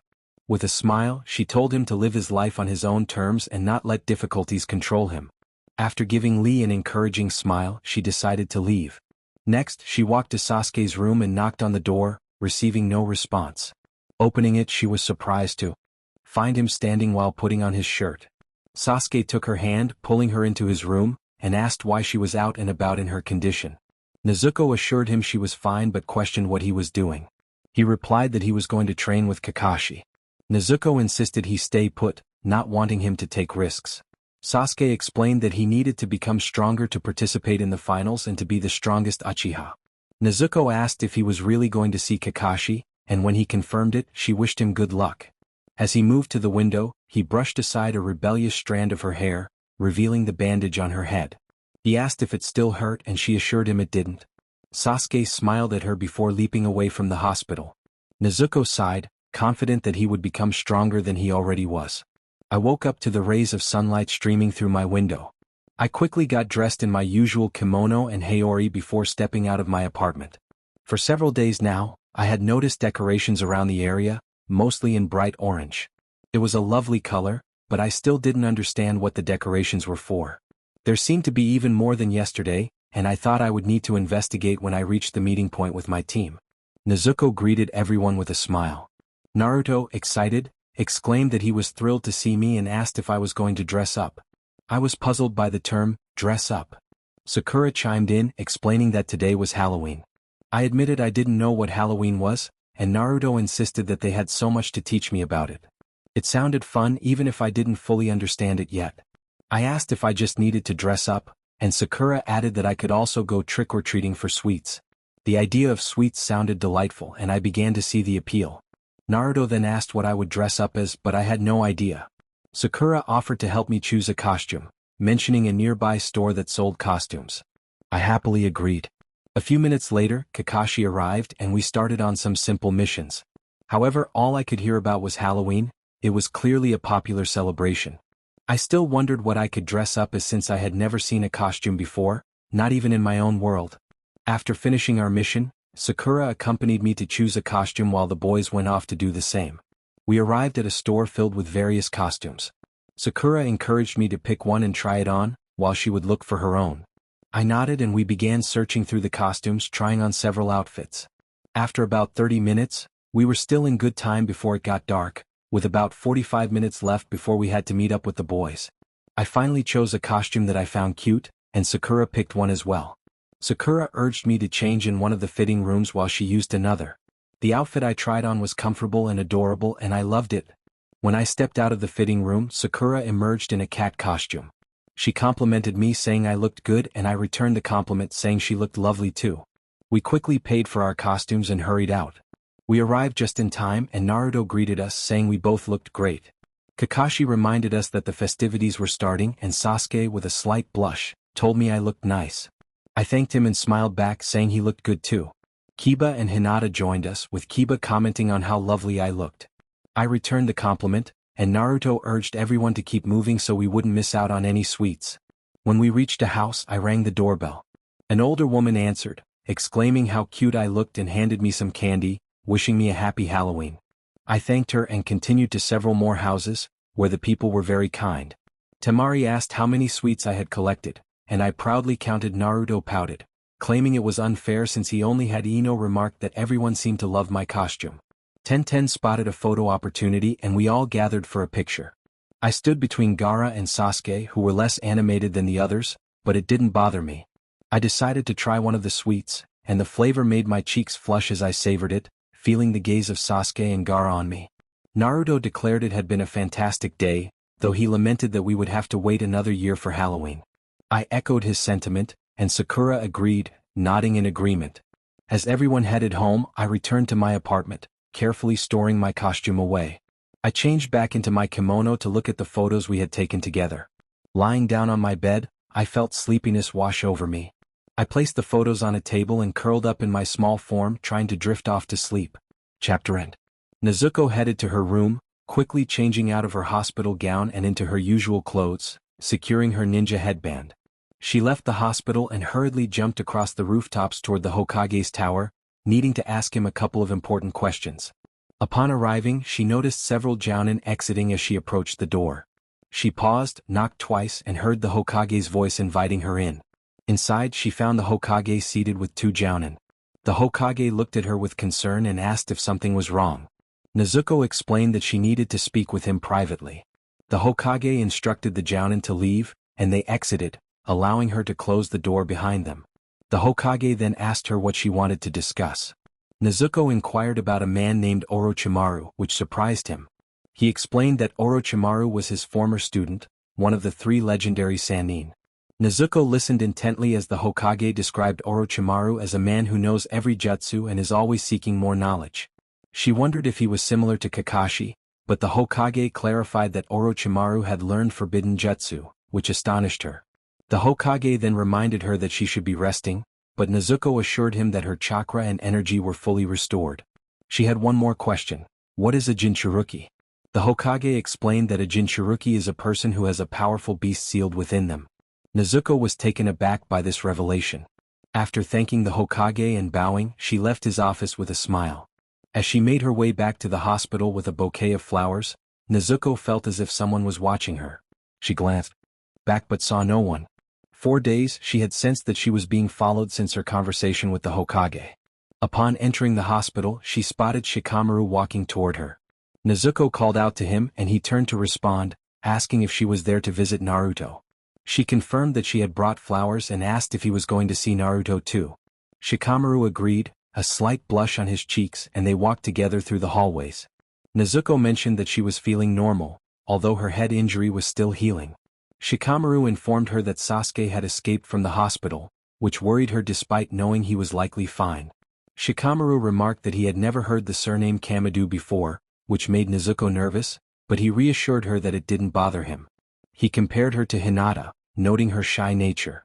They stopped in front of Naruto's room, and Shikamaru opened the door, revealing that Naruto was still asleep.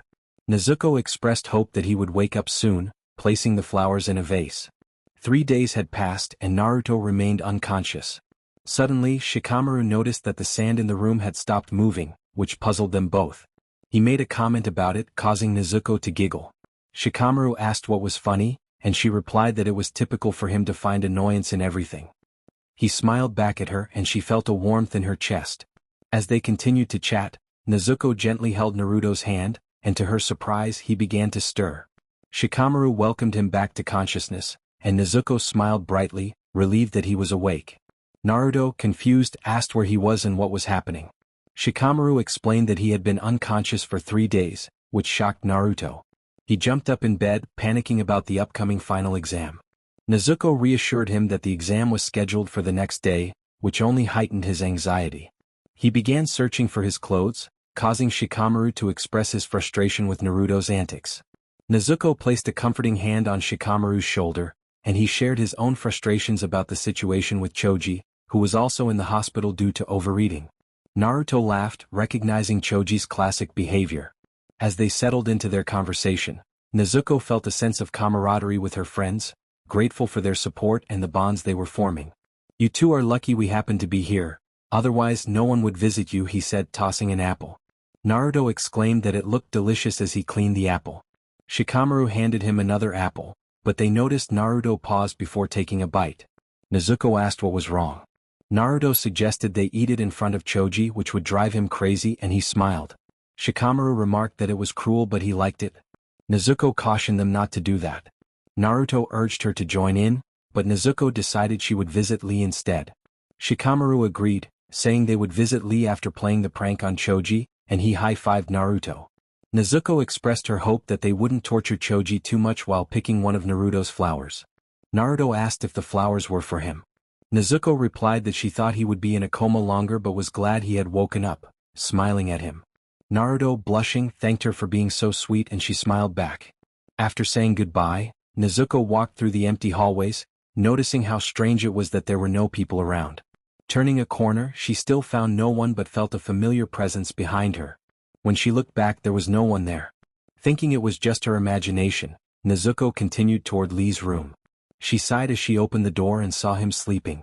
She smiled at the sight, closing the door behind her and approaching Lee. She greeted him even though he was asleep, and noticed a daffodil in the vase.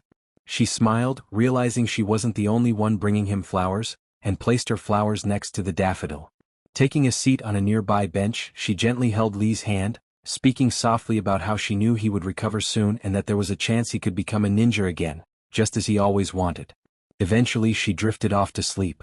Unbeknownst to her, the familiar presence she had sensed earlier was now behind her, watching her intently before shifting its gaze to Lee. Gaara stared coldly at his new target, gripping his head in pain as Lee's agonizing scream echoed in his mind from their previous encounter. In a flashback, Gaara questioned Guy about why he would save Lee, expressing confusion and anger. Guy firmly stated that Lee was his student and very valuable to him. Returning to the present, Gaara tightened his grip on his red hair, overwhelmed by pain and anxiety. He wondered what he was. Memories of his bitter childhood flooded back, but Nezuko's face lingered in his mind. He recalled her voice, her eyes, her smile, and as he looked at Nezuko, who was sleeping peacefully, he felt a surge of conflicting emotions. Suddenly, the lid of his gourd fell to the ground, and sand began to encircle Lee, but it avoided Nezuko. Gaara directed more sand toward Lee but then abruptly stopped. He thought to himself that he couldn't move his body, trying to lift his hand but receiving a sharp blow to his cheek instead. Naruto confronted Gaara, demanding to know what he was doing there. Shikamaru, using his shadow possession jutsu, explained that whatever Gaara did to Lee would also affect him. Nezuko, startled awake, saw Naruto, Shikamaru and Gaara, confused by the scene and noticing Lee surrounded by sand. Naruto insisted that Gaara explain his intentions. Nezuko, worried, began to remove the sand from Lee's face and asked Gaara why he had surrounded Lee with it. Gaara coldly replied that he intended to kill Lee, shocking the three of them. Shikamaru thought about Gaara's power, realizing he wasn't affected by his jutsu. He questioned Gaara about his motives, wondering if he held a personal grudge against Lee. Gaara simply stated that he had nothing against Lee, he just wanted to kill him. Naruto shouted that Gaara was out of his mind, while Shikamaru expressed his frustration at Gaara's reckless behavior. Gaara warned them that if they didn't get out of his way he would kill them too. Nezuko, holding onto Shikamaru's arm in concern, caught his eye. Naruto defiantly challenged Gaara, eager to fight. Shikamaru urged Naruto to calm down, realizing they needed a strategy to handle Gaara. He attempted to reason with Gaara, mentioning their hidden strengths and the fact that they were 3 against 1. He pleaded for Gaara to leave them alone and walk away. Gaara coldly reiterated his threat, leaving the boys surprised and anxious, while Nezuko remained calm, knowing Gaara wouldn't harm her but worried for her friends. Shikamaru thought of a backup plan, while Naruto continued to provoke Gaara. Gaara, acknowledging Naruto's words, revealed that his own demon was as real as theirs, and his life had not been the happy one most people assumed. To ensure I became the strongest shinobi, my father used a ninjutsu on me, granting my unborn self the spirit of the sand. I took the life of the woman who brought me into this world. I was born a monster, he mentioned in a hoarse voice. The three present were taken aback. Nezuko began to sweat nervously, and the boys started to tremble. Gaara explained that his name was Shikaku, the living reincarnation of an old monk from the sand village who had been sealed in a teapot. Shikamaru remarked that it was like a demonic jutsu, questioning the morality of using it on a baby, even before birth. Naruto pondered whether it could be true, wondering if Gaara also had someone inside him. Shikamaru then commented that Gaara's father must have been an extraordinary man who loved him deeply. Gaara dismissed the notion of love, expressing that he should not be measured by others' standards. He felt that the only emotional ties he had with his family were ones he wished to strangle, with hatred being the only bond he recognized. After taking a life at birth, he was brought here and raised as the village's savior, the son of the Kazekage. His father taught him the deepest secrets of a shinobi, pampered him, protected him, and then abruptly ceased to do so. For a time, Gaara believed that was love, but that was where everything began to unravel. Shikamaru, frustrated, asked when that was, but Gaara remained silent. Naruto pressed for an answer, demanding to know what had begun and when. Gaara closed his eyes, then opened them with a chilling smile, revealing that 6 years ago, on his 6th birthday, his father had tried to rid himself of Gaara countless times. This revelation left the boys in shock, trembling, while Nezuko was simply astonished. Shikamaru questioned how Gaara could say he was pampered and protected after such a statement. Gaara explained that those who are powerful often instill fear in others. The jutsu bestowed upon him at CNCPTN caused instability in his mind, and even the simplest villagers realized he had emotional issues. His father, the Kazekage, had created him as a final weapon, but he became a threat to the villagers he was meant to save. By the age of 6, he had become a figure of terror, a reminder of a past everyone wanted to forget. He struggled to find a reason to continue living, believing that to exist without purpose was akin to being dead. Shikamaru questioned what Gaara was talking about, but only Naruto and Nezuko remained shocked. Naruto understood Gaara's feelings all too well, recognizing their similarities. Gaara eventually found his answer. His reason for living was to take the lives of others. For years he had lived in fear of those who sought to kill him, but now he felt at peace. He had taken many lives, and in doing so he discovered the truth: he lived solely for himself. The death of his mother had given him life, and the death of others sustained him, bringing him happiness. As long as there were people to kill in this vast world, he would never disappear. Naruto reflected on his own loneliness, recalling how he had once felt lost until Irika-sensei had seen something in him and given him a purpose. He realized that Gaara was still searching for his answer, resorting to killing to feel alive.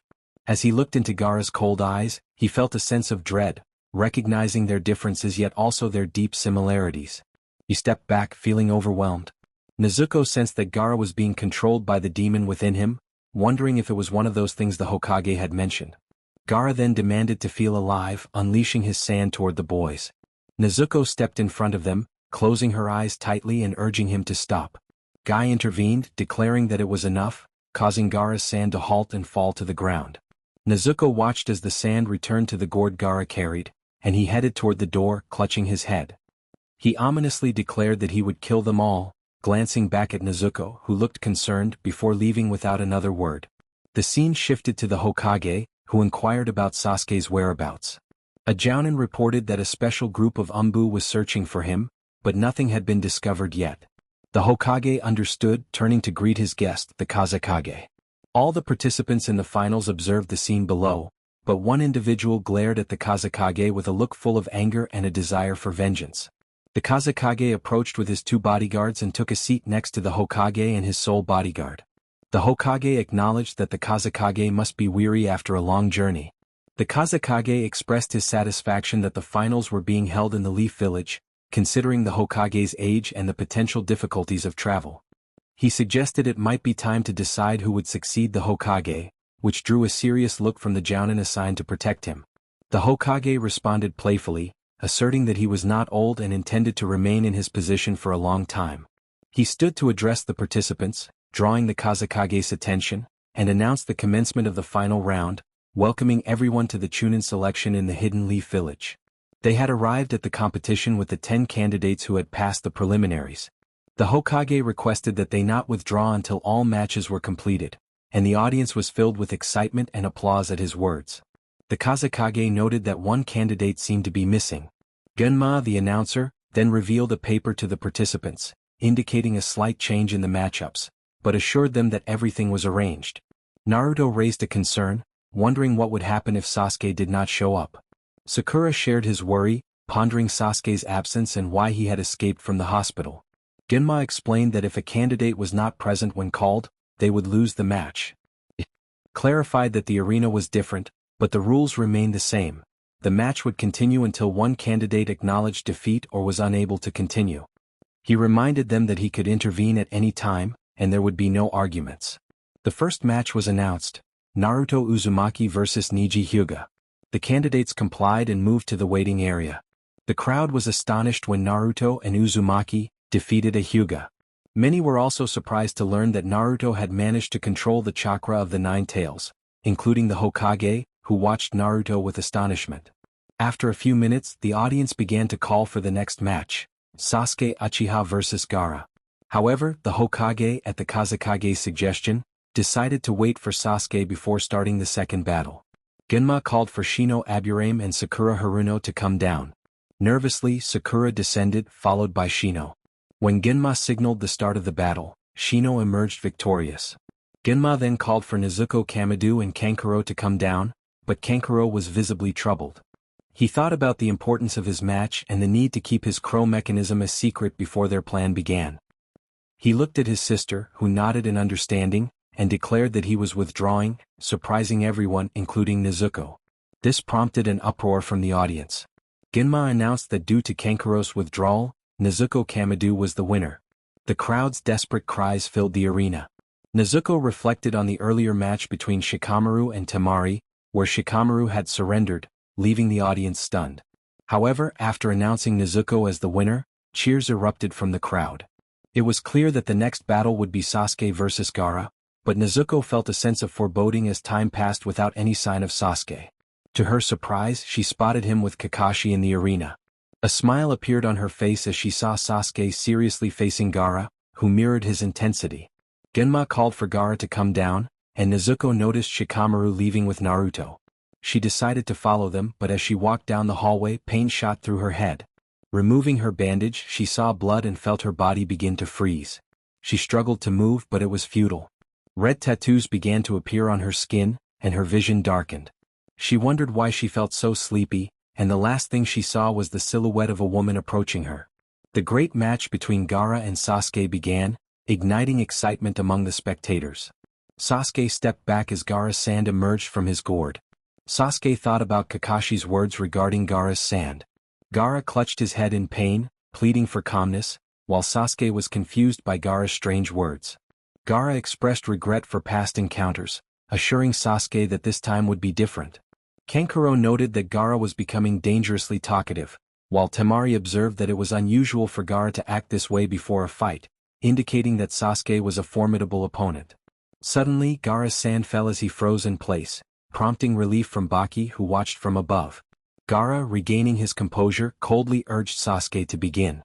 As the battle unfolded, Gaara used his sand to shield himself, while Sasuke launched shurikens that were blocked by a sand clone. Sasuke charged at Gaara, narrowly dodging the rapidly approaching sand. He countered with a punch that shattered the clone, but Gaara's sand protected him from Sasuke's next attack. Sasuke, with a confident smile, vanished and surprised Gaara, who recalled his previous encounter with Lee. Sasuke delivered a powerful blow to Gaara's cheek, sending him crashing to the ground, leaving the audience in awe of Sasuke's speed. The competition continued, with Sasuke landing blows on the stunned Gaara, who struggled to keep up with Sasuke's agility. As the battle intensified, Gaara's sand began to envelop him, and he shot a furious glare at Sasuke. Kankuro was alarmed, realizing that Gaara was about to unleash a powerful jutsu. Sasuke, determined to strike before the shield closed, lunged forward, but sharp spikes of sand emerged, injuring him and leaving him breathless. He jumped back to distance himself from the shield, watching as the firm spikes of sand disappeared. Blood began to flow from the wounds caused by the spikes, but he remained unfazed. Sasuke thought to himself that the sand was used as a shield, and given its density, he doubted he could create something so strong. His right hand trembled from the pain, but he activated his Sharingan, feeling completely secure. Kakashi and Guy were both surprised by the movement created by the sand user. Naruto called out to Kakashi, and Lee expressed his happiness at seeing Naruto. Kakashi turned to Naruto, asking what was wrong. Naruto, agitated as he rushed toward Kakashi, insisted that they needed to stop the fight immediately. Kakashi was confused, prompting Naruto to explain that the boy Sasuke was fighting was completely different from anyone they had encountered before, the furthest thing from normality. Ino urged Naruto to calm down and asked what he meant. Naruto insisted that the boy believed his purpose in life was to kill, warning that if this continued, Sasuke would die. Sasuke kept his gaze fixed on Gaara's shield, while Gaara closed his eyes and formed a hand seal. With a chant, an eye made of sand emerged, surprising Sasuke and Gaara's two siblings. Temari thought to herself that there was no doubt it was that jutsu, and it was bad news. Gaara wasn't following their plan. Kankuro on the other hand felt irritated. Naruto pleaded with his friends to believe him, while Kakashi regarded Sasuke with seriousness. Sakura then appeared, asking if they had seen Nezuko.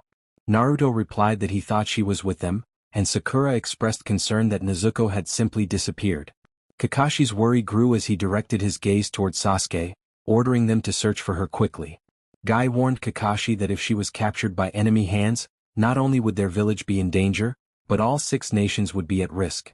Everyone watched in shock as Sasuke and Gaara faced off, but Kankuro and Temari were particularly astonished to see that after many attempts, Sasuke had managed to hurt Gaara.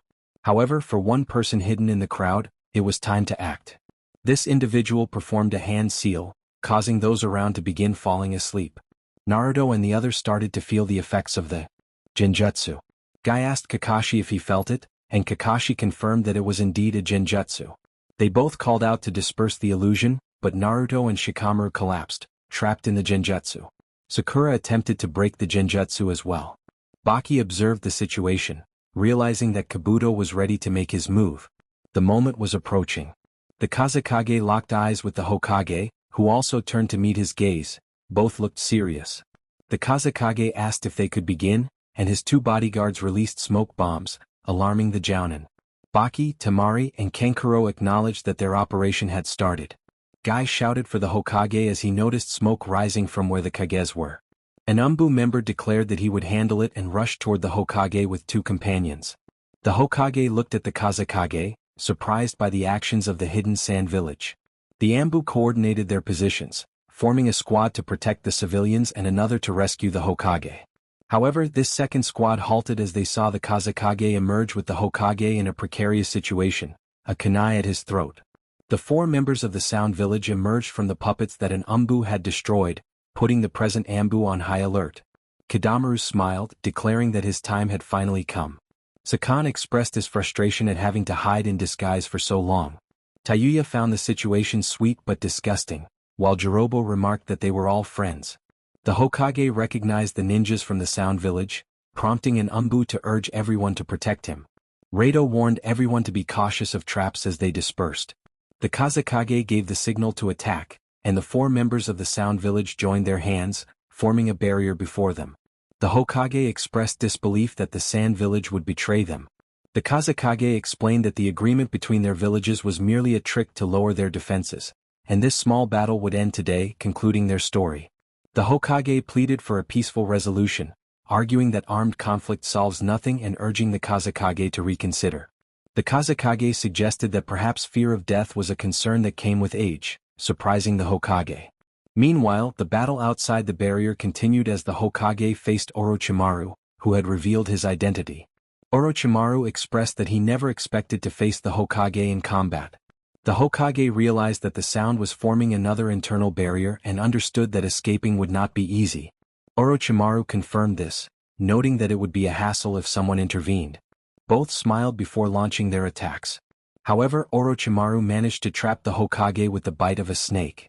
He taunted the Hokage, but his smile faded when he realized the Hokage had transformed into mud using a substitution technique.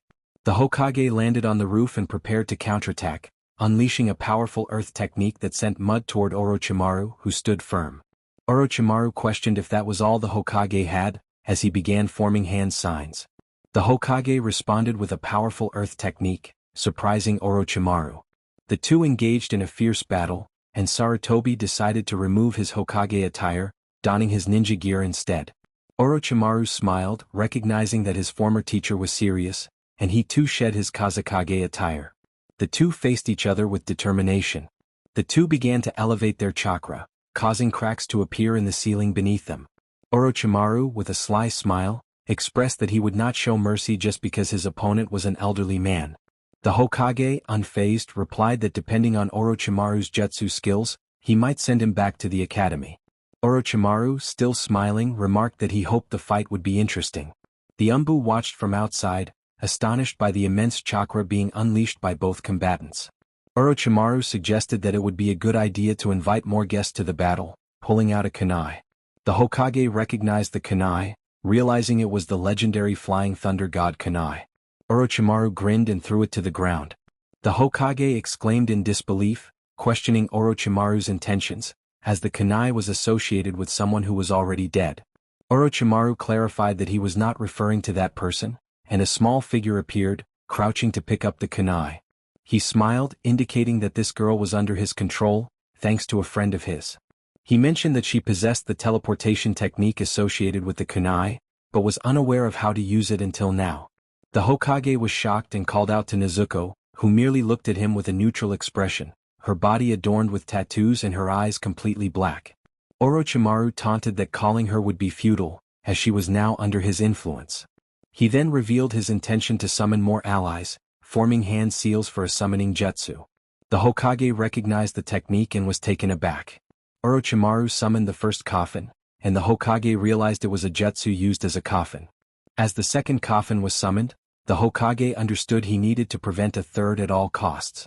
Orochimaru attempted to summon a third, but the Hokage threw shurikens to block it, causing Orochimaru to smirk and declare that he had Nezuko to replace it. The Hokage reflected on the situation, realizing he was facing his former masters alongside the girl he considered a granddaughter. He could hardly believe what Orochimaru had done to her. Orochimaru insisted that she had more abilities than the Hokage thought, while the two resurrected Hokages began to walk. Hashirama greeted the Hokage, acknowledging the time that had passed, while Tobirama commented on how old Sarutobi looked.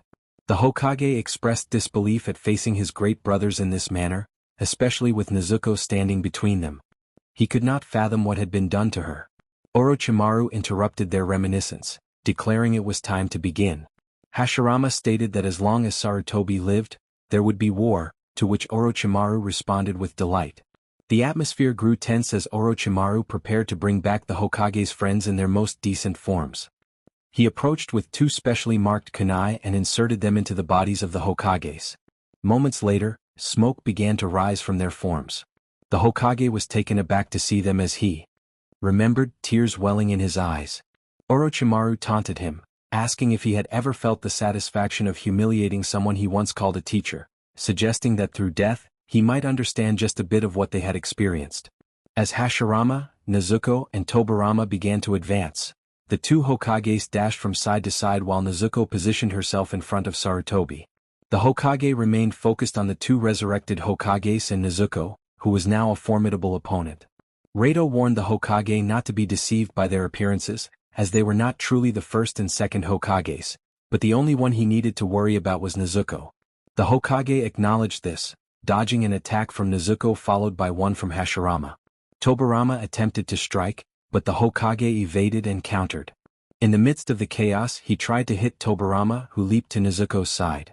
The third Hokage began forming hand seals, ready to counterattack. The Hokage declared the start of his jutsu, unleashing a torrent of fire. Nezuko responded with her own fire technique, and the two flames clashed. Orochimaru watched the spectacle with a grin. Tobirama then summoned a wall of water, and Nezuko dispelled her jutsu, allowing Tobirama to unleash a powerful wave. The Hokage quickly formed a mud wall to protect himself from the oncoming torrent. As he peered over the top, he saw the three opponents poised to strike. Hashirama charged at him, and the Hokage retaliated with fireballs, which Hashirama blocked with his hands. The battle escalated as Hashirama landed a heavy blow, sending the Hokage crashing into the water. Struggling to rise, the Hokage noted how fast and strong Hashirama remained. He narrowly dodged a punch from Nezuko, who continued to attack with swift strikes. However, she used water to distract him, landing a solid hit that sent him crashing into his own wall. As the Hokage regained his footing, he was pulled underwater by Tobirama, but he managed to strike back, escaping the water's grasp. Powerful waves surged, destroying the mud wall, and the Hokage gasped for breath as the water began to recede. But he watched as small roots began to emerge from the ground, or rather from the ceiling above them, growing rapidly. The Hokage declared the secret jutsu of the first Hokage as he bit his finger. Hashirama then announced the secret earth jutsu, emergence of the deep forest, causing large roots to cover the area. Some roots ensnared the Hokage, who struggled to escape but failed. Orochimaru remarked that it seemed this battle had reached its end, smiling as both Hokages and the Chunin appeared. The third Hokage attempted to reach a flat surface, just a few centimeters away from where he was trapped, and managed to touch the trunk. He called forth the ninja art, summoning jutsu, Enma the Monkey King, and smoke began to fill the area where he touched.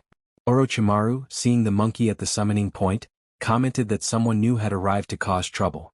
Enma recognized the situation, expressing disappointment that Sarutobi hadn't eliminated Orochimaru when he had the chance. The Hokage responded that it was better late than never, to which Enma added that now it was too late. The Hokage urged Enma to act quickly, calling for his staff to become unyielding. Orochimaru shouted to stop him, insisting they shouldn't let him transform, and the three rushed toward the Hokage and Enma. Minutes passed, and as Enma transformed, the Hokage broke free from the roots and headed toward his former student, who awaited him with a serpent sword. Hashirama halted the Hokage with a kick that sent him to the ground, but the Hokage quickly placed an explosive tag on him. He then received a blow from Tobirama, who also found a tag on his arm. Orochimaru declared it was his turn as he rushed toward his former teacher, striking him down and leaving him on the ground, mocking him for trying to fight against four without using his shadow clone jutsu. As Orochimaru approached the Hokage, he feigned concern, expressing disappointment in his former mentor, the legendary teacher and warrior. The Hokage thought to himself, feeling tears, lamenting how foolish Orochimaru had become. He struck back at Orochimaru, and in that moment, Enma seized Orochimaru by the neck, vowing to crush him like a worm as should have been done years ago. However, Orochimaru transformed into mud, escaping with a smile, only to be met with a kick from the third Hokage. The Hokage began forming seals to activate the explosive tags, which detonated, causing Tobirama and Hashirama to fall. Orochimaru ordered Nezuko to finish the Hokage, and she charged at him, attempting to strike, but he countered with a blow to her stomach, pushing her back. He asserted that a Chunin like her could not defeat a Hokage like him. Orochimaru then revealed his immortality jutsu, a technique that recycles the spirit into the earth, comparing it to a resurrection jutsu where one takes a young body. He positioned himself behind Nezuko, caressing her face, explaining that he had been using his familiar form until now to make their reunion nostalgic. He lamented aging, stating that he would soon move into a stronger body, but first he had to thank the Hokage and the entire Hidden Leaf village for preparing his next vessel.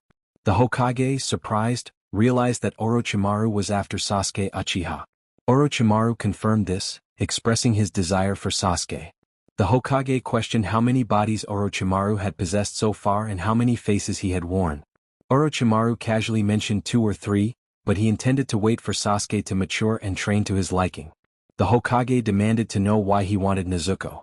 Orochimaru explained that he wanted her to be the perfect woman for Sasuke, hoping that if they had a child, it would grow stronger and help him change bodies. He laughed, taunting the Hokage about which face he preferred to see as he died, changing his face to his original form with a raspy voice. The Hokage freed himself from the large trees that Hashirama had created to trap him. He summoned shadow clones, declaring that it would only shorten his life. Enma, still transformed, recognized the sequence of hand signs the Hokage was forming. The demonic spirit appeared behind the Hokage, who glanced back. The Hokage recalled the fourth Hokage's words, recognizing the spirit of death, invisible to all except the one who invoked the jutsu. Orochimaru, confident, claimed that whatever the Hokage was planning, it was too late.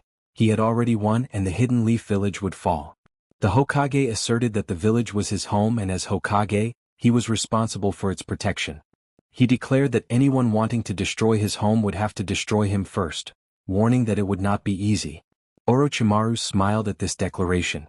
Tobirama and Nezuko initiated a genjutsu, casting infinite darkness, and the Hokage watched as everything turned dark. Orochimaru dismissed their efforts, belittling the village as a mere footnote in history. Nezuko lunged to strike him, but he struggled to defend himself in the darkness. The Hokage reminded Orochimaru that they were more than just a simple group of huts. They were a place where shinobi were born, grew, matured, fought, and died to protect their home. He reflected on the value of the people there who were family to him despite not sharing blood ties. Orochimaru dismissed this, labeling the Hokage as a decaying pillar filled with termites, claiming he didn't need to defeat him because he was already falling. The Hokage countered that even if he fell, Orochimaru would still lose. I am just one of a long list. I hold a title of trust for those Hokage who came before and those who will come after. I am the third Hokage. Nothing will stop me. A new and stronger Hokage will take my place, becoming the pillar, roof, and walls that protect the village. Now, Orochimaru, are you ready? Because I am about to invoke a jutsu you have never seen before. He formed a hand sign and declared the name of the jutsu, the Death Seal. Orochimaru questioned whether it was truly a jutsu he had never encountered. The Hokage felt the urgency of the moment. The surrounding darkness was dangerous. Orochimaru taunted him, suggesting he might need to force the Hokage to reveal his technique. The Hokage focused on calming himself. As the Hokage began to draw blood for his summoning, the demonic spirit was ready to seal. He felt a sense of accomplishment as he completed the jutsu at the perfect moment. Orochimaru mocked him, asking if he was sweating from fatigue. The Hokage knew he needed to capture his targets, and he sent 2 clones to flank them. He successfully trapped Hashirama with one clone and Tobirama with the other. The Hokage could see the captured bodies as the darkness around him faded. The demonic spirit seized the souls of both Hokages. Hashirama expressed his apologies to Sarutobi, acknowledging the challenges they had caused. He warned the Hokage to protect a certain girl from Orochimaru, while Tobirama reluctantly admitted that she had a good heart, evident in her warm chakra. The Hokage felt a deep sense of regret as he prepared to undo the resurrection jutsu, revealing the bodies of the Hokages. He turned his attention to Nezuko, who was watching him intently. Orochimaru urged her to finish the Hokage off, telling her to use all her strength. Nezuko complied, activating her power and charging at the Hokage with a kunai. She threw the kunai given to her by Orochimaru, but the Hokage skillfully dodged it. However, Nezuko quickly followed up, grabbing the kunai and striking at his neck, then plunging another kunai deep into his back. Orochimaru's laughter echoed as he observed the battle's progression. He believed the fight was over, but he was taken aback when he realized the Hokage had performed a substitution jutsu. The Hokage then executed the curse seal, touching Nezuko's head. She screamed in pain as the Hokage declared that, as Hokage and someone superior, this would be enough to seal the mark. Nezuko collapsed to the ground, her eyes returning to normal as the tattoos faded. The Hokage thought to himself that he might never see Nezuko again, hoping she would become a great ninja. Nezuko's perspective shifted as she sat on her bed, staring out the window. She felt a hand on her shoulder and turned to see Sasuke. He informed her that it was time and she nodded, putting on her mouthpiece. They walked in silence, the wind gently moving her hair. Sasuke thought to himself that she had always hidden her sadness behind her smile. When they arrived, everyone was gathered, dressed in black and wearing somber expressions. Hamura addressed the group, stating they were there to remember and honor not only the third Hokage but also those who sacrificed themselves during the battle to ensure the village's survival. They began placing white roses in front of the photos of those who had fallen, including the Hokage. Nezuko felt a wave of guilt wash over her. She had been controlled by Orochimaru, used to try to kill Hiruzen. She heard a small cry and noticed Konohamaru, who seemed more broken than the rest of them. She decided to embrace him and he wrapped his arms around her waist. Irika approached to comfort Konohamaru, and memories of the third Hokage flooded Nezuko's mind. Her first conversation with him, the advice he had given her, and the books he had lent her to learn more about ninjutsu and genjutsu. As she walked alongside Sasuke, her gaze remained on the ground. Suddenly she noticed him throw a kunai in front of him and approached him, touching his shoulder. She asked if he was okay and he assured her he was fine. Nezuko inquired about his thoughts, noting how he always sat with his hands together when deep in thought. Sasuke admitted he was reflecting on his miserable life, which prompted Nezuko to lower her gaze. She suggested she would go home and see what she could do, and he nodded in agreement, warning her to be careful of a certain clumsy person, which made her chuckle softly. As she walked with her head down, she accidentally bumped into someone. Apologizing, she looked up to see a frightening face with shark-like features. She glanced at the person she had collided with, who simply turned away, revealing only their black hair. She asked if the man was all right, but he dismissed her, telling her to get out of their way. Just then she noticed the other person grabbing the first by the wrist, allowing her to pass. She decided to ignore the strange individuals and continued on her way. Kisame observed the village, noting that it hadn't changed. He asked Itachi if he missed the place, to which Itachi replied seriously that he did not. Just then he felt a slight bump and turned to see a girl with black hair and orange tips. Nezuko apologized once more. It was not her intention, she said with concern, but Itachi quickly turned his face away to avoid looking at her. Kisame remarked that she must be blind, while Nezuko apologized and surprised Itachi by taking his hand, asking if he was okay. Kisame glanced at his partner, who was avoiding eye contact with the girl. He then told Nezuko to step aside, but Itachi stopped him by holding his wrist. With a gesture, Itachi indicated for her to continue on her way, and she obeyed, keeping her head down. Kisame questioned why Itachi had stopped him, to which Itachi coldly replied that he should not mess with her. Kisame teased that Itachi had not mentioned being a Pefli, prompting Itachi to tell him to be quiet as he resumed walking. Kisame continued to prod, asking if the girl meant something to him. Itachi stated he was not obligated to answer, but Kisame persisted, jokingly suggesting she might be his little girlfriend. Itachi firmly denied it, but Kisame noted that Itachi seemed jealous, to which Itachi replied that she was very important to him. Kisame laughed, imagining that when she grew up she would be the envy of other girls, and wondered if she would have a great figure, but Itachi ignored him.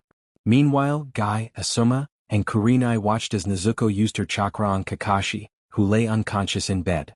Nezuko expressed her worry, asking once again what had happened to him.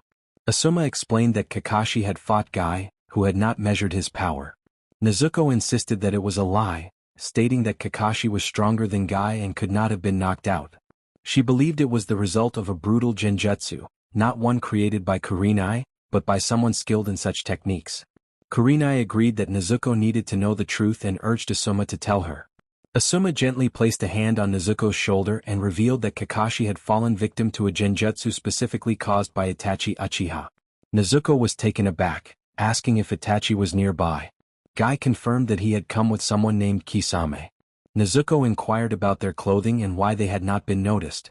Asuma described their black cloaks adorned with red clouds, and Nezuko recalled the two individuals she had encountered.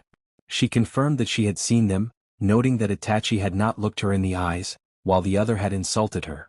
Guy expressed his frustration, declaring that the disrespectful one would learn to respect her. Nezuko brushed it off, focusing on healing Kakashi. Asuma cautioned her that she had already used enough chakra, but when he took her hand she gently pulled it away, insisting that she did not care about her own state, only that Kakashi was well. She expressed her determination, revealing that she did not want to lose anyone else. Guy shifted the topic, acknowledging that while Itachi and Kisame were a problem, they likely had not found Naruto yet. Asuma added that it was illogical for them to have infiltrated the village without finding Naruto, especially since Itachi had seen his face. Nezuko insisted they needed to do whatever it took to prevent Itachi from finding him. Just then, Sasuke entered, calling for Kakashi and expressing surprise at the scene before him, especially seeing Nezuko there. He demanded to know what was happening. Guy downplayed the situation, while Kurenai scolded Sasuke for his ignorance. Nezuko urged Sasuke to calm down, but he ordered her to stay behind and not follow him. Nezuko felt worried about him. Guy questioned why this always happened, noting Nezuko's anxious grip. Asuma tried to reassure her, but Nezuko was unable to relax, knowing that Itachi was nearby and that Sasuke was likely going to confront him. She felt compelled to stop him. Guy firmly insisted that she would not go, agreeing with Sasuke that she should remain there. Nezuko protested, but Guy reiterated that it was an order. She turned her gaze to Kakashi, who remained unconscious but was now healed. Resigned, she sat on the bench beside Kakashi's bed, hoping that Sasuke would not do anything reckless. As Nezuko walked down the hallway, the sounds of her teachers echoed from each classroom. She paused at a door and slid it open, calling out to Irika, who acknowledged her presence along with the students. Nezuko admitted she was tired, explaining that she had been trying to break Sasuke out of the genjutsu since his arrival, but had been unsuccessful. Irika placed his hands on her shoulders, advising her not to overexert herself and to leave it to someone with more experience. Nezuko then leaned in closer, revealing that Itachi was there, along with Naruto and Jiraiya. Irika quickly informed the students that class would end early, prompting cheers from them, though he added they would still have homework, disappointing them. Konohamaru rushed toward the Hokage's tower, climbing the stairs until he reached Izumo and Kotetsu. He demanded to know where they were taking his grandfather's belongings, insisting they did not belong to them. Kotetsu explained that they had found the items scattered everywhere and thought it best to secure them. Who gave you permission? Kotetsu mentioned that they needed to make space for the new Hokage. Konohamaru was confused, asking what he meant. Izumo explained that it was finally time for the fifth Hokage to be appointed, which was a relief for the entire village. The chosen one had moved in and they needed to prepare. However, he was interrupted when Konohamaru pushed past him, exclaiming that it was too soon for another Hokage. He ran off, but as he exited he bumped into someone. He began to move his head away from her chest, realizing she was looking at him seriously, and quickly distanced himself. He demanded to know who she was and what she was doing there. Tsunade responded with a question of her own, asking what he was doing there, calling him a little frog. Konohamaru retorted, challenging her to call him that again.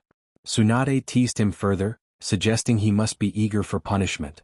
Just then Shizune called out to Tsunade, reminding her that it was time to enter as the council was waiting. Tsunade smiled and playfully poked Konohamaru on the forehead, wishing him well before walking away. Shizune expressed her hope that he would behave as she was the one who received complaints. Tsunade agreed with a smile and left. Konohamaru grumbled that he didn't like being called a little boy. Suddenly, someone collided with him. He shouted at Naruto, asking why he didn't watch where he was going. Naruto in turn questioned why Konohamaru wasn't paying attention to where he stood. They recognized each other and Konohamaru was excited to see Naruto again. However, Naruto quickly began looking around, asking if Konohamaru had seen an elderly woman with a bad temper nearby. Konohamaru confirmed he had met her, and they both exclaimed in unison about her identity. Naruto explained it was a long story and that he needed to take her to the hospital immediately. Konohamaru was surprised, asking if she was going to the hospital. Naruto confirmed she was an excellent medical ninja and that everyone was excited about her becoming Hokage. Konohamaru was still in disbelief, insisting that Naruto was lying. Naruto questioned what was wrong with him. Meanwhile, Nezuko was trying to awaken Sasuke, using her chakra to encourage him. Sakura urged her to stop, but Tsunade entered, catching Sakura's attention. Sakura was surprised by Tsunade's beauty. Tsunade noticed Nezuko was breathing heavily from using her chakra.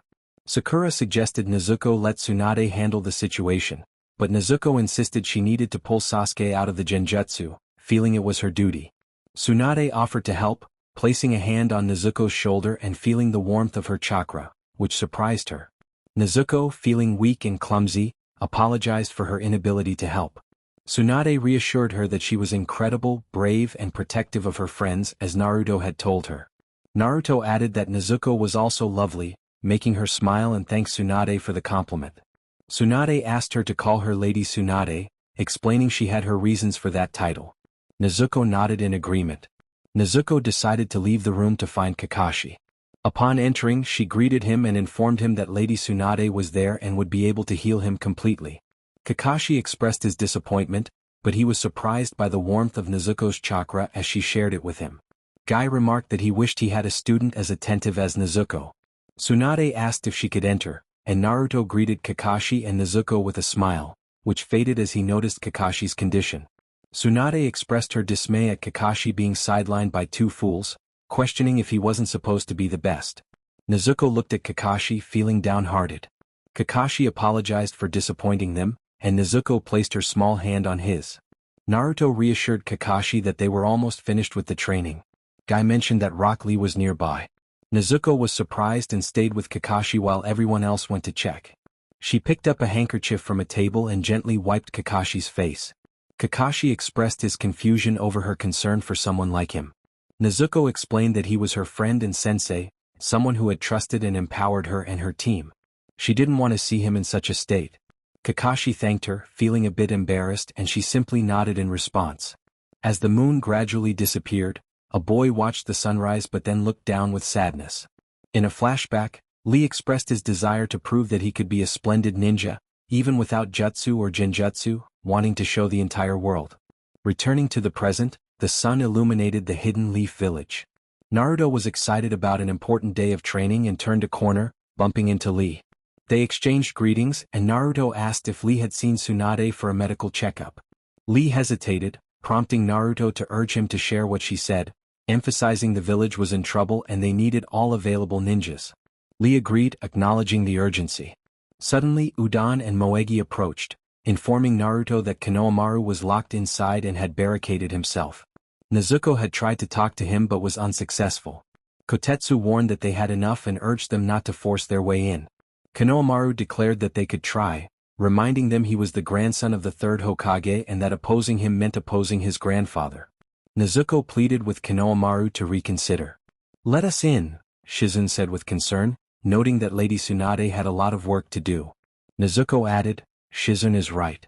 Lady Tsunade has important tasks to handle, and I can't proceed until she gets in there." She glanced at Nezuko. "All right, Konohamaru, if you don't open the door we'll have to force it open," Nezuko warned, and the two jounin nodded, preparing to shoulder the door. Suddenly, smoke bombs were released from above, causing both to cough. "Pepper bombs. It will get worse if you try to enter." "I have traps everywhere," Konohamaru shouted. Izumo, coughing, remarked, "Honorable grandson, even you." "Konohamaru, come out now," Nezuko urged as the smoke began to clear. She channeled her chakra toward Izumo and Kotetsu. "Shut up and get lost," Konohamaru yelled. Tsunade's voice cut through the chaos. "Isn't it too early for all this noise? My head is already pounding from the racket." "Lady Tsunade," Shizune and Nezuko said in unison. "What? Can't you handle a little frog?" Tsunade replied, exasperated. "Well?" Izumo started, but Tsunade interrupted. "Get him out of there," she commanded. "But ma'am, he is the grandson of the third Hokage," Izumo protested. "I don't care. I'm the granddaughter of the first Hokage, I should be your concern right now," Tsunade insisted. Izumo and Kotetsu exchanged uncertain glances. "From what I see, maybe the kid could use a good lesson. Get him out of there," Tsunade reiterated, and both jounin nodded in agreement. "Wait," Naruto called out. "Naruto," Nezuko said, recognizing him. "Hold on, give me a second. I don't know exactly what happened, but you shouldn't be too hard on Konohamaru." "Please, Lady Tsunade," Naruto pleaded. "So the frog is your friend?" Tsunade observed. "Yes, it's fine. I can get him out, just let me talk to him." "I know he will listen," Naruto assured her. "I want him out of there before the end of the day," Tsunade declared. "By the end of the day?" "But Lady Tsunade." "Wait," Shizune said, following her. Nezuko found Lee holding a bouquet of flowers. "Oh, hello, Nezuko," Lee said, slightly blushing. "I brought you this," she said, extending the bouquet. "Are these for me?" "Really?" he asked, surprised as he glanced around. She nodded with a smile and Lee returned the smile. "Thank you so much, really," he said, but as he tried to steady himself, he stumbled and fell against Nezuko, who caught him to help. "I'm so sorry, Nezuko." "It's no problem," she replied with a smile, guiding him to the railing on the bridge where they stood. "Did you hear? Sasuke is back home and recovering well. They say he will be himself again soon." "I'm glad to hear that," Lee responded. "Lee, I heard that. Your surgery has a 50% chance and if it fails," Nezuko said, her voice trailing off. "I know, don't worry," he said, smiling as he gazed into her bright pink eyes. "I'm sorry, Lee.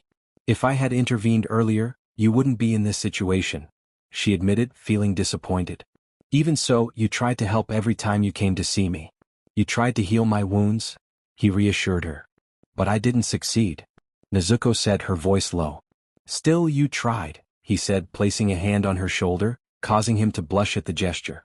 "I am sorry. Don't worry. It doesn't bother me," she said, smiling. "You know, Nezuko, I promise I will never give up. I know I will fulfill my promise to protect you no matter my condition. I will do it gladly," he declared, surprising Nezuko. "That's not necessary, I can take care of myself," she said, laughing with a smile. "Even so," he insisted, placing his hand on her cheek. "I will protect you at all costs." "Lee," she said, surprised, then smiled.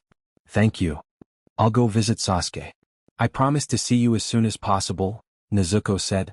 "All right, be careful," Lee replied, watching her hair sway with each step she took.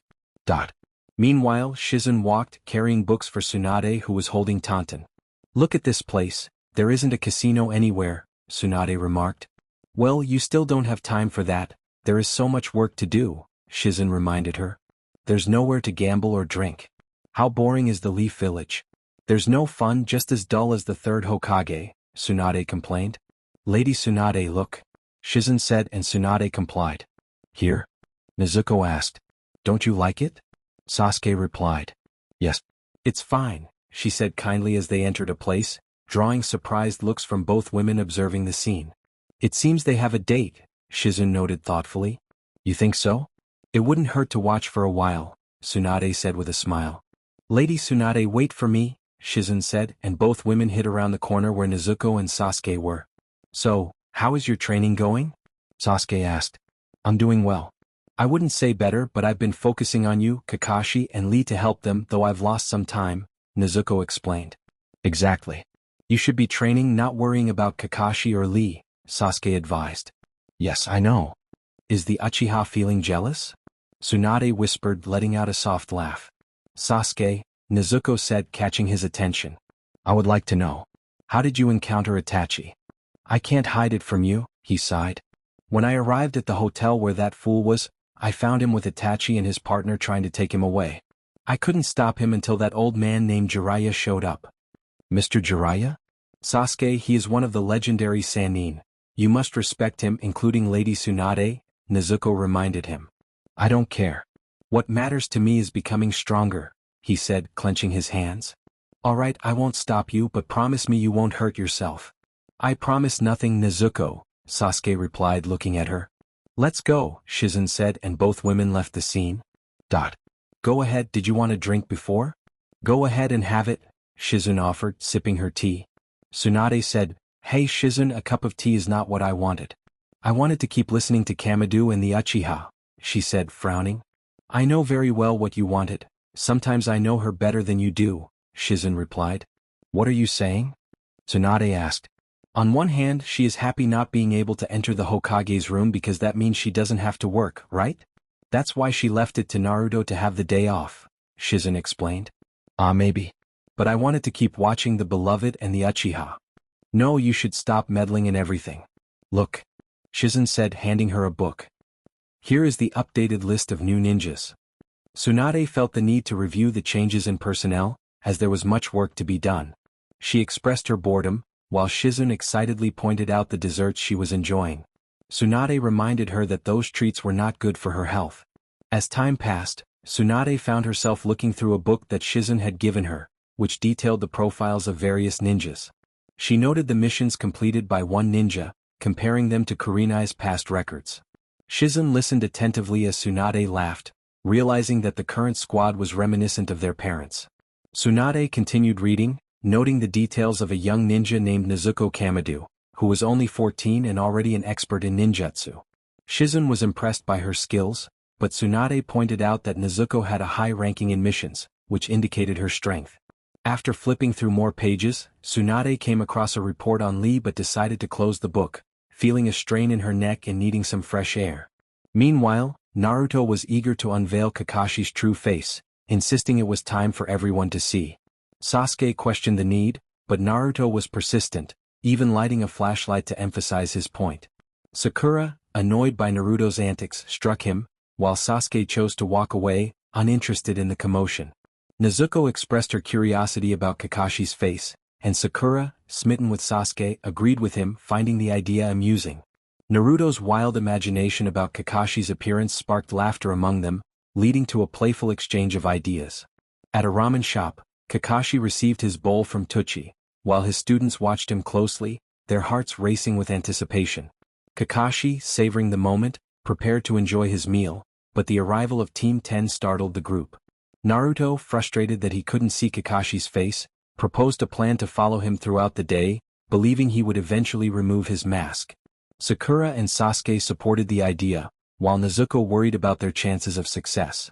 As they began their pursuit, Kakashi stopped to look at a store, causing Naruto and Nezuko to wonder what he was doing. When Kakashi turned around, the students quickly hid, fearing they had been discovered. Kakashi, distracted by a movie announcement, ran off, prompting the group to follow him. Despite their efforts, they lost sight of Kakashi, leaving them disappointed. The next day, as they prepared for their mission, Naruto was excited, while Sasuke and Sakura reflected on the task ahead. Nezuko felt nervous but determined to uncover Kakashi's true identity. Together, they all shared a common goal: to see the true face of their sensei Kakashi. It seemed they were not ready. Naruto and Sakura were eager and prepared. Nezuko confirmed that everyone was ready, and Sasuke simply nodded. Kakashi expressed his satisfaction, and they all began to walk. However, they were unaware that a team of 3 was watching them from a distance. One of the onlookers was determined to confront Kakashi Hatake. As Team 7 entered a welcoming establishment, a lady greeted them warmly and invited them in. They approached a table laden with delicious food, and Naruto couldn't help but drool at the sight. He exclaimed how delicious it looked, while Kakashi commented on the generosity of their host. They all took their seats, and the lady encouraged them to take their time as she closed the window with a smile. Unbeknownst to them, one of the onlookers had sinister plans. He had secretly added an undetectable narcotic to Kakashi's food, intending for it to cause uncontrollable hiccups that would lead to a fitting end for someone like him.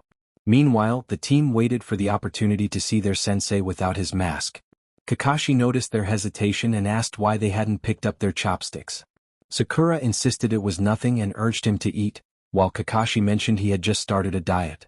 Naruto, determined to see Kakashi's face, accidentally dropped a teapot, causing chaos as Kakashi used the table as a shield, resulting in food being spilled everywhere. The team reacted with disbelief, and Sakura demanded to know what had just happened.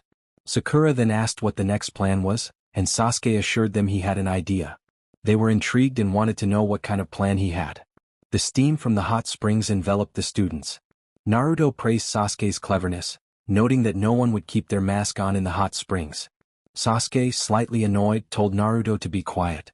Meanwhile, the onlooker prepared a dart dipped in an elixir that would cause Kakashi to laugh uncontrollably, envisioning it as a fitting end for him.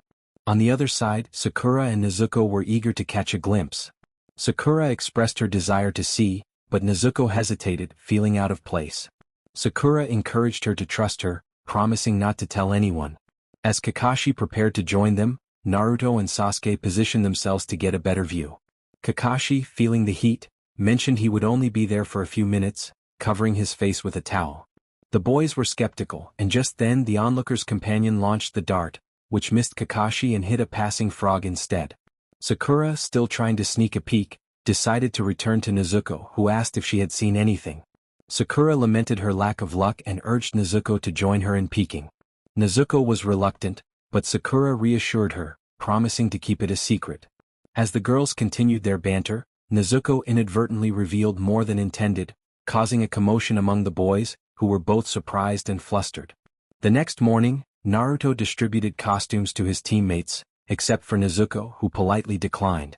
He encouraged her to reconsider, but she preferred to focus on their mission. Naruto then set his plan in motion, getting the others to wear the costumes while Nezuko helped Kakashi adjust some equipment. Naruto, attempting to disguise his voice, called out to Kakashi, who was curious about what the 3 wanted. Naruto feigned innocence, claiming they were just 3 wandering ninjas, while Sakura scolded him for saying too much. The atmosphere shifted as the onlookers prepared to take action against Kakashi, signaling that the moment had come. Kakashi was informed that it was time for him to pay for his transgressions, and the price was death, delivered in the form of an elixir that would erase his memories. However, the speaker's words trailed off as they noticed Kakashi had Naruto, Sakura, and Sasuke tied up and defeated. Kakashi found it amusing and wondered how long they would hide before showing themselves. Nezuko watched her companions with concern. He addressed Sakura, Sasuke, and Naruto, questioning their unusual attire, which startled them. Naruto stammered, trying to explain, while Sakura thought urgently about how they needed to act quickly. She realized that they had known from the beginning that Kakashi was their target. The enemy was incredulous, asking if their plans had been discovered from the start. Sakura confirmed that it had all been a trick to draw them out, and it had worked flawlessly. They realized they had fallen into Kakashi's web of deception. Despite their underestimation of the children, the enemy insisted that if they wanted forgiveness from Kakashi Hatake, they needed to hand over the precious girl behind him. Nezuko quickly hid behind Kakashi for protection. Kakashi considered their demand, wrapping an arm around Nezuko's shoulders, and declared that it wouldn't be possible. The enemy was shocked, questioning if he had already captured her as well. One of them pulled out a rose, promising to bring her the moon and stars if she would go with him, proposing marriage. Nezuko politely declined, which surprised the enemy. Kakashi reiterated the lady's decision, suggesting that perhaps a severe punishment would help them understand.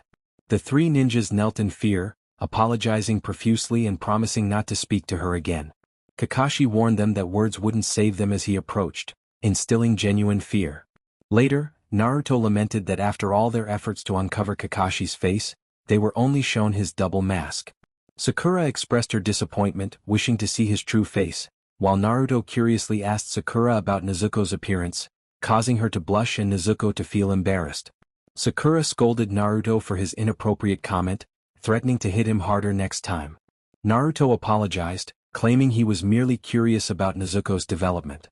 Sasuke, activating his Sharingan, warned Naruto that if he mentioned Nezuko's body again, he would be the one to deal the punishment, instilling real terror in Naruto. Nezuko chuckled at the scene unfolding before her. The wind rustled the drying cloths as a dark-haired figure gazed out at the village from the hospital window. Sakura reassured Sasuke that he would be fine, grateful that his injuries weren't severe, thanks to Nezuko's help. She offered to fetch him something delicious to eat, but Sasuke remained with his head down, lost in thought. Meanwhile, Izumo, Kotetsu, Genma, Anko, and Hibiki stood beside the fifth Hokage and her right-hand man. Tsunade expressed her uncertainty about what to do, as many believed that none of the students should pass the final exam due to its suspension. However, she mentioned that the third Hokage had praised their performance during the Chunin exams. She hoped they would strive for excellence and announced that they were now officially Chunin. Asuma welcomed Nezuko warmly, who felt it unnecessary to be invited. Ino insisted that she should be happy about her and Shikamaru's promotion to Chunin. Nezuko smiled, agreeing that she was indeed happy. Asuma proposed a toast to celebrate their surprising ascension, and Choji eagerly grabbed his chopsticks to enjoy some meat. Ino chided Choji for his behavior in front of Nezuko, but he simply wanted to ensure the food didn't burn. Asuma encouraged him to eat more and Choji happily obliged.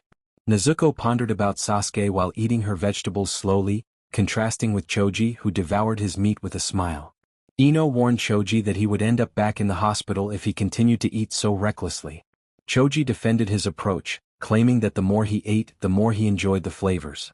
Nezuko suggested that it was better to eat slowly, but Shikamaru dismissed her concerns, saying Choji was a lost cause. Ino then asked Nezuko how she maintained her silky hair, to which Nezuko simply replied that it was natural. Ino expressed envy, lamenting the products she had to use to achieve a similar look. Shikamaru, curious, took a strand of Nezuko's hair and noted its floral scent. After some time, Shikamaru decided to head to the restroom, and Ino dragged Nezuko along with her, leaving Choji to continue enjoying his meal. At the end, Ino began to wash her hands. She remarked to Choji that he was lucky because he didn't have to worry about how much he ate. Dieting could be very hard. Shikamaru overheard them from the entrance of the restroom. Choji then asked Ino why she didn't go on a diet herself. Ino explained that girls had to take care of themselves for an important reason. They needed to look good for the boys they liked, imagining Sasuke as she spoke. Choji countered that what if the boys she liked didn't prefer super skinny girls. Ino responded that most boys liked girls who looked good, and generally, it was the same for both sides. She smiled and suggested that Choji should consider taking care of his body a little, or he might never get a girlfriend before turning to leave. Shikamaru thought to himself that Ino had no idea. Despite what many girls believed, boys didn't always prefer skinny girls. He noted that all the guys he knew preferred girls with a bit more substance as they looked healthier. He joked with Choji that if Ino had a few extra pounds, she would have double the popularity and should eat more, puffing out his cheeks and making Choji laugh.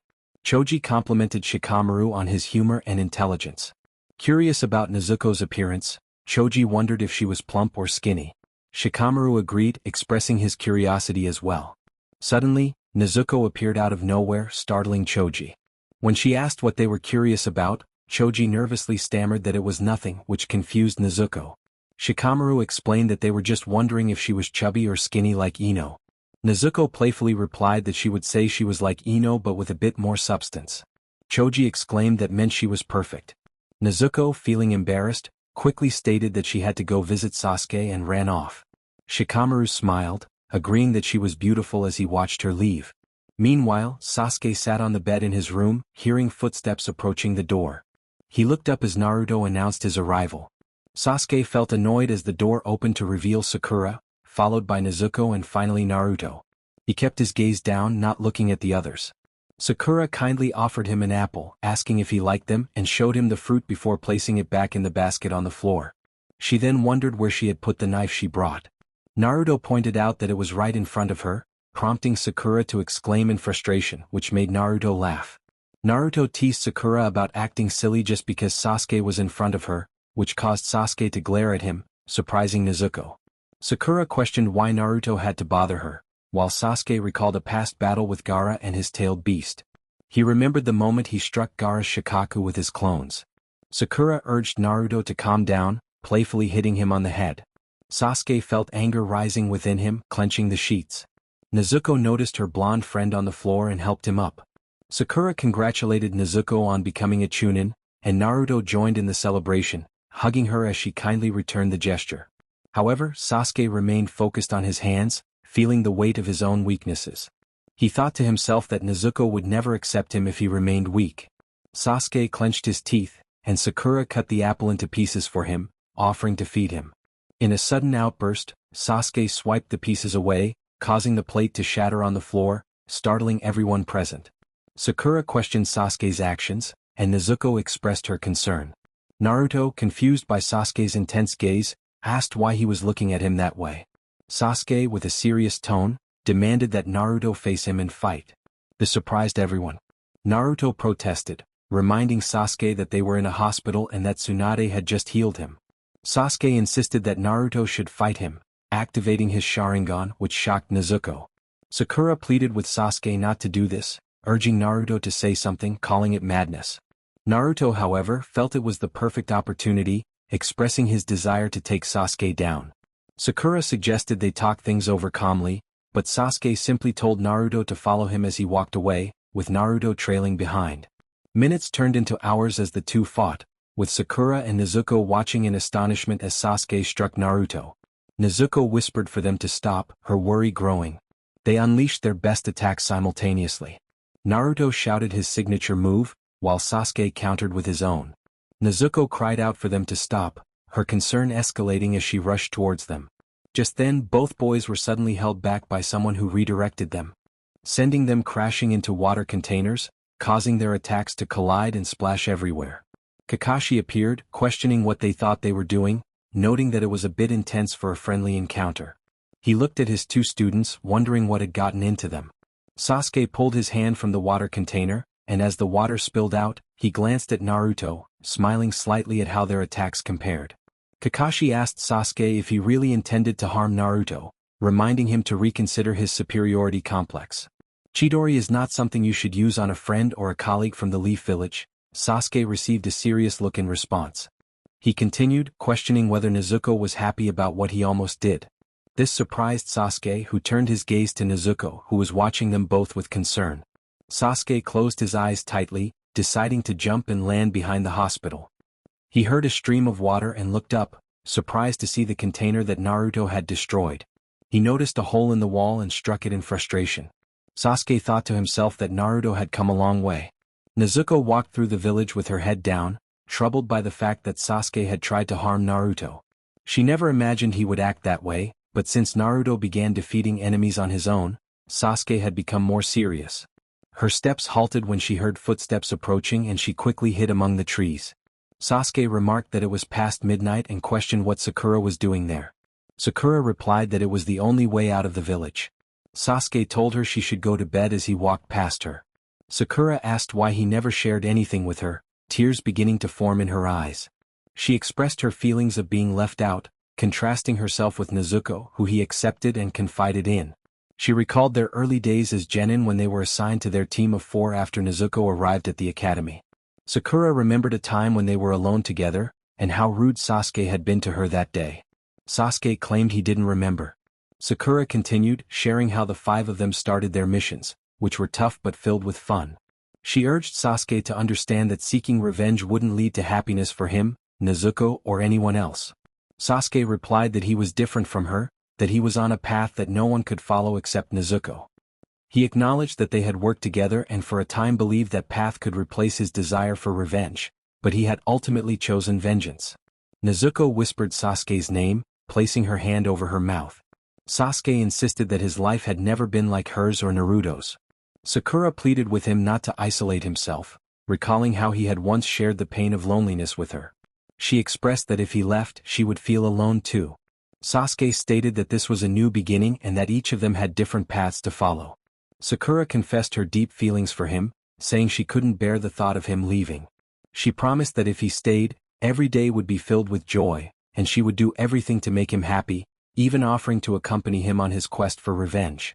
Sasuke remarked that she hadn't changed, still being bothersome.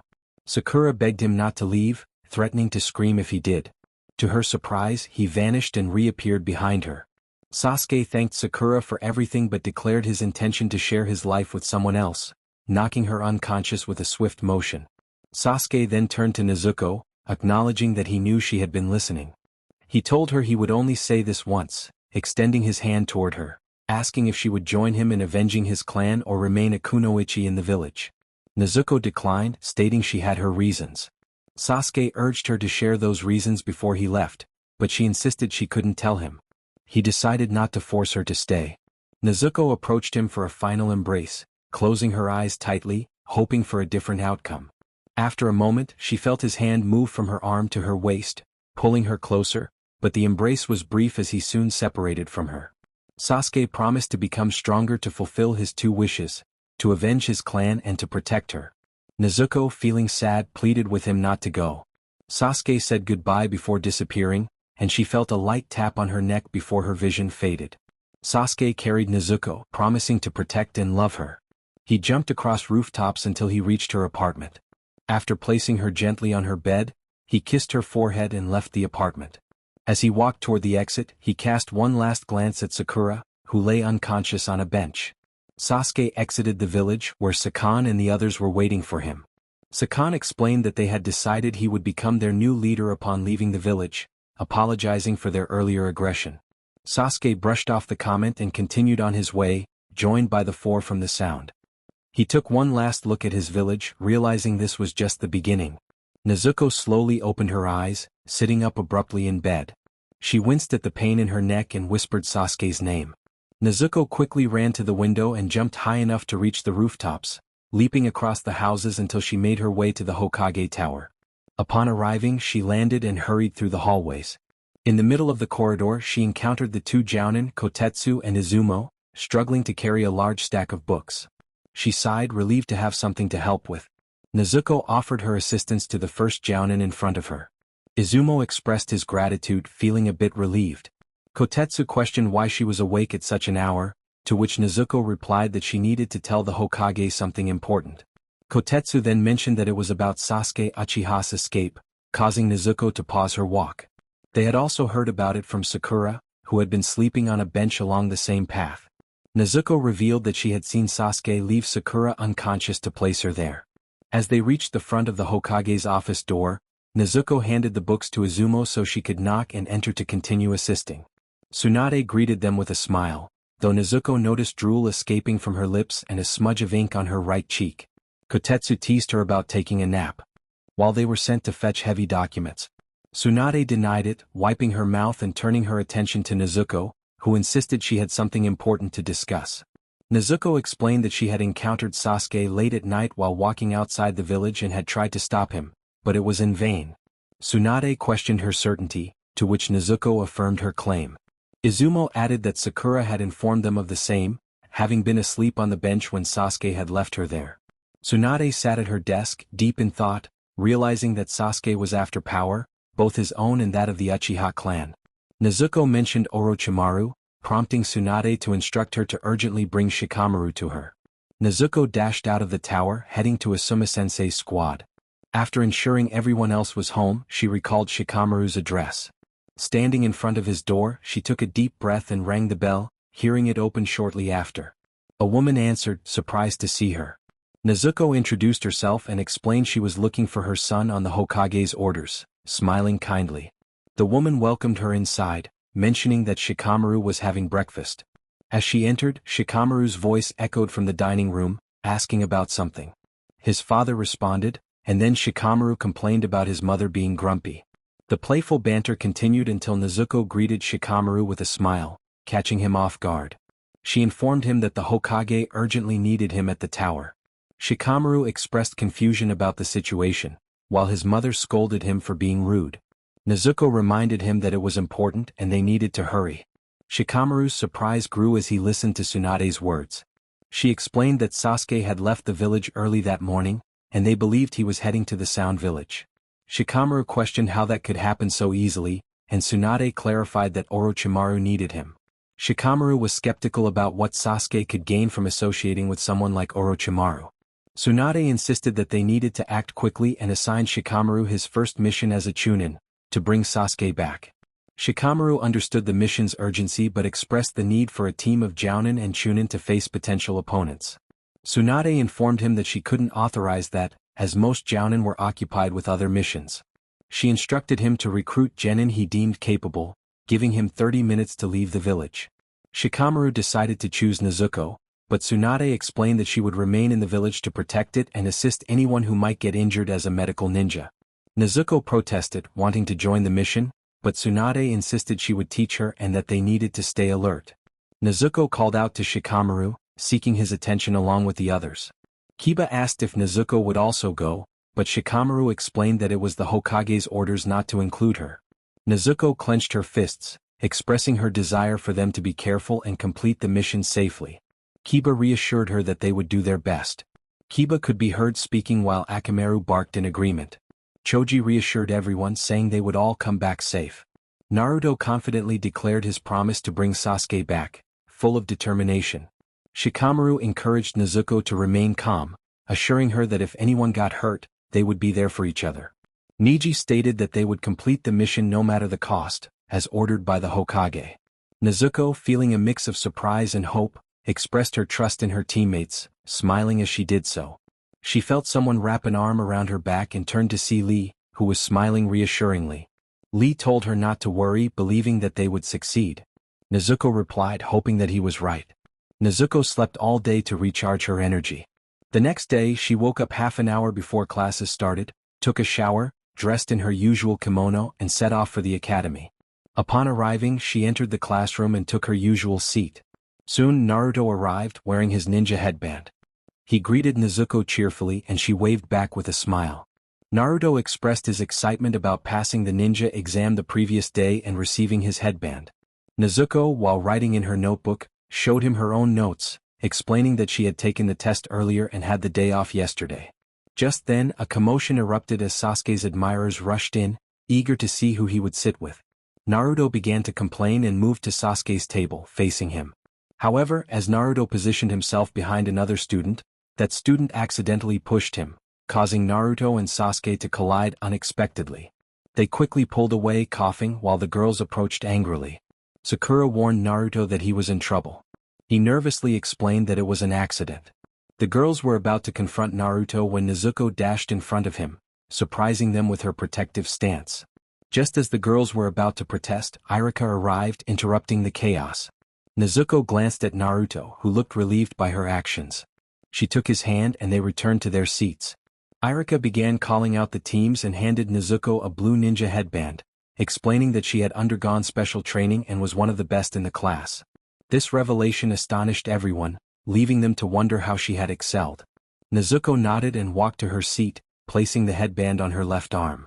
As Irika continued to announce the teams, he introduced Team 8, which included Hinata Hyuga, Kiba Inuzuka with his dog Akamaru and Shino Aburame. Then came Team 10, featuring a blonde girl named Ino, a chubby but friendly boy named Choji Akimichi and Shikamaru Nara. Nezuko was assigned to Team 7, which included Naruto, a pink-haired girl named Sakura Haruno and Sasuke. They were the last group waiting for their sensei. Sakura expressed her frustration about their sensei being late while everyone else had already left. Naruto, trying to lighten the mood, placed an eraser above the door, hoping it would fall on their sensei when he entered. Sasuke, annoyed, pointed out that their sensei was an elite jonin and wouldn't fall for such a trick. Meanwhile, Nezuko lay on her desk beside Sasuke. When the door finally opened, the eraser fell right onto their sensei's head. Naruto laughed at the successful prank. Kakashi, their sensei, remarked that. His first impression was that they were fools, making the others feel bad, though Nezuko remained unfazed. Kakashi then instructed them to meet him on the rooftop before disappearing in a puff of smoke.